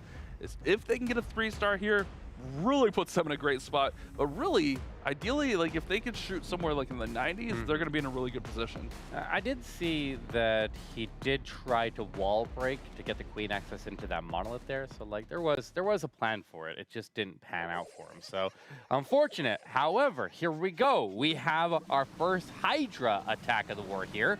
Looks like 6 dragons, and we have 4 dragon riders. And as you can see, we got the clone we have the Rages, we have all of that invisibility. So prep yourself for a big Super Archer bomb to sail across the base here. I think he might try to squeeze in right between the two sweepers and sail across and land on the Monolith. There's a lot of Super Archer value right there, but this is kind of risky to make this approach. Yeah, I see exactly what you're saying. Tornado's going off early, so doesn't have to worry about that. Can use that Warden ability to make sure everything goes through here. So Warden ability will protect all the dragons, but also protect that blimp as he flies in. He does squeeze it right past both sweepers there. And he's going to land right on the Monolith. We'll see the Invis come in, we'll see the Clone come in, Rages, and then the Super Archer should be able to take out a lot of value through this base. We do have those Goblins. Well, I guess the Goblins got taken out, but the Goblins did get a little bit of damage on there. He freezes the Invis, but the Invis goes off anyways. I don't think he necessarily needed to freeze that Invis, especially since, you know, it's going to go off anyways. Yeah. But Eric, where'd the Dragons go? Yeah, they just got melted there. The Dragons got shut down. Yeah, you definitely don't need to pop the freezes there. You're better off with just more invisibility, especially if you have 2 Rages invested, because you can refresh the Rage there and you can last through like 6 or 7 invisibilities without any problem. Just like you need 1 initially while you wait for your Spacer troops to move out of the way, then you clone, then you can get the Rage down, and then you can get 3 invisibilities and then go in with a second refresh Rage and then go for another 3 invisibilities. And you can wait out that invisibility tower. You don't have to go ahead and freeze the Town Hall. And you don't have any incoming damage as well. So there's definitely some considerations that you need to make there, and I feel like that's a little bit of wasted resources. But he did clear out a lot with that main push. And now the heroes will try to get it done, but I'm really fearful of how much time he has left on the clock here. Like, he did get a lot, but it also took him a lot of time. And so with just his heroes moving, while everything is thinned out to a nice line of defense so they engage him 1 at a time, and even with like a dig against stuns, he should have a strong push here, but he spent a lot of time in the setup, and it's really going to cost him the end. He almost could have went with a double clone here. I know a lot of people like running that second Rage and refreshing it. With that double clone, you get a few extra archers in there and can maybe get both the scatters down and target it a little bit more, but also it was a really awkward play with that freeze on the Invis tower there. But you're right, time's going to be the ultimate factor here. I don't know if he has enough to get through this anyways, with all the hero abilities gone and, you know, the scatter shot's still up, Royal Champion's still up. But this is going to be close, actually, like percentage-wise on the war. Queen gets healed all the way back up, so time actually was just the main enemy here. But I think this war is going to be like within a couple percent after this attack. Yeah, the wars, they're up 1% now. They're up 1%. I mean, up 1% is all they needed. Any advantage that you can get there, to climb it up there, it's a little bit of a wild card attack here on how much value you end up getting with these Super Archers, because once they land, you don't know what kind of traps they're going to face. You don't know what potential CC is going to come out and distract you, and you just drop that blimp in, you sail it across the base there, and it was risky. It was risky to send that blimp all the way across there because it could have been intercepted, and it could have hit black air bombs as it came out of the ward ability, hit a tornado trap that stalled him up there, and there's a lot of things that can go wrong in that attack, but he took the risk. It didn't quite pay off, but at least it didn't end in disaster. But the weird thing there was he kind of went into the sweepers real awkwardly there. Like, he threaded the needle with the blimp through the middle, but the sweepers, I mean, the dragons and the dragon riders still had to fight those sweepers. So yeah, true. Still very, very awkward there. And investing, the tornado came out early, so he saw the tornado. Investing that Rage, I don't know, man. I'm a little bit torn on that one. It's up to Easy next. So like I said, again, bash math. Alpha MX up by 1% going into our 4th attack here. So Easy can really sway this war with this attack, or they could go the other way. We'll see. Obviously, we don't know what's going to happen with those one, but it looks like a Blizzard into Hero Dive Lalo here. Yeah, Blizzard going to take a landing right into the Teslas, which is a nice extra pickup there. Get all the Teslas out of the ground. He got crash damage to the blimp landed on the Teslas, getting them down a little bit faster. Now, once again, we see the landing with the invisibility tower by the Town Hall, but there are other targets. You have so much invisibility, you can just hit the Town Hall initially, then wait it out, and then have enough invisibility to go back after it. That's how that last one should have been going to have maximum efficiency here. And so Easy is in a much better spot here. He's able to secure all of his primary targets and and now he can push his way in with the heroes, pick up as much as he can, making sure that he sends them in right where the Blizzard left off, taking advantage of the CC pull and the area of the base there being cleared out by that Blizzard to use it as a funnel, while also removing a lot of big targets. And so his heroes have no damage or very minimal damage coming at them from the side. They can reach everything that is going to engage them directly in front of them, and that's exactly what we want to see here. And I believe there's still 2 Ice Golems in this clan castle. It wasn't a full pool here. King's going to hit his ability, go over, fight off that Royal Champion. Queen's going to work through here. The RC is going to come in. Yep, here comes those 2 Ice Golems I was talking about. They're going to come out and stall up these heroes a little bit, but hopefully Royal Champion can get through the scatter shot before the Ice Golems get over there. And I think she will. Yeah, the Ice Golems are going to go target the Queen and all those archers, so the Royal Champion will have no problem working through there, and he's got a nice little path set up for the Lalo here. He needs Royal Champion to go over and grab this multi, and he'll be in a really nice position. Tornado pulls her back, though. She does have the Dicky right there that has the stun for just a second, but now the damage picks back up. He freezes it. He hastes it. He'll push his way to the multi. Does he have to take it down? Not quite. He needs to drop in more backup balloons. He still has the haste active. Take advantage of him easy. Does he recognize it, though? There's a lot going on here, and he's got his attention split over to the left side of the base, but he needs to get back to this multi and figure out how to get it down right now. Oh man, Invis goes up, but also the Invis protects the balloons here. Balloons are kind of all over the place. Freeze on the scatter shot. That scatter shot is like 1 shot here. It's not very high. Oh, the haste fades right as he finally gets the balloons in. But I think he's still fine here, Eric. I think he's got it. Yeah. He's only got the Monolith, which is only going to target 1 balloon at a time. There's a Hound up. This is through. EZ's going to get the triple for Taco Esports, which is going to put all the pressure on Alpha MX. This is exactly what Taco Esports was hoping for. Great attack from EZ. Could have obviously got that multi down a little bit earlier, but that's fine. He gets it down ultimately in the end, and it's a 3-star for Taco Esports, our first of the war. Oh, baby, that 4th spot coming in huge again. Absolutely. So much drama this war. It's been all over the place. Lead shifting back and forth there. A little bit of mix-up to the beginning of the war. Like, this war is definitely shaping up to something special. But it is now a potential lead, not guaranteed, because Alpha MX Esports went into this exchange 1 building ahead. They can maintain their lead if they can respond with a triple now. Man, what an attack. Great freeze there. Freezes the sweeper and the multi at the same time there, which allows those balloons to work in. And look at this. The Invis, not only does it work on those defenses, it works on his balloons also. So yeah, it's a little bit annoying, but it helps out and helps secure this attack.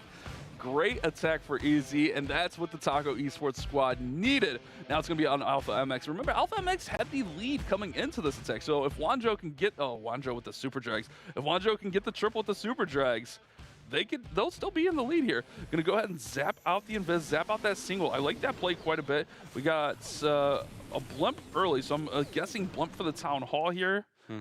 That's why I would zap through there. Using these rocket loons to create some pathing. Look at that, playing on a phone. That looks, how do you play on a phone? It's so small. You'd actually be surprised. A lot of the biggest name players in Clash of Clans actually do play this, but a lot of them prefer it. In fact, if you know Navi, who just won the World Championship in the last season, almost all of them play on a phone. So I mean, if they do it, then I mean everybody else should too, right? But that's I mean, let's just throw that out there. That's why I'm bad. I'm playing on a tablet. Gotcha. Okay, that's it, guys. We figured it out. All right, Wanjo coming in, does take down the Town Hall with the safe blimp of goblins and sneaky goblins, so you don't have to invest those extra rages, because remember, we invested the spells early with the lightning spells. Here come those Super Dragons working through the base, and you use these kind of like the Eat Drags. Rage up, and then drop in that Warden ability. Now it's going to be hard to fight through the Monolith and the Sweeper, but the freeze spell is going to come in really nice, and Wanjo's pushing through strong. Yeah, we get in the heaviest here into the base there out of the way early, going after the area with the Rage Tower. He's got that invisibility active as he pushes into the Monolith right there. Tons of troops right there trying to get it down, but they aren't targeted right now. They're distracted for a moment. He does finally lock onto the Monolith, and he does finally take it down. But now the question is, did the Super Dragons take it out of the base here to set the heroes properly? The Queen did end up going to ability, but she at least has her Unicorn still active. and healing her back up there, and she has a chance to recover for a bit while she moves in and tries to catch up with other heroes. Look at that Dragon. That Dragon just took out 3 Teslas with 1 burst. Nice. That was huge. So King's out in front here, going to pop ability. Got Royal Champion coming in late with her ability still in hand, and Queen's just going to beat on a wall, and she'll get healed all the way back up, which could be huge coming around the corner of this base. King's going to go ahead and duck inside this compartment. Royal Champion taking out the bow. Really, the main threat is this last and final compartment down here with the scatter shot and the Expo, but if King can stay out in front of the Royal Champion a little bit longer, this will be really nice. Yeah, the Royal Champion still has her ability on standby, which can definitely help deal with some of these arch towers on the backside, but he can pop it right there. He hits the Expo, he hits the scatter shot. That Super Dragon that was left behind is starting to cut across the middle. If that Super Dragon can step in and support the Royal Champion with the scatter shot, oh yeah, he's got the RC with the Diggy to get the stun, stops up that model, or that scatter shot, I mean, and will carry through. Plenty of time to get it done and plenty of heroes to support. So that is huge right there, because that will maintain their lead with a 1 building advantage as we begin our final exchange. Nicely done, Wanjo. That was clutch. You're putting a lot of stake into Bash math there. I'm just saying. No, I confirmed the math by looking at the numbers. Oh, okay, Eric. Yeah. Okay, so if, this time it's Eric's fault, guys. It's Eric's fault. It's accurate. You're good. You're good. Bash was right today, guys.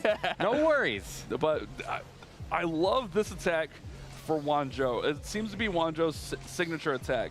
Using those Super Dragons, using the Lightnings in there, and just executes it really well. The heroes were really good on this one, but man, these 4th attacks were really huge. So we got a pretty much even war on our hands. Anything can happen on these last attacks. Man, Eric, this war is going to come down to the wire. We got Taco Tony coming in for Taco Esports. Let's see what he can do. Let's see if he can put his team out in front. Oh, man, look at that percent. You're right. It's right there, man. It is right there. Oh, what a war. The 1-star. Yeah, you gotta set that bar. You gotta set this bar high here, Tony. You need to get out here. You need to smash it just like you smashed those tacos. And you gotta get this percentage as high as possible, because every percentage that you grab here is the percentage that the other team will have to match. If you can beat them by 1 building on this final exchange here, you will take the win. And here we go. It is a zap into Queen Charge Dragon Riders. So he's got a lot of nice zap value right behind the Town Hall. He's got the Blimp that can go in, and if he can activate the Town Hall with the Earthquake the same time as the Blimp is about to land there, then he's in a good spot. But that Blimp does seem to fall a little bit short. He goes ahead and makes the storage invisible, but the Sneakies are going to the wrong spot. They do not go to the Town Hall, and Taco Tony is in trouble here. I think he meant to zap first. Uh-oh. Oh, he needed to get the Blimp to the Town Hall. That is short. Oh, no. Well, it seemed like he popped the... I don't know, man. I don't think you would ever manually pop the balloon, or pop the Blimp there when it was going directly at the Town Hall, unless it was a misclick, but I'm pretty sure it just got shot down before it arrived to his target. So he's going to have to find a backup method to secure the Town Hall. He doesn't necessarily have to triple here. He just needs to do better than what the final attacker from Alpha MX. But he doesn't know what that is, Eric. Exactly. So it's a head-to-head here, but you have to get the percentage up as high as possible, and so just salvage what you can out of this and climb that percentage up. Yeah, and King's going to come in from the bottom, possibly just setting up to set some pathing for the Royal Champion. Oh, actually just full send the Dragon Riders right through the Town Hall. This is a risky play, because Dragon Riders, if they get... I don't think he has an option. I don't think he has an option here, Bash. He has to play like this. I mean, he could have maybe saved it with Royal Champion, sent Dragon Riders over there at 3 o'clock. It's hard to say. Maybe. But the Dragon Riders are going to get caught up in the poison. That he's going to have to try to salvage, like you said, salvage as much as possible with Royal Champion. Queen's still going. But Queen is taking a beating over here on the left-hand side. King's going to duck in. Actually, no, he's gone. Yeah, He's gone. He got taken out by the Queen there. Yeah, but he did a lot of damage to that Queen there before it went down. He's a little bit late on his Headhunters to go in and get the defensive Queen down, and he lost some Dragon Riders as he pushed his way through there, and he lost his Grand Warden.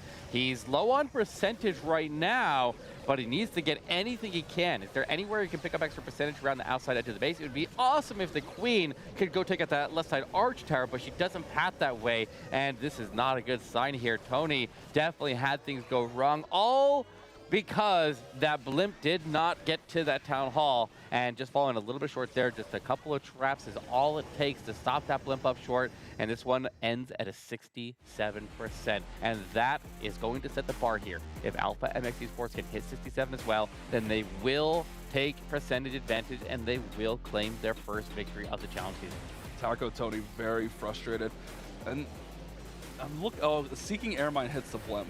And then he kind of panics and goes invis, but the Town Hall is invis, so the sneakies yeet off to the left-hand side. There's a bunch of bombs in there. I think he needed to zap out the invis. He needed to zap as the Queen was getting started there so that the invis was faded.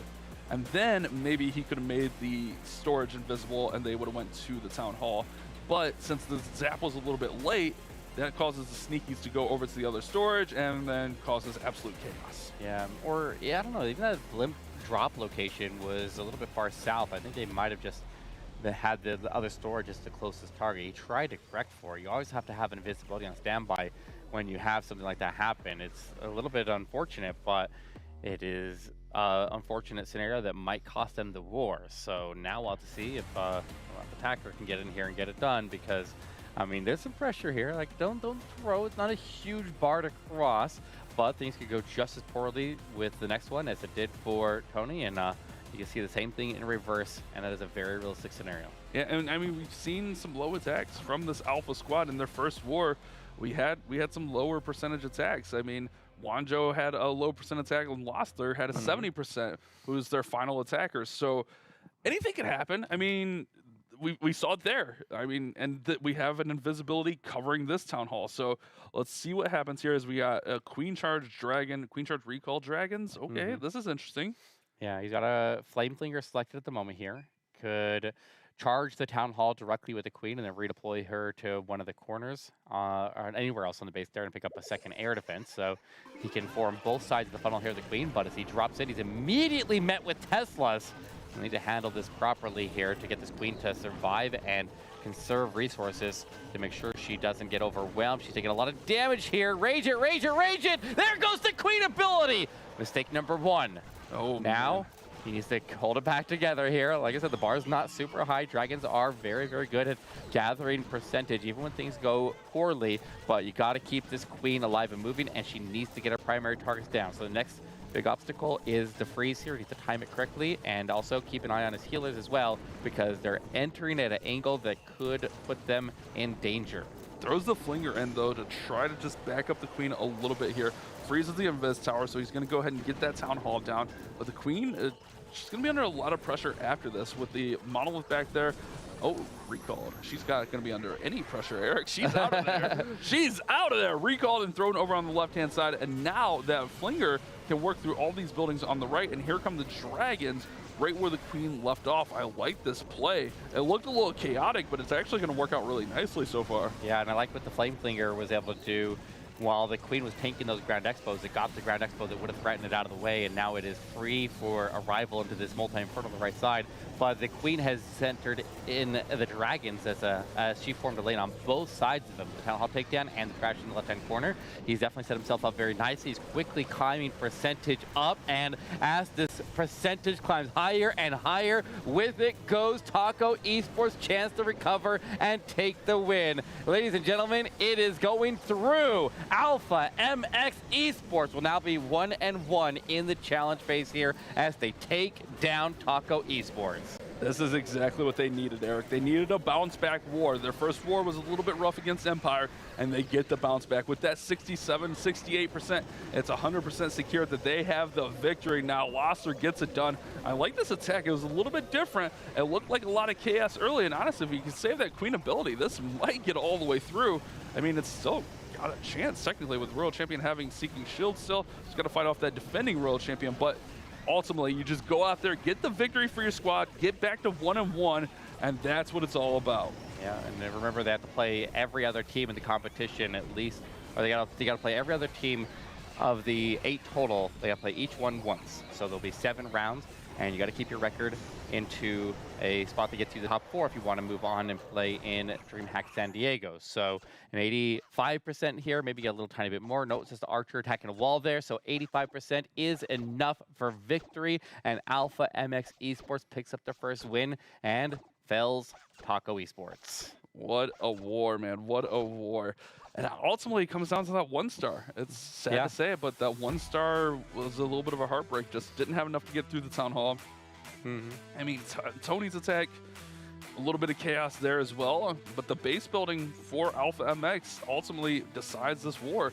They didn't really do much on offense, but they got what they needed on defense. Yeah, the Super Dragons locking in that triple was absolutely clutch there. That was the deciding attack of the war, which you don't see a lot of Super Dragons, so Wanzhou definitely MVP on that one. He's able to tip the scales into their favor and set them up for this win. So definitely interesting to see Super Dragons with impactful attack like that. Yeah, it was a pretty nice attack to swing the war right when his team needed it too. Like, if they don't 3-star there, they definitely don't win this war. So it was a really huge attack. Those heroes came in really nicely through the back end. Get the victory. GG's to both of these squads. Alpha MX moving to 1-1. And what a war. That one had a lot of emotion, a lot of drama. A lot of those attacks were so close, so back and forth, Glitter. Listen, I don't want to say it, but I'm gonna. Eric jinxed it. Because Eric said there was a possibility in this specific matchup for there to be the 1-star. Did you not, leading into this? I mean, I did. You look at those overall league averages, and you see that the math doesn't math very well.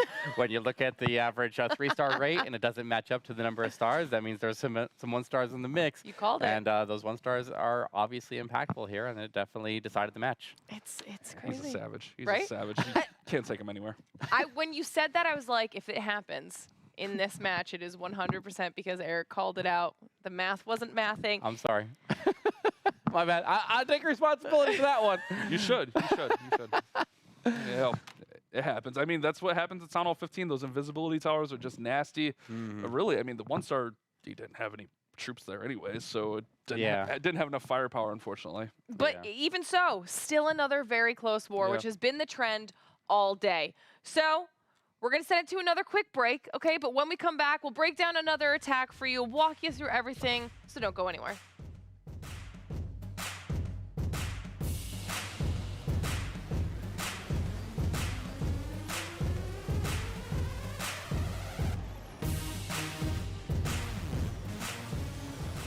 The Snapdragon Pro Series powered by Samsung Galaxy is brought to you by Snapdragon Elite Gaming, Samsung Galaxy S23 Ultra, Monster Energy, DHL, and the U.S. Air Force.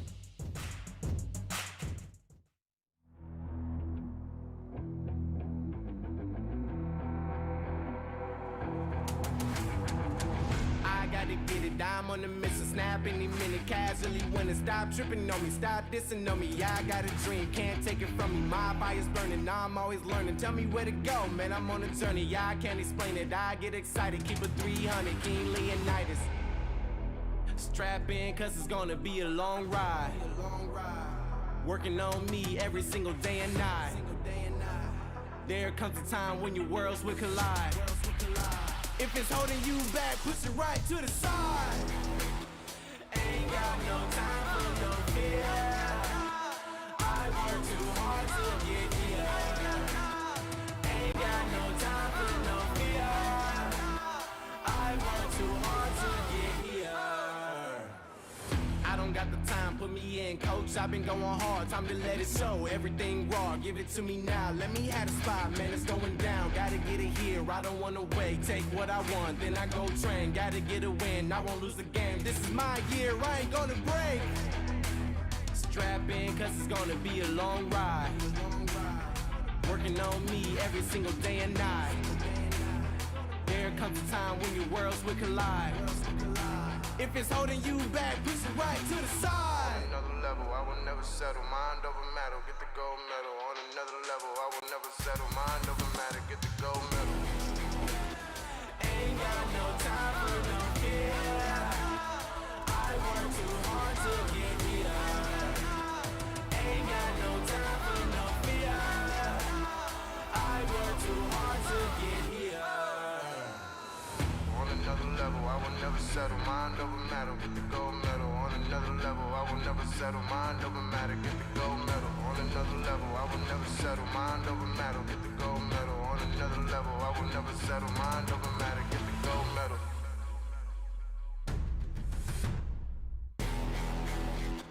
Ain't got no time for no fear.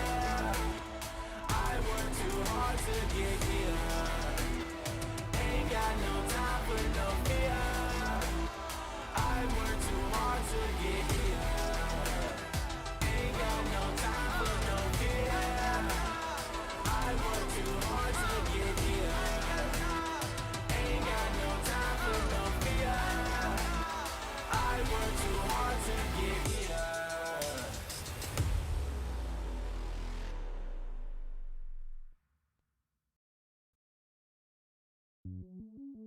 Welcome to the place where dreams come true. Where everything you want can be yours. If and only if you're willing to work for them. You're willing to hurt for them. But most of all, you're willing to be first for them. Ha! Look, I'm going straight to the top. I don't know how I would stop, like it or not. I got some goals that I'm hitting. You hear what I'm spitting? It's hot. Look what I got. Whole lot of passion and pain. The road to success is insane. Stay out my lane.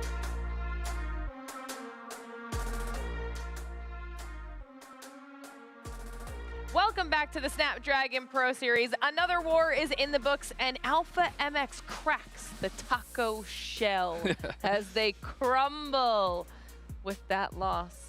I mean, it's kind of savage, but it's kind of accurate. The 1-star. It was rough, right?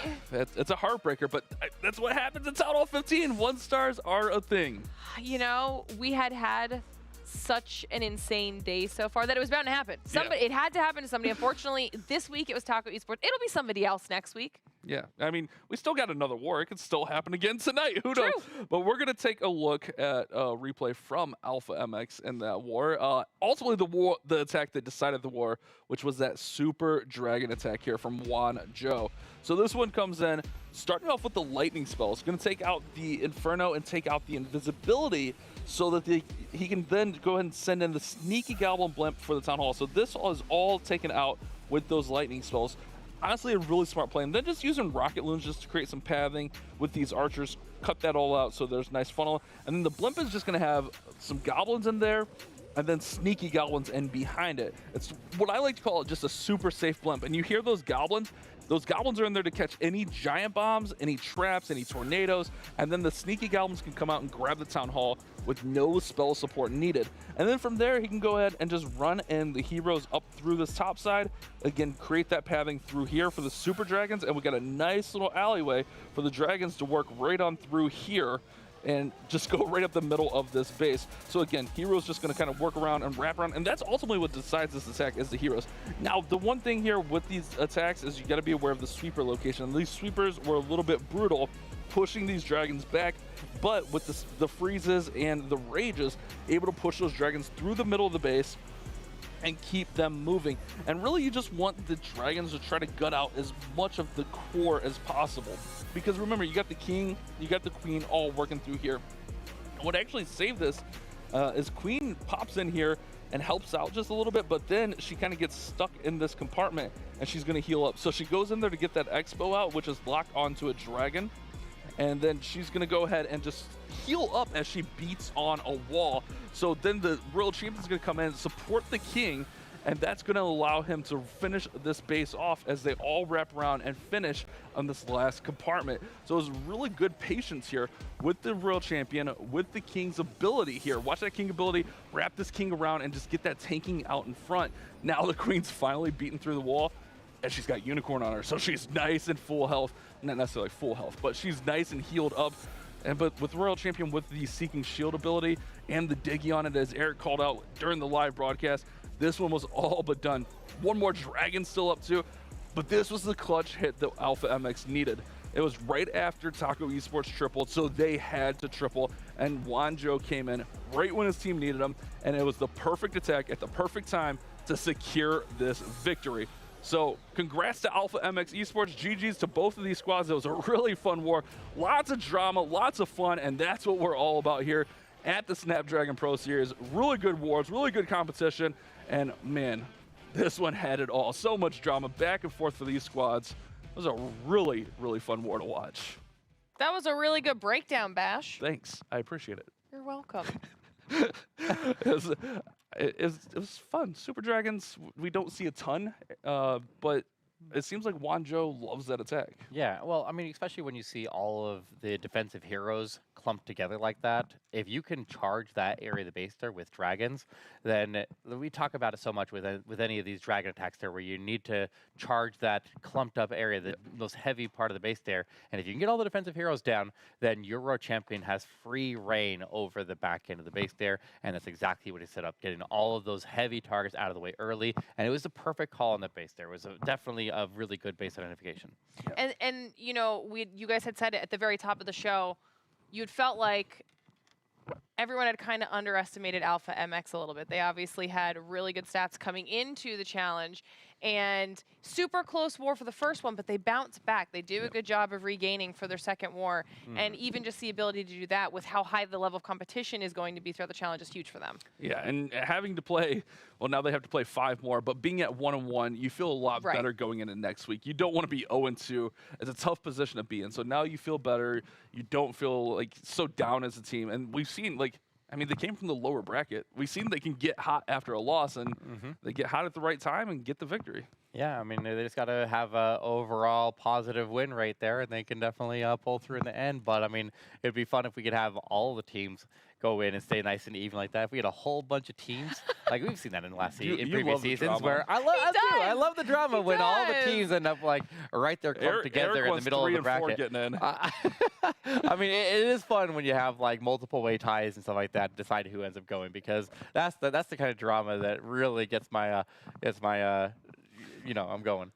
Listen, I think at the rate we're going right now, it's going to end up being like another 1 building difference between who's qualifying into San Diego and who's just barely missing out, because that's how close it's been so far. Yeah, last challenge, I mean, it came down to the final day. Exactly. It was so, and like on that last day of wars, like we had teams where we had that possibility of where 3 and 4 could qualify. Like it was a crazy finish. So guys, make sure you tune in.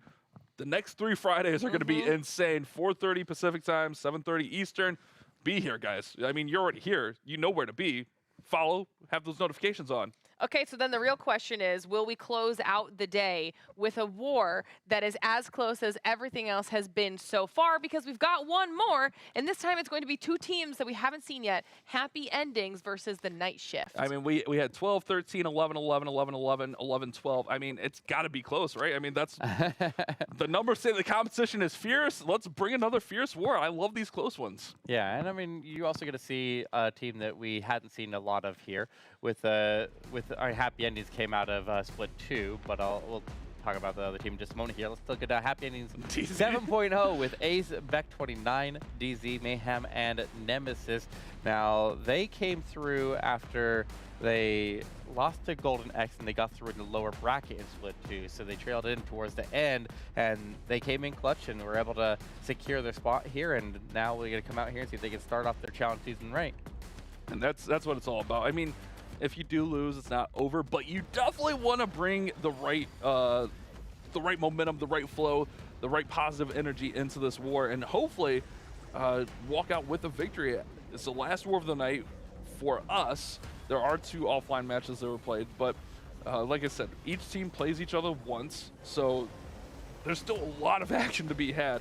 But with this being your first war, you want to start it off right, in my opinion. But not their first war of their history playing in the Snapdragon. As you can see, they're all the way up to Happy Ending 7.0. So they increase that number every single time they set up a new team here. It's the same core set of players here, but they have a couple tweaks in their roster, and then they send out another team here to try again. So in the past, they have been making it to challenge semi-consistently, so they are definitely a team that can potentially get to San Diego, so I'm kind of curious to see what happens with them. And they're going to be going up against the Night Shift, who we haven't seen since Split 1. They got through, and they were really fun to watch. A. Campbell, Chase the Ace, the statistician of the Clash community.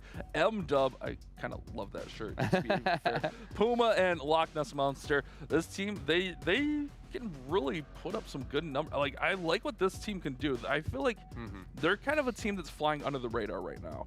And we see Where's Perry in here, Puma, Chase the Ace, M-Dub, and Loch Ness. I feel like this team can kind of skirt under the radar just because there's so many good teams that came out of Split 1.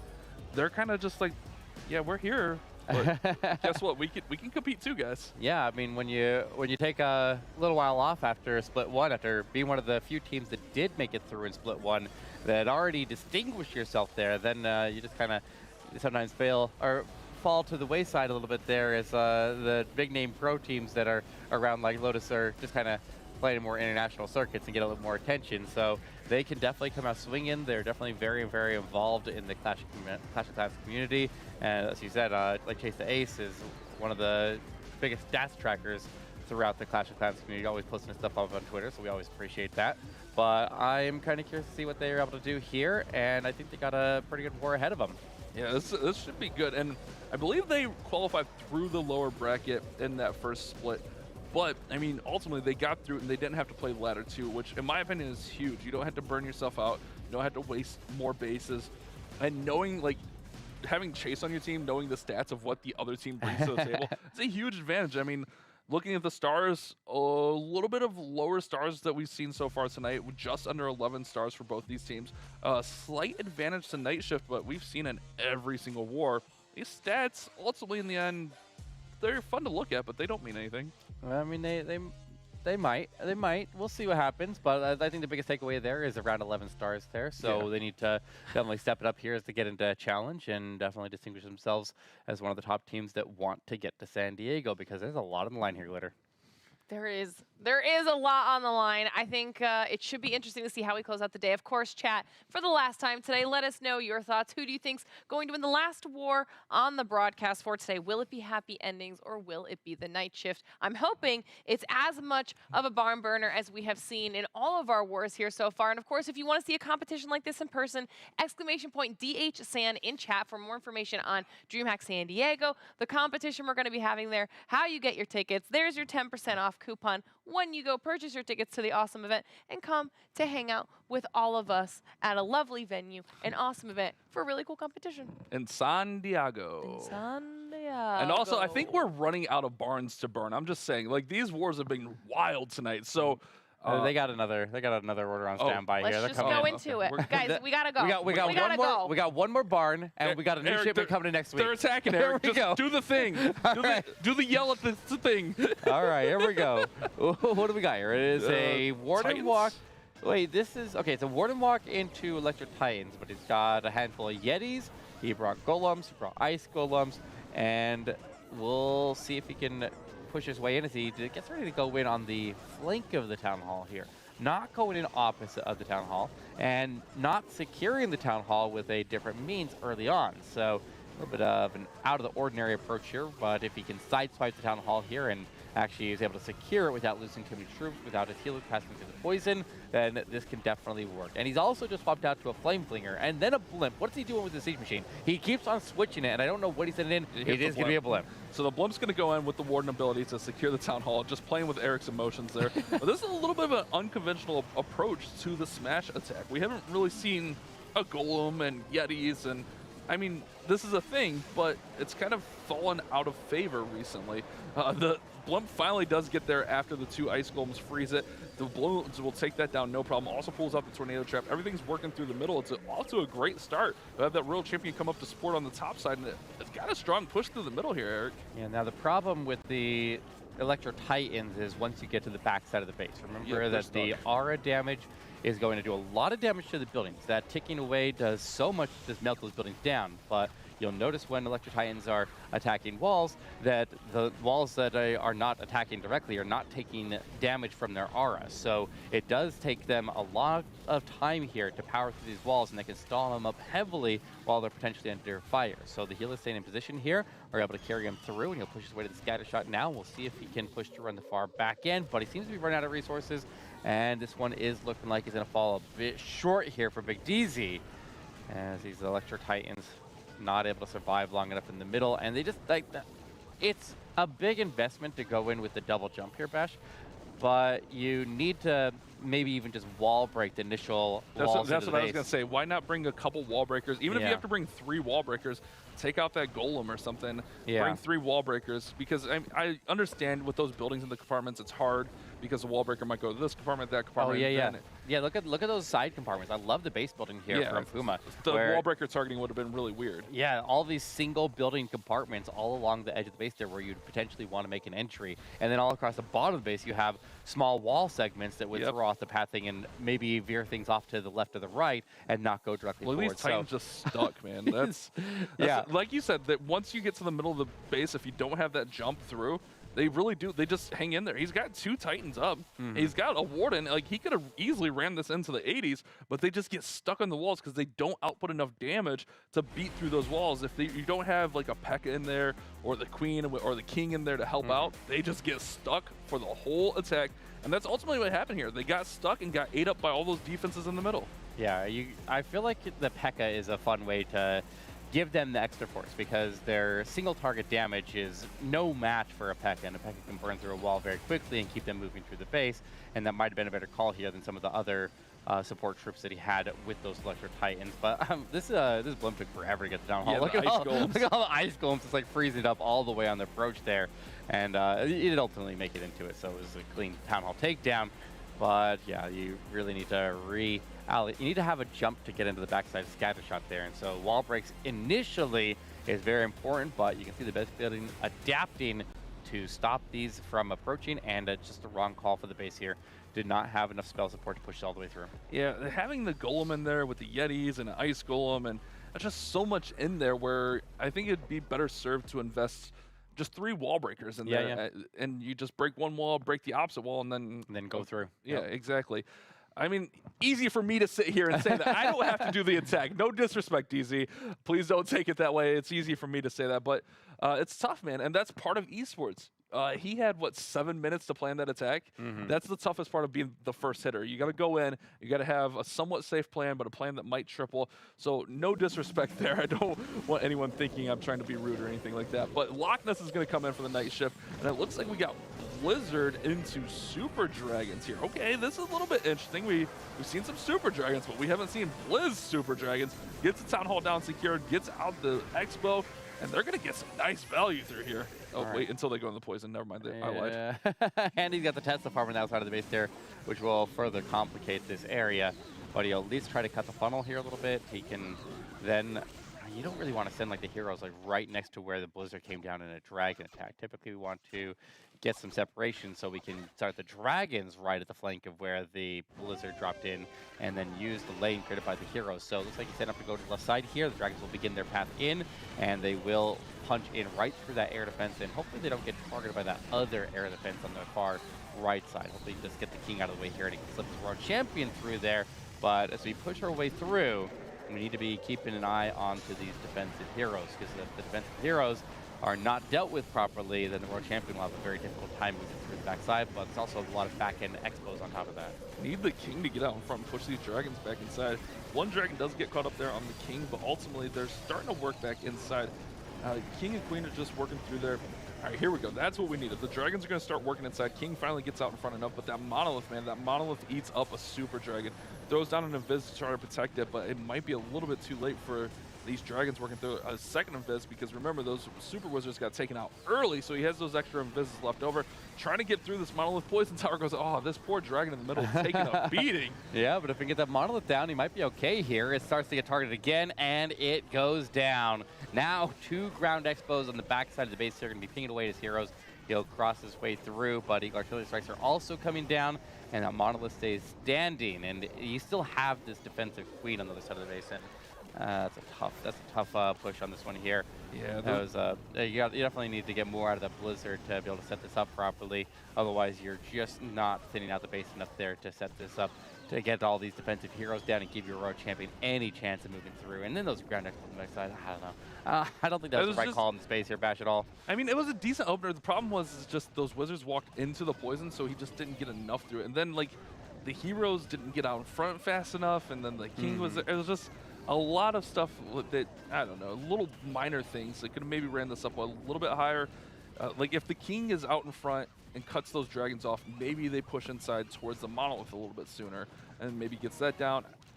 Again, yeah, it's hard to say, but you're right. Needed a little bit more value out of a Blizzard, or just a little bit more value out of an opener there, but ultimately, it doesn't matter because they got the advantage now by 4%, Eric. Yeah, I usually like those Super Dragon attacks when all the heroes are clumped together, like opposite of the Town Hall, and you can just drop them straight into there instead of trying to take advantage of the funnel. Like if all the heroes were clumped around that bottom right multi-inferno and you could just charge the Eagle Artillery, then you'd been in a very, very strong position here. But the base layout just didn't really present itself to a Super Dragon. I feel like this was a little bit forced. Yeah, I mean, that happens sometimes. And again, first attacks, it's hard to say. It's hard to say, you know. Yeah.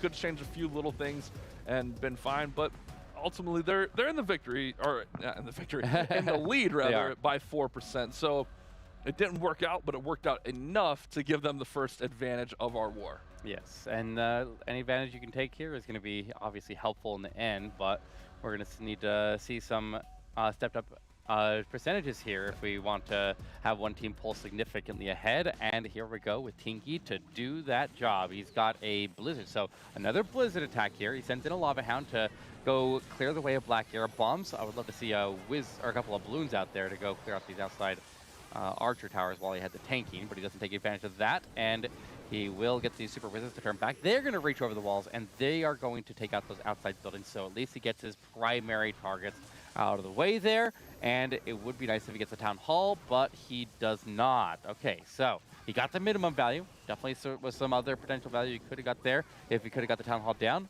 or if he got the CC pull, I mean. So we'll see what he can do here, as he will have to fight the CC once he's inside of the base here, Bash. And Hero's starting to work in. Wallbreaker's going to give them access to the multi-target Inferno, give them access to that Royal Champion, using that Baby Dragon just to make sure the pathing is right. King going shopping a little bit here. King should come back, though. Still has ability in hand for him as well. Ice Golem pops off. Oh, wait, King wants to go beat on a wall. Needs that King to go in there and support the Queen. Oh, but he's kind of just stuck on the wall. We got Goblins, Super Minions coming out of the Clan Castle. Poison Spell is going to be down to deal with them, but the Queen's not going to be able to get as much value as he was hoping for, I don't think.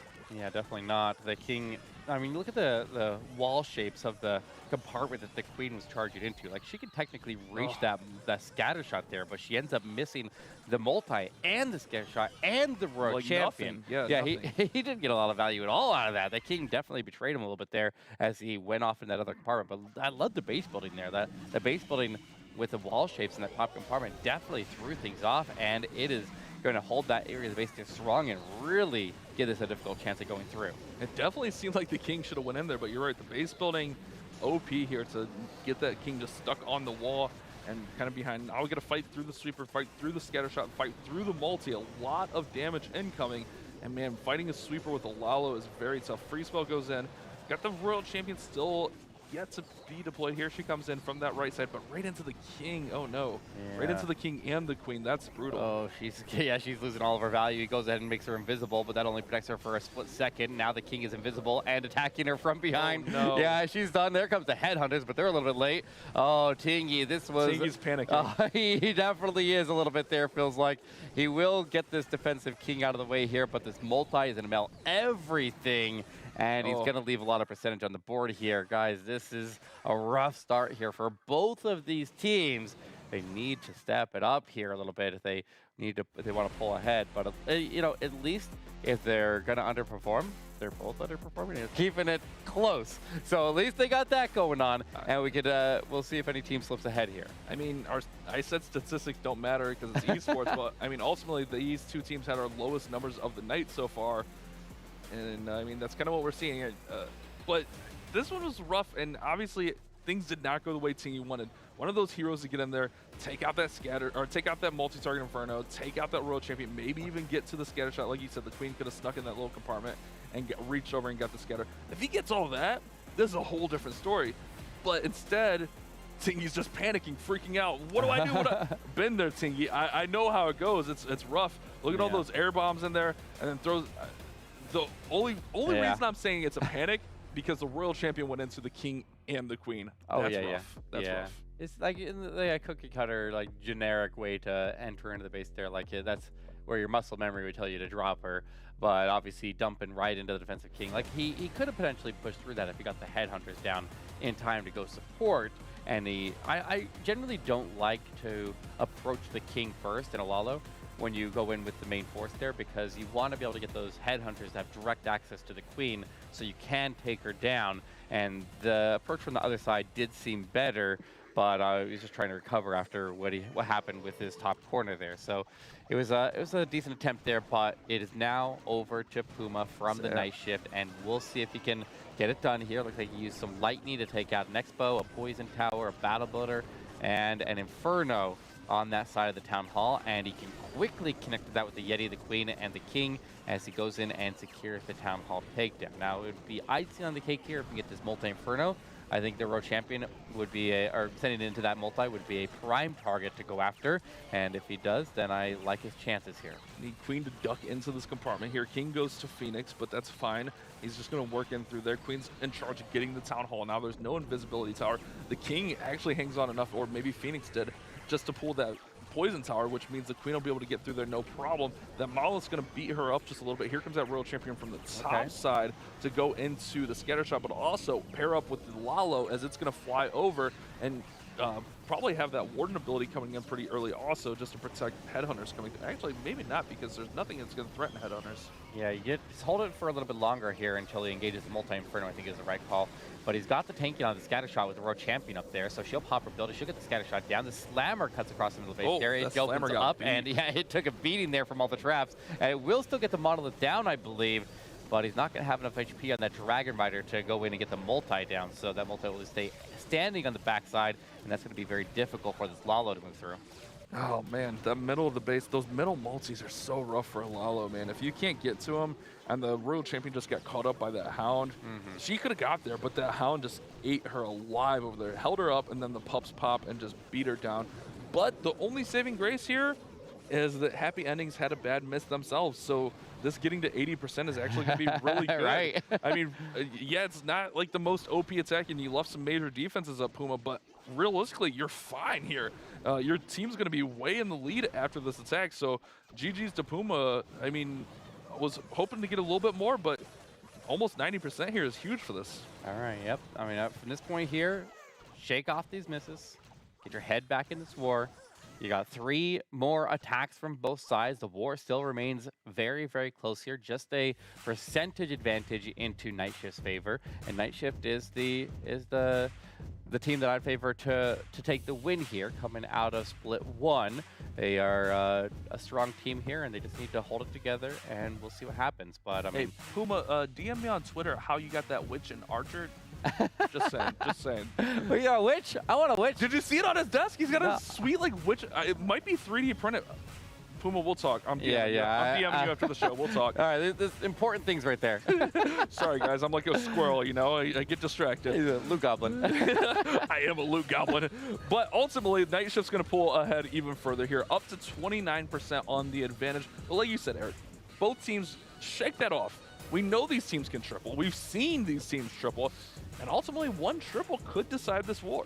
Yeah, I mean, it hopefully the percentage gets a little bit closer towards the end of the war here, but obviously there's a lot more time to equalize that. This one went a little bit rough here. All the beginning attacks here went a little bit rough, and that's just the nature of Town Hall 15 sometimes. Yeah, like this is not that uncommon, even throughout all the way through the pro circuit. So like, this is there's some low ones here that I'm not really happy with.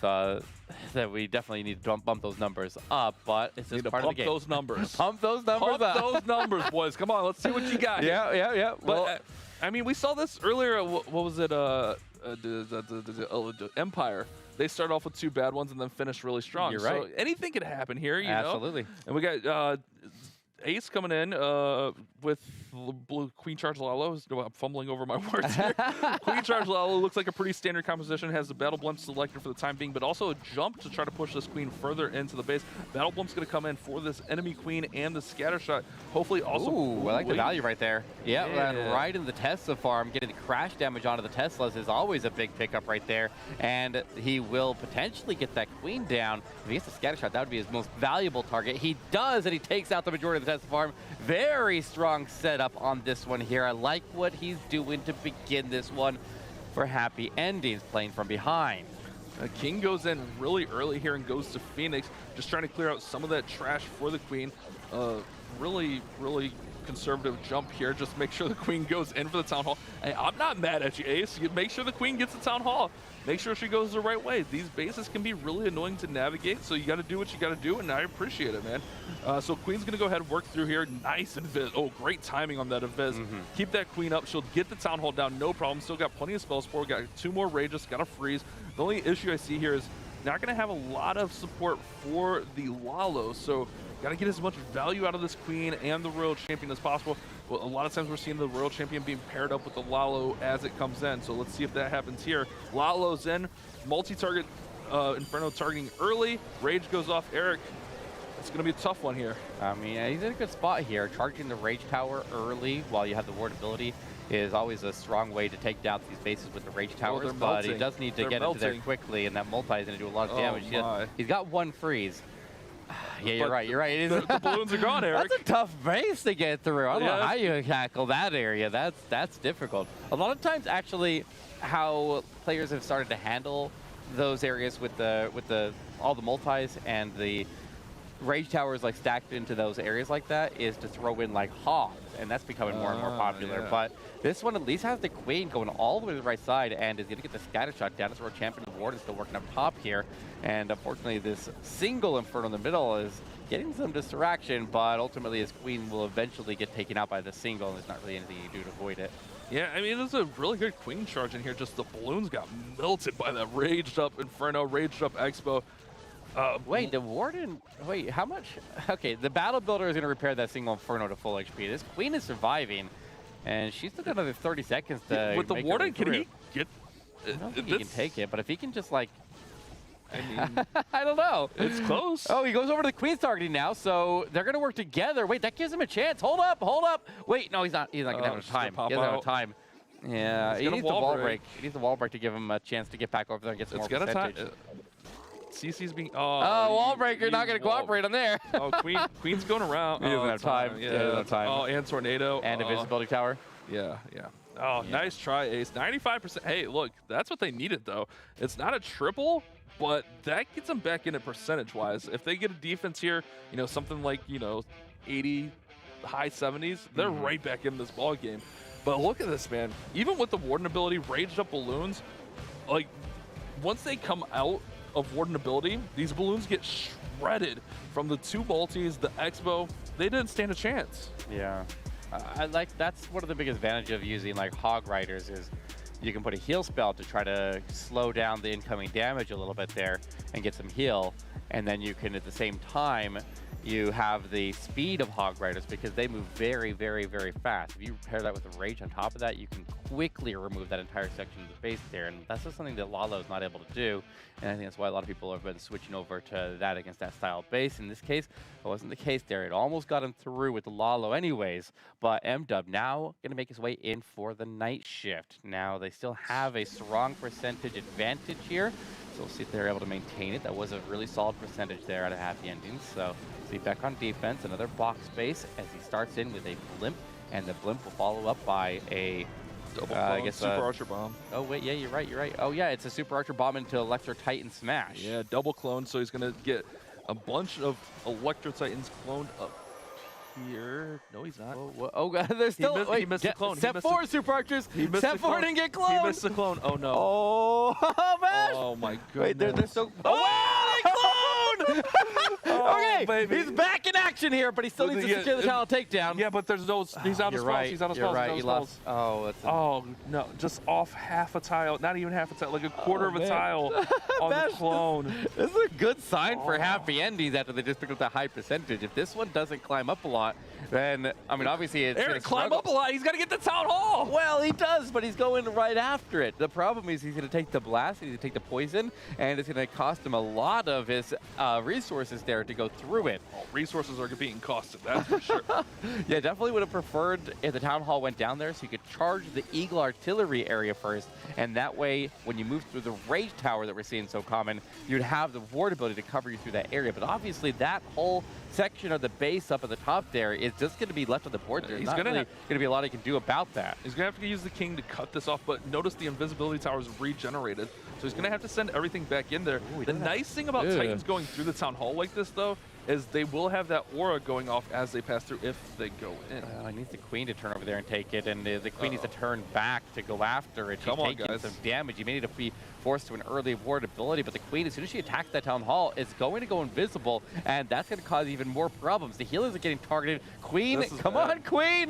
Queen, turn! Uh-oh, he's in a lot of trouble here. This Town Hall is going invisible. He pops the Queen ability. There it goes! Wait, Bash. Come on, He's got the road champion. He's got the road champion on standby. He was smart. He saved Don't panic. We're not panicking. I'm not panicking. You're panicking. I'm definitely panicking. All right, MW, you got this. Oh, tornado! Tornado. Come on. Goodness. Can an attack have more drama? He's okay. He's okay. He'll secure the Town Hall takedown with that RC ability. He'll gather some more percentage around the outside of the base. And now we just need to see where the dust settles and see What's crazy here, Eric, is they're still going to be up. Are they? Yeah. So the last attack was 95. They had a 29% advantage. So like 66 Oh, you're right. was the He's mark. climbing into the 70s. They're still going to be up here. So it was chaotic. Yes, it was that close. It was very chaotic, but this is, you got those comms in your ears. You stick with it. You don't panic.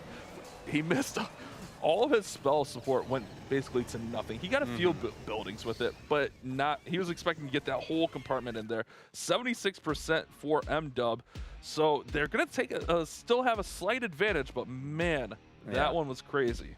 Yeah, you definitely, when you put all of your eggs in one basket like that and dump your entire spell arsenal into trying to take out a section with the blimp and you miss your clones or you mess up an invisibility or there's a lot of things that can go wrong. So it's a very accurate, accurately required play to go through there to be able to have the super archers get the value that they're looking for. And if it doesn't pan out, then you're just panicking to try to recover it because it's even worse when you have the anti-2-star bases. Look, it's a little bit of a box base here, but even this one gave him a little bit of trouble, and that back end obviously was absolutely lethal, and he had to charge that first. So Town Hall not going down is a death sentence most of the time for the super archer bomb attacks. He wasn't panicking, you were panicking.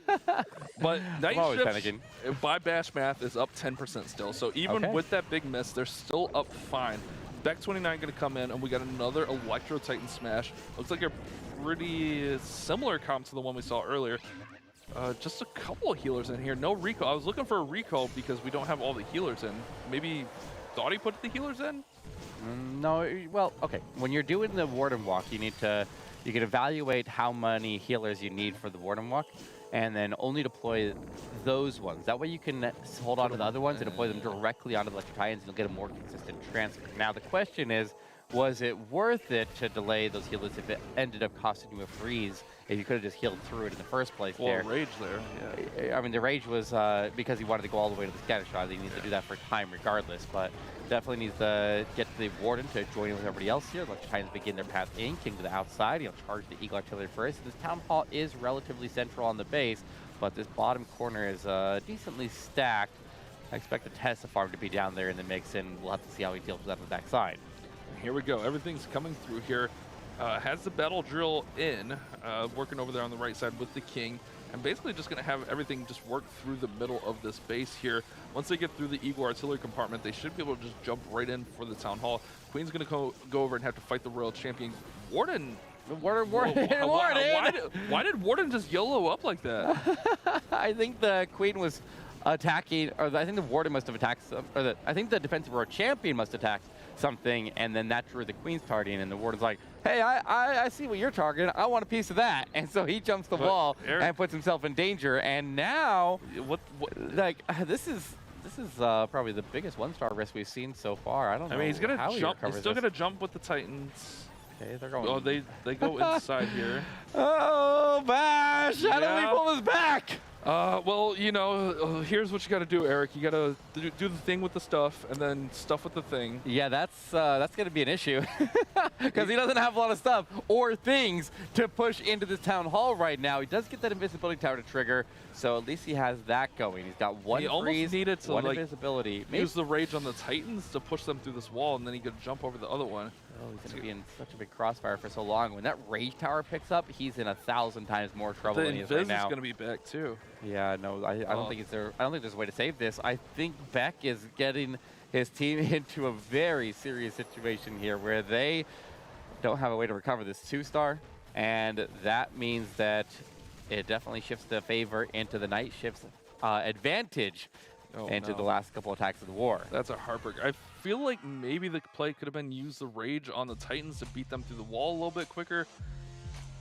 Because he just used it on the Queen and she didn't really get much. But also, you know, heat of the moment, it's hard. It's hard to adjust there, especially when everything like splits out there. This was a really interesting play on this base. Well, also he only had one jump. Like he got the wall break into the Eagle Artillery, but like is it like that CC is walled off? It's hard to tell that it's walled off because all the walls are hiding behind it. Maybe he thought the top corner was? I'm not sure, but well, you could tap and see when you're scouting. Yeah, he definitely could have checked to make sure that the walls were actually open there, because it looks like it could be open, it could be closed, but you can obviously click and go find out when you're scouting the base there. But I don't think he ever really had pathing to the town hall there. Like he should have run a log launcher or something. Yeah, I think log launcher would have been a better play there. The drill kind of felt forced there. Yeah. Log launcher just opens everything through there, then you don't have to really worry about it. I mean, he had everything going that way. You could have just full sent right through the middle. Yeah, a little bit of a misplay there. Cost them big here. And it might cost them the first war, but they're lucky that they're receiving all defense on the other side here. Chase the Ace is going to try to take that statement away from us. We have another Electro Titan smash attack here. This one is going to have the Flame Flinger go to the artillery. He needs to use the lightning. Now look at the lightning value in the core of the base there. He zaps out the, I don't know if he should have gone for that side. I feel like he should have gone to the other side where he can connect to the Warden more simply, because that ground expo that is on that right side is going to be a potential issue. Yeah, and as we get going here with Chase, our statistician of the Clash community, I really want to take a quick moment to thank our sponsors yet again. Snapdragon Elite Gaming, guys. When winning matters, think Snapdragon Elite Gaming. Again, a huge shout out to them for putting on these awesome tournaments for us, these awesome events, and bringing all these players together to compete. All right, here we go, Chase. Sending in through here. We got the wall breaker coming in to send those Titans through the middle. We got a jump spell still in the army composition. It should be pretty safe, relatively speaking, but we've seen a lot of wild things happening here. Jump spell's down. He's going to go ahead and rage everything up and just start working through towards that town hall. King's on the bottom side there. And the Ground Expo picking away for a long time here, but the artillery will finally go down to the Flame Flinger and maybe can get the Flame Flinger to go over and pick up that Expo, because nobody else is really going for it. He lost all of the Electro Titans into the Rage Tower. That was rough, and that's going to make it even more difficult to get out of the back side of the base here. But with this Expo and the multi pinging away hard at him as he makes his way forward, this might be a 1-star as well. You gotta be kidding me here, Bash. Oh, Eric. I guess we asked for more drop. Oh, he throws RC in too. Why? Oh no. Oh, Eric. It's a 1-star. Oh no. Chase, don't panic. Oh no. Bash, and anything can happen, and everything is. This is. Yeah. Oh, wait. Phoenix, World Champion Secret. Oh, he got the town down. He's not panicking, Eric. You were panicking. I was panicking. Never doubt. I had faith in you, Chase. Don't listen to Eric. Yeah, this guy's toxic out here, bro. Don't listen to Eric. No, Chase, shake it off, bro. Shake it off. Good patience there. He had the King with the Phoenix. RC with the ability, just enough to get through the town, town hall. Yeah. And then he's going to be able to run up percent just a little bit more here with the Titan and Yeti out of the clan castle. I'm not going to lie to you, Eric. I thought it was a 1-star. I thought it was too. I'm not going to lie to you. Yeah. It's, but good save, Chase. Good save, man. Yeah, I really feel like that a lot of the problems there were caused by the lightning going to the left side instead of the right. I think if he mirrored that lightning over to the other side there, then he would have reduced the incoming damage as he entered into the base there with his main force, and he definitely would have improved his chances to push to the town hall. Obviously, that still leaves the other half of the base that still is a major problem. As you see, there's still a Rage Tower on the left side, so it's like you choose your poison right there. Those Rage Towers are difficult to move through, and a lot of bases are shifting to them, but luckily able to secure the 2-star and maintain the lead. And now it'll come down to the final set of attacks here. Advantage Night Shin on percentage and stars, but still within reach here of happy endings. If they can triple, then that's 100%. So that can push the last one to percentage, and we'll see what happens from there. Yeah, I mean, obviously they have to triple here, or hope something crazy happens.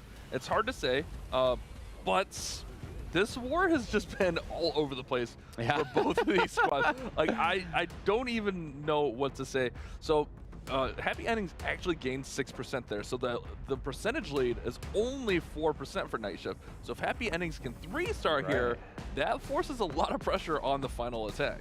Yeah, a lot of pressure, especially since that would be the highest percentage attack of the war outside of a triple. So a lot of pressure, and it looks like our closer is going to be Nemesis. And I don't think you could ask for a better closer here. I think Nemesis is the strongest player on the Happy Ending squad. So this war is on his shoulders, and we'll see if he can deliver. Chase to ace on defense, and it all comes down to this exchange here, Bash. And we got Electro, Titan, Smash. Nemesis looks like he's got big, broad shoulders. Let's see if he can carry this team at least into having an opportunity to win this war.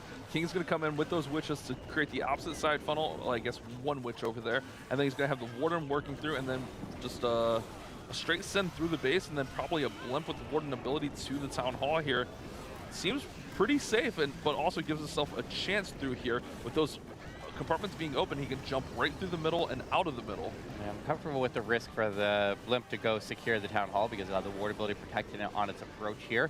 He's got a lot of damage incoming at him right now as he approaches the Rage Tower deeper into the base there, but the blimp is arriving to the Town Hall. Either that blimp takes the Town Hall and they have a chance to recover this war, or that blimp misses the Town Hall and this war would have been lost either way. But here we go into the Town Hall with those Yetis. Do they take it? Oh, they do! Okay, the throw! Oh, no! Town Hall stays standing! Eric, what? Eric, what is this war? What is going man? So he's going to have to YOLO RC in the Town Hall, but I don't know if RC gets there. That's going to kill any chances for a triple right there. Needed that blimp. He took the risk. He'll have to go into a backup method. He'll send in that RC to go secure the Town takedown, and everybody else will keep on marching through. I don't think there's much of a chance here to pull through after that. That's one of those investments that you expect to pay out there, and if it doesn't, then you're just kind of up creek without a paddle. So he's going to keep on pushing this queen down around the bottom of the base here. The world champion dies out, and you'll have a minute to rack in whatever percentage you can, and I guess from here, you pray for a 1-star. I mean, we've seen crazier things, Eric. You saw a 1-star. We've seen crazier things. I mean, if you remember our lost broadcast, the final attack just needed a 2-star, and they went across the base. So, I mean, you never know what can happen here. Well, and on top of that, so now at this moment, once he sees that the attack is not going through, now the attacker, the last attacker, it will have a moment to try to figure out what he wants to do here. He can either stick with the plan that he had, or if he has a secondary plan on standby, then he can. Oh yeah, it is. Yeah, he's definitely got a lot of force here still moving. Like he just needs the world champion to go speed things up and go a little bit faster. Wait, this is still triple. Wait a second. Time. 13 seconds. 3 storages. Yeah, you're right. You're right. Yeah. Wishful thinking here on my part. Yeah, I mean, it was really if he didn't have to YOLO his RC at the Town Hall. Oh yeah, it would be crushed. He gets through. Yeah, he gets through 100%. But yeah. Instead, it's a 95% on the Smash. Yeah, that tornado trap was what decided this attack and potentially the war here. So now as we go into the final one, we got to see if they have any risk inherent to the attack, because it could be an anti-2. Where I was going with that is, if this one was so close to being a triple, if the other attack that was going to come after it was expecting to have to at least reach a 95%, then there might have been some inherent risk in that one where he may have a potential for a 1-star if he wasn't able to change his plan in time. So we'll see what happens here. I'm curious to see what they come in for their final attack in, but I wouldn't guarantee this to be a safe 2-star. I mean, also it could be an anti-2 with Invis in the court. Sure. I mean, it could be anything here. We haven't seen the base, obviously. They're making those final adjustments now, getting ready, trying to give themselves the best chance. I mean, not the best war for either of these squads, let's be 100% honest here. But you want to come out and try to finish it, and it's Where's Perry coming in here at the end. Queen charge Lalo. Nice little corner teaser here for the Queen charge. Queen will be able to charge in here, should be able to get that Town Hall down, no issue. The issues come a little bit later when she has to deal with that monolith and then the CC troops at the same time. That's usually when the issues come with these kind of Queen charges. Yeah, but I like that he's going very, very safe here, charging the Town Hall directly, making sure that he still has plenty of backup methods. The Queen goes to ability early, though. Has an invisibility tower and the monolith behind it, so A little bit of wasted resources right there, but he locked out of the Town Hall, frees it up, rage Nice up freeze. his queen, and secure the first There you star. go. And with that takedown, play to save, and that should carry the Night Shift into their first victory here in this challenge phase of the Snapdragon. All right, Night Shift, you skated by here. You skated by. You should get this one. Now clean it up for next week, guys. Clean it up a little bit. We know both these teams are capable. You know, get those nerves out. It's a challenge. I get it. You know, we all get a little nervous. I mean, I got to sit next to Eric all day. I'm very nervous, you know. So get those nerves out. You'll be fine. Don't give me that look. Don't give me that look. Here comes the Lalo in from this left-hand side. Still does have to secure that second star. I mean, but with Warden ability and all the balloons working through, shouldn't be an issue here. Yeah, it's still a very, very strong plan here. Flamethrower doing some great work down south. He's got the King that was able to weave in there and go into that multi-inferno. The Queen was able to take out all of her primary targets. He does finally get that multi down that was targeting the Queen's healers, and the Lalo surges in through the area with the Rage Tower. But that multi-inferno on defense with the Rage Tower active just once again melts those balloons. And that is such a difficult thing to move through. That is why so many bases are switching over to Rage Tower. It is so, so difficult to make your way through those Rage Towers if the base is built right around it. Like, these bases are just purpose-built to get as much value out of these Rage Towers as possible, and that's why it is becoming such a big part of the meta. But this one is going to crawl up a little bit more percentage here. It is obviously enough for the win, but not enough for the triple. Yeah, and we've seen it time and time again tonight. Not just this war, every single war tonight. Those Rage Towers have had a huge impact on the attack. Very good job by Perry. Go with the safe plan, but also a plan that could still potentially 3-star, but gets the nice high percentage of 2-star here, gets the victory for the Night Shift, and they'll be 1-0 after this war, after our first night of challenge here. Yeah, well, definitely a messy war. Sloppy for both way sides. around it. It was a sloppy war on both sides, but yeah, I mean, you got to take a break when you can get one. Night Shift was given the break of the century right there, getting their opponent only to get 9 stars on the board. They're definitely not either team's day, but in the end, they come out on top here, and that's what matters most. They need to, like I said, shake it off here and get ready for the next day, which will be next Friday, and we'll see what they end up doing there and how they end up shaping up here as we continue on in the season. And that's the beauty of it, you know. This war was sloppy, but the next one could be different. You make those adjustments. You practice throughout the week. You get a whole week to get ready. You know, make the necessary adjustments. Figure out what you did as a team that you can do better for both these squads. And next week's a new week, you know. And they know how to do this. They were able to qualify in a challenge. This team is obviously capable, to be able to get here in the first place. So we'll just have to see what they do.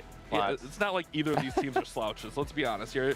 It's very tough. If you think it's easy to get to challenge, well, we'll have more seasons. You guys can sign up. You can play. You can try it. Yeah, you can. 4 of your friends. It's not as easy as you think it is, especially when you're going up against this high level of competition. Oh, and the base building is just getting more and more and more intense as people adapt more and more to what they're having incoming. And like I said, those Rage Towers are becoming a massive part of this defensive meta, and they stop a lot of attacks here. So, Glitter, that was a low-scoring war here, but ultimately, it's a Night Shift.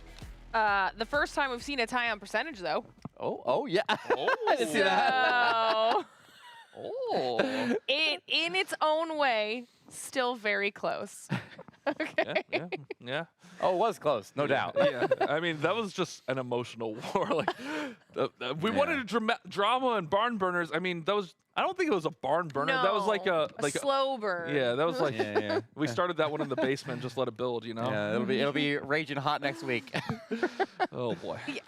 Either way, it was a great first week to start off the challenge. I mean, tons of action between a lot of teams that we thought were going to do well, some surprises. That was nice to see. All the wars were close too. That's what I like.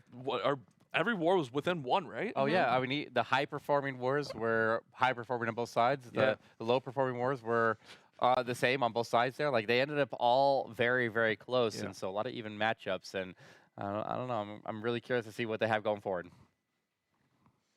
Yep. Yeah, I think next week, like I said, same time, same place. You guys be here. We got 3 more weeks of this. Yeah. It's just 3 more weeks of awesome esports. NA, Oh man, it's fun. Every war, I was just looking at my stats. Every war within 1, and percents were pretty close on all of them too. So could have swung either way with one attack. And your math was good today. Well, I changed my whole system It because was good today. I felt so bad. Like I'm literally going attack by attack, and like I have a whole new system, and Eric said it worked. I mean, how good are you even at getting percentages right there? I don't even know.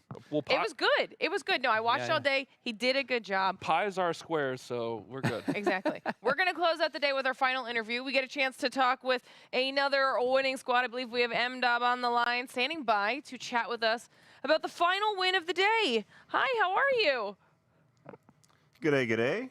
All right, perfect. You sound great. Let's get to talking. All right, one of the things that I actually wanted to ask you guys, obviously, is, and we heard the casters talking about it as well, qualifying in off of the first split. How did you feel coming into this competition, having not had to play that second ladder?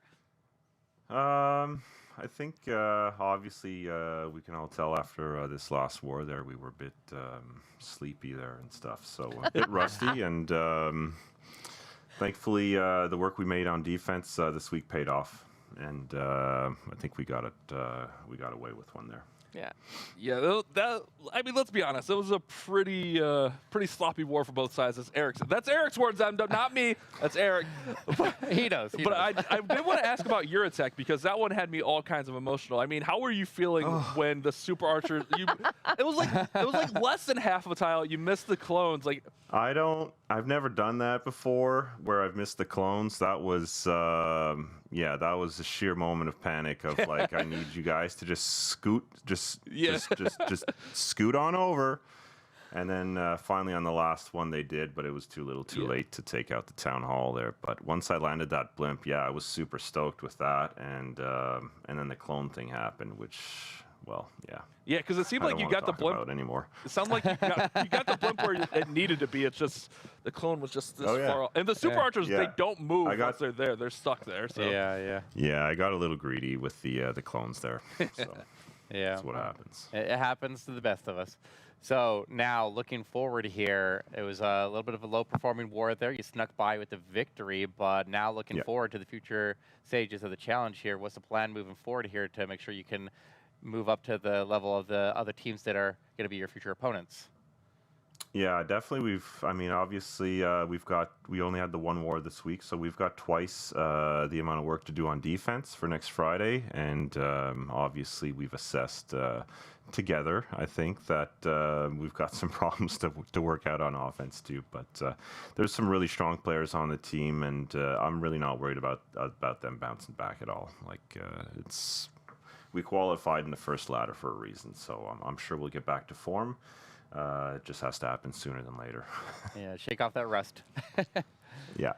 Listen, regardless of how you got there, you still start off your week with a win. So at least you've got a little bit of momentum looking forward. How are you guys feeling overall about the challenge season? We're excited. We definitely we're looking forward to the matches. There's some great teams to be playing, and San Diego's a lot warmer than Canada is right now. Yes. I'm down, All right, I love it. Well, thank you so much for jumping on and chatting with us a little bit after your last war. Congratulations. Thank you. A win's a win. Yep. It really is. I will take the dub. Yeah. Oh, I love it. And he's right. San Diego's definitely a lot warmer than Canada. Yeah. Definitely wants to be down here for that. Yeah, for sure. I mean, we're just a little bit north of that, and it's like a nice 60-something today, so it was a nice day, Absolutely. Exactly. All right. Let's close out this day. We're going to start doing that by looking at the standings to see where everybody landed, including those off-stream matches. And you can see Lotus Gaming with the clean 2-0. Okay, so Lotus at 2-0, Aphelium 1-0, Night Shift 1-0. We just saw that war right there. Alpha MX, really important for them to get back to 1-1. Empire Star Strong went to 1-1. Taco 1-1, so they got their victory off stream there. And then Happy Endings and Golden X both sitting at 0-2. So pretty wide mix here after week 1. But remember, guys, 3 more weeks. Each team plays each other once, so a lot of wars yet to be had. Yeah, this is an interesting way to see it. You see the teams that you kind of almost expected to be at the top there, like Lotus Gaming and Philly Nebula were our ladder leaders, and so they're number 1 and 2 on the boards there. You got teams that came out of Split 1 at the top half of the board there as well. So like, it definitely is almost where I expected it to be. I mean, and then obviously, like, things will even out a little bit more because, like, Aphelion, Nebula, and Night Shift only played once today. They'll play more next week. Things will start to shuffle around, even out, and we'll see where everybody shakes out. So it was a great way to start everything. We also got to close out Guess the Percent and finally find out if you were even remotely close to how that attack was going to go. I have been waiting for this the whole show. I forgot about it, to be honest with you. Now you can't. You can't. What were our guesses? I think you went 63. I went 68 and 63. Yeah, okay. 68. You were 63. All right. Remember, they only gave us the failed Blizz here. Yeah, so I like what he did with this invisibility to try to get that blimp, or to get that hound to redirect there. Like, obviously, I don't know if that was necessary to use that invisibility right there to try to get the hound to redirect, since it didn't survive very long anyways. But the blimp lands in, Super Wizards come out, but you gotta be careful landing the blimp next to the poison tower. Otherwise, the poison throws in the Super Wizards and they get melted. Oh, so this is where we left off. This is where we left off. We're trying to guess the percentage. So everybody in the chat, try to start guessing. We should have looked at time right. also. There's not a lot of time in here, so we should have looked at that. Yeah. It's a replay, so we get the time to be an indicator. But everybody start putting your guesses into the chat here. I guess 63. Bash guess 68 after that, and it doesn't necessarily have to be a 1-star or a 2-star. Stars don't matter. Yeah, it's guess the percentage, not guess the stars. Right. So that's important. That's an important note here. Yeah. So Queen's gonna work in here. Obviously, though, this player isn't playing for guess the percent. This player is playing to get the 2-star here after that failed blimp. Queen goes to ability, pop it off, gonna go ahead and get through the king. That poison tower. This is just an absolute disaster. This is not going the way Jack wanted it to, unfortunately. Queen does get the poison tower down. Working through here.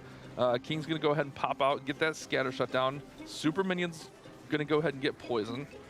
Yeah, I feel like this could be trouble because I feel like he's going to send the hogs. He has to send the hogs to the town hall. Yeah. But also on top of that, the town hall, it luckily got activated, I guess, there. So I mean, I was about to say I wasn't sure if it was activated, but it is. So we can at least lock onto it. But the ward ability goes off very, very early, and that means all the hogs and the road champion are all going to get hit by it. Oh, this is a YOLO. Oh, they're dead. They're all dead. Oh my gosh, this is really low percentage here, Bash. Is this a 1-star on percentage? This is. Oh my gosh. All right, well. Me. That's your guess? Me. Your guess at 57? That's a lie. Yes. That's fake. You didn't say it on stream. Doesn't count. It's written before it finishes. I'll be chat. How could anybody guess this? I expected it to be a low percentage.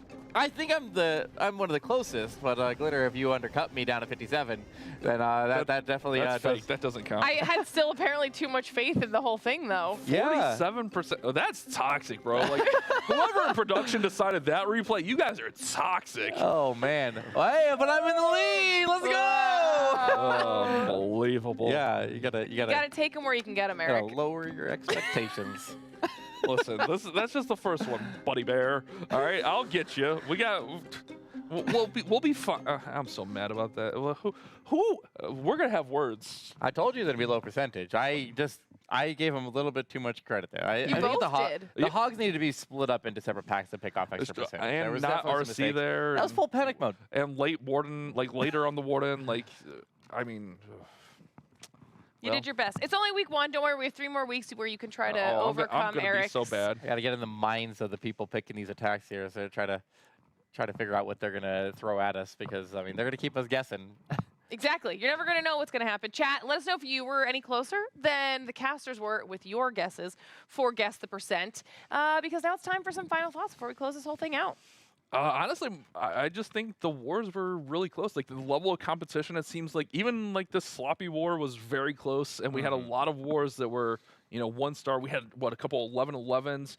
So I think it's going to be a really good challenge phase through here, and I'm just really looking forward to the rest of the competition. Yeah, and we had that big highlight war between Empire and Lotus. That was such a good war there. That was definitely the highlight of the night there. So I'm definitely looking forward. I really hope those teams are able to secure their spot into challenge and come out of split 1. They're definitely some of the favorites to do so. Yeah. So I'm looking forward to seeing more of them. Yeah, I think that things are only going to get better from here. So hopefully you guys are making sure you're tuning in every single week of the challenge, because the first week of our Snapdragon Mobile Challenge for Clash of Clans is now done. And as you saw, after so many back and forth wars, it is Lotus Gaming who sits at the top of our leaderboard. As always, a huge thank you to Snapdragon Elite Gaming, Samsung Galaxy, Monster Energy, DHL, and the U.S. Air Force for making this whole thing possible. On behalf of myself, my co-casters, and everyone behind the scenes here at ESL Studios, thank you so much for watching, and we'll see you next week. Bye!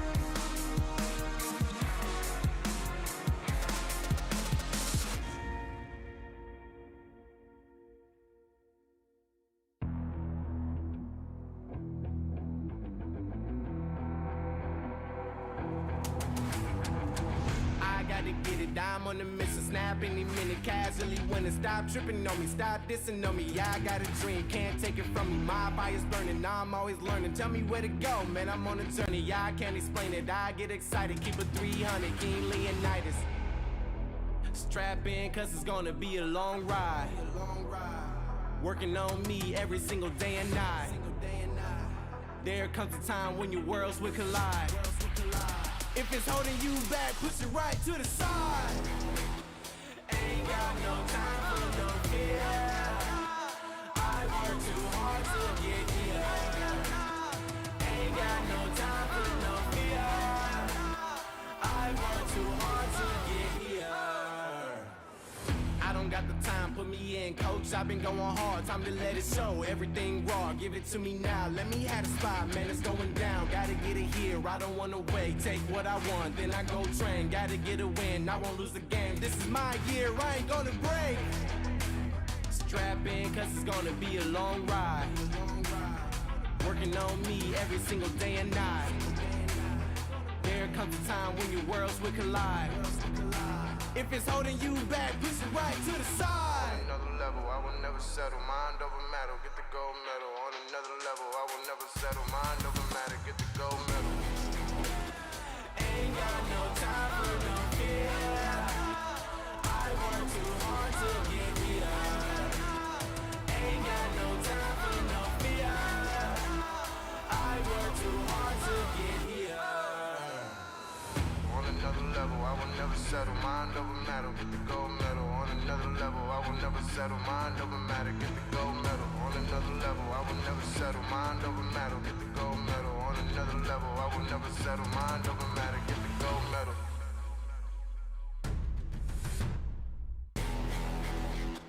Ain't got no time for no fear.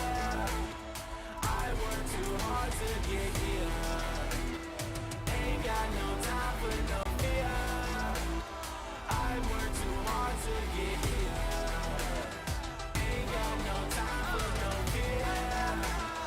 I work too hard to get here. Ain't got no time for no fear. I work too hard to get here.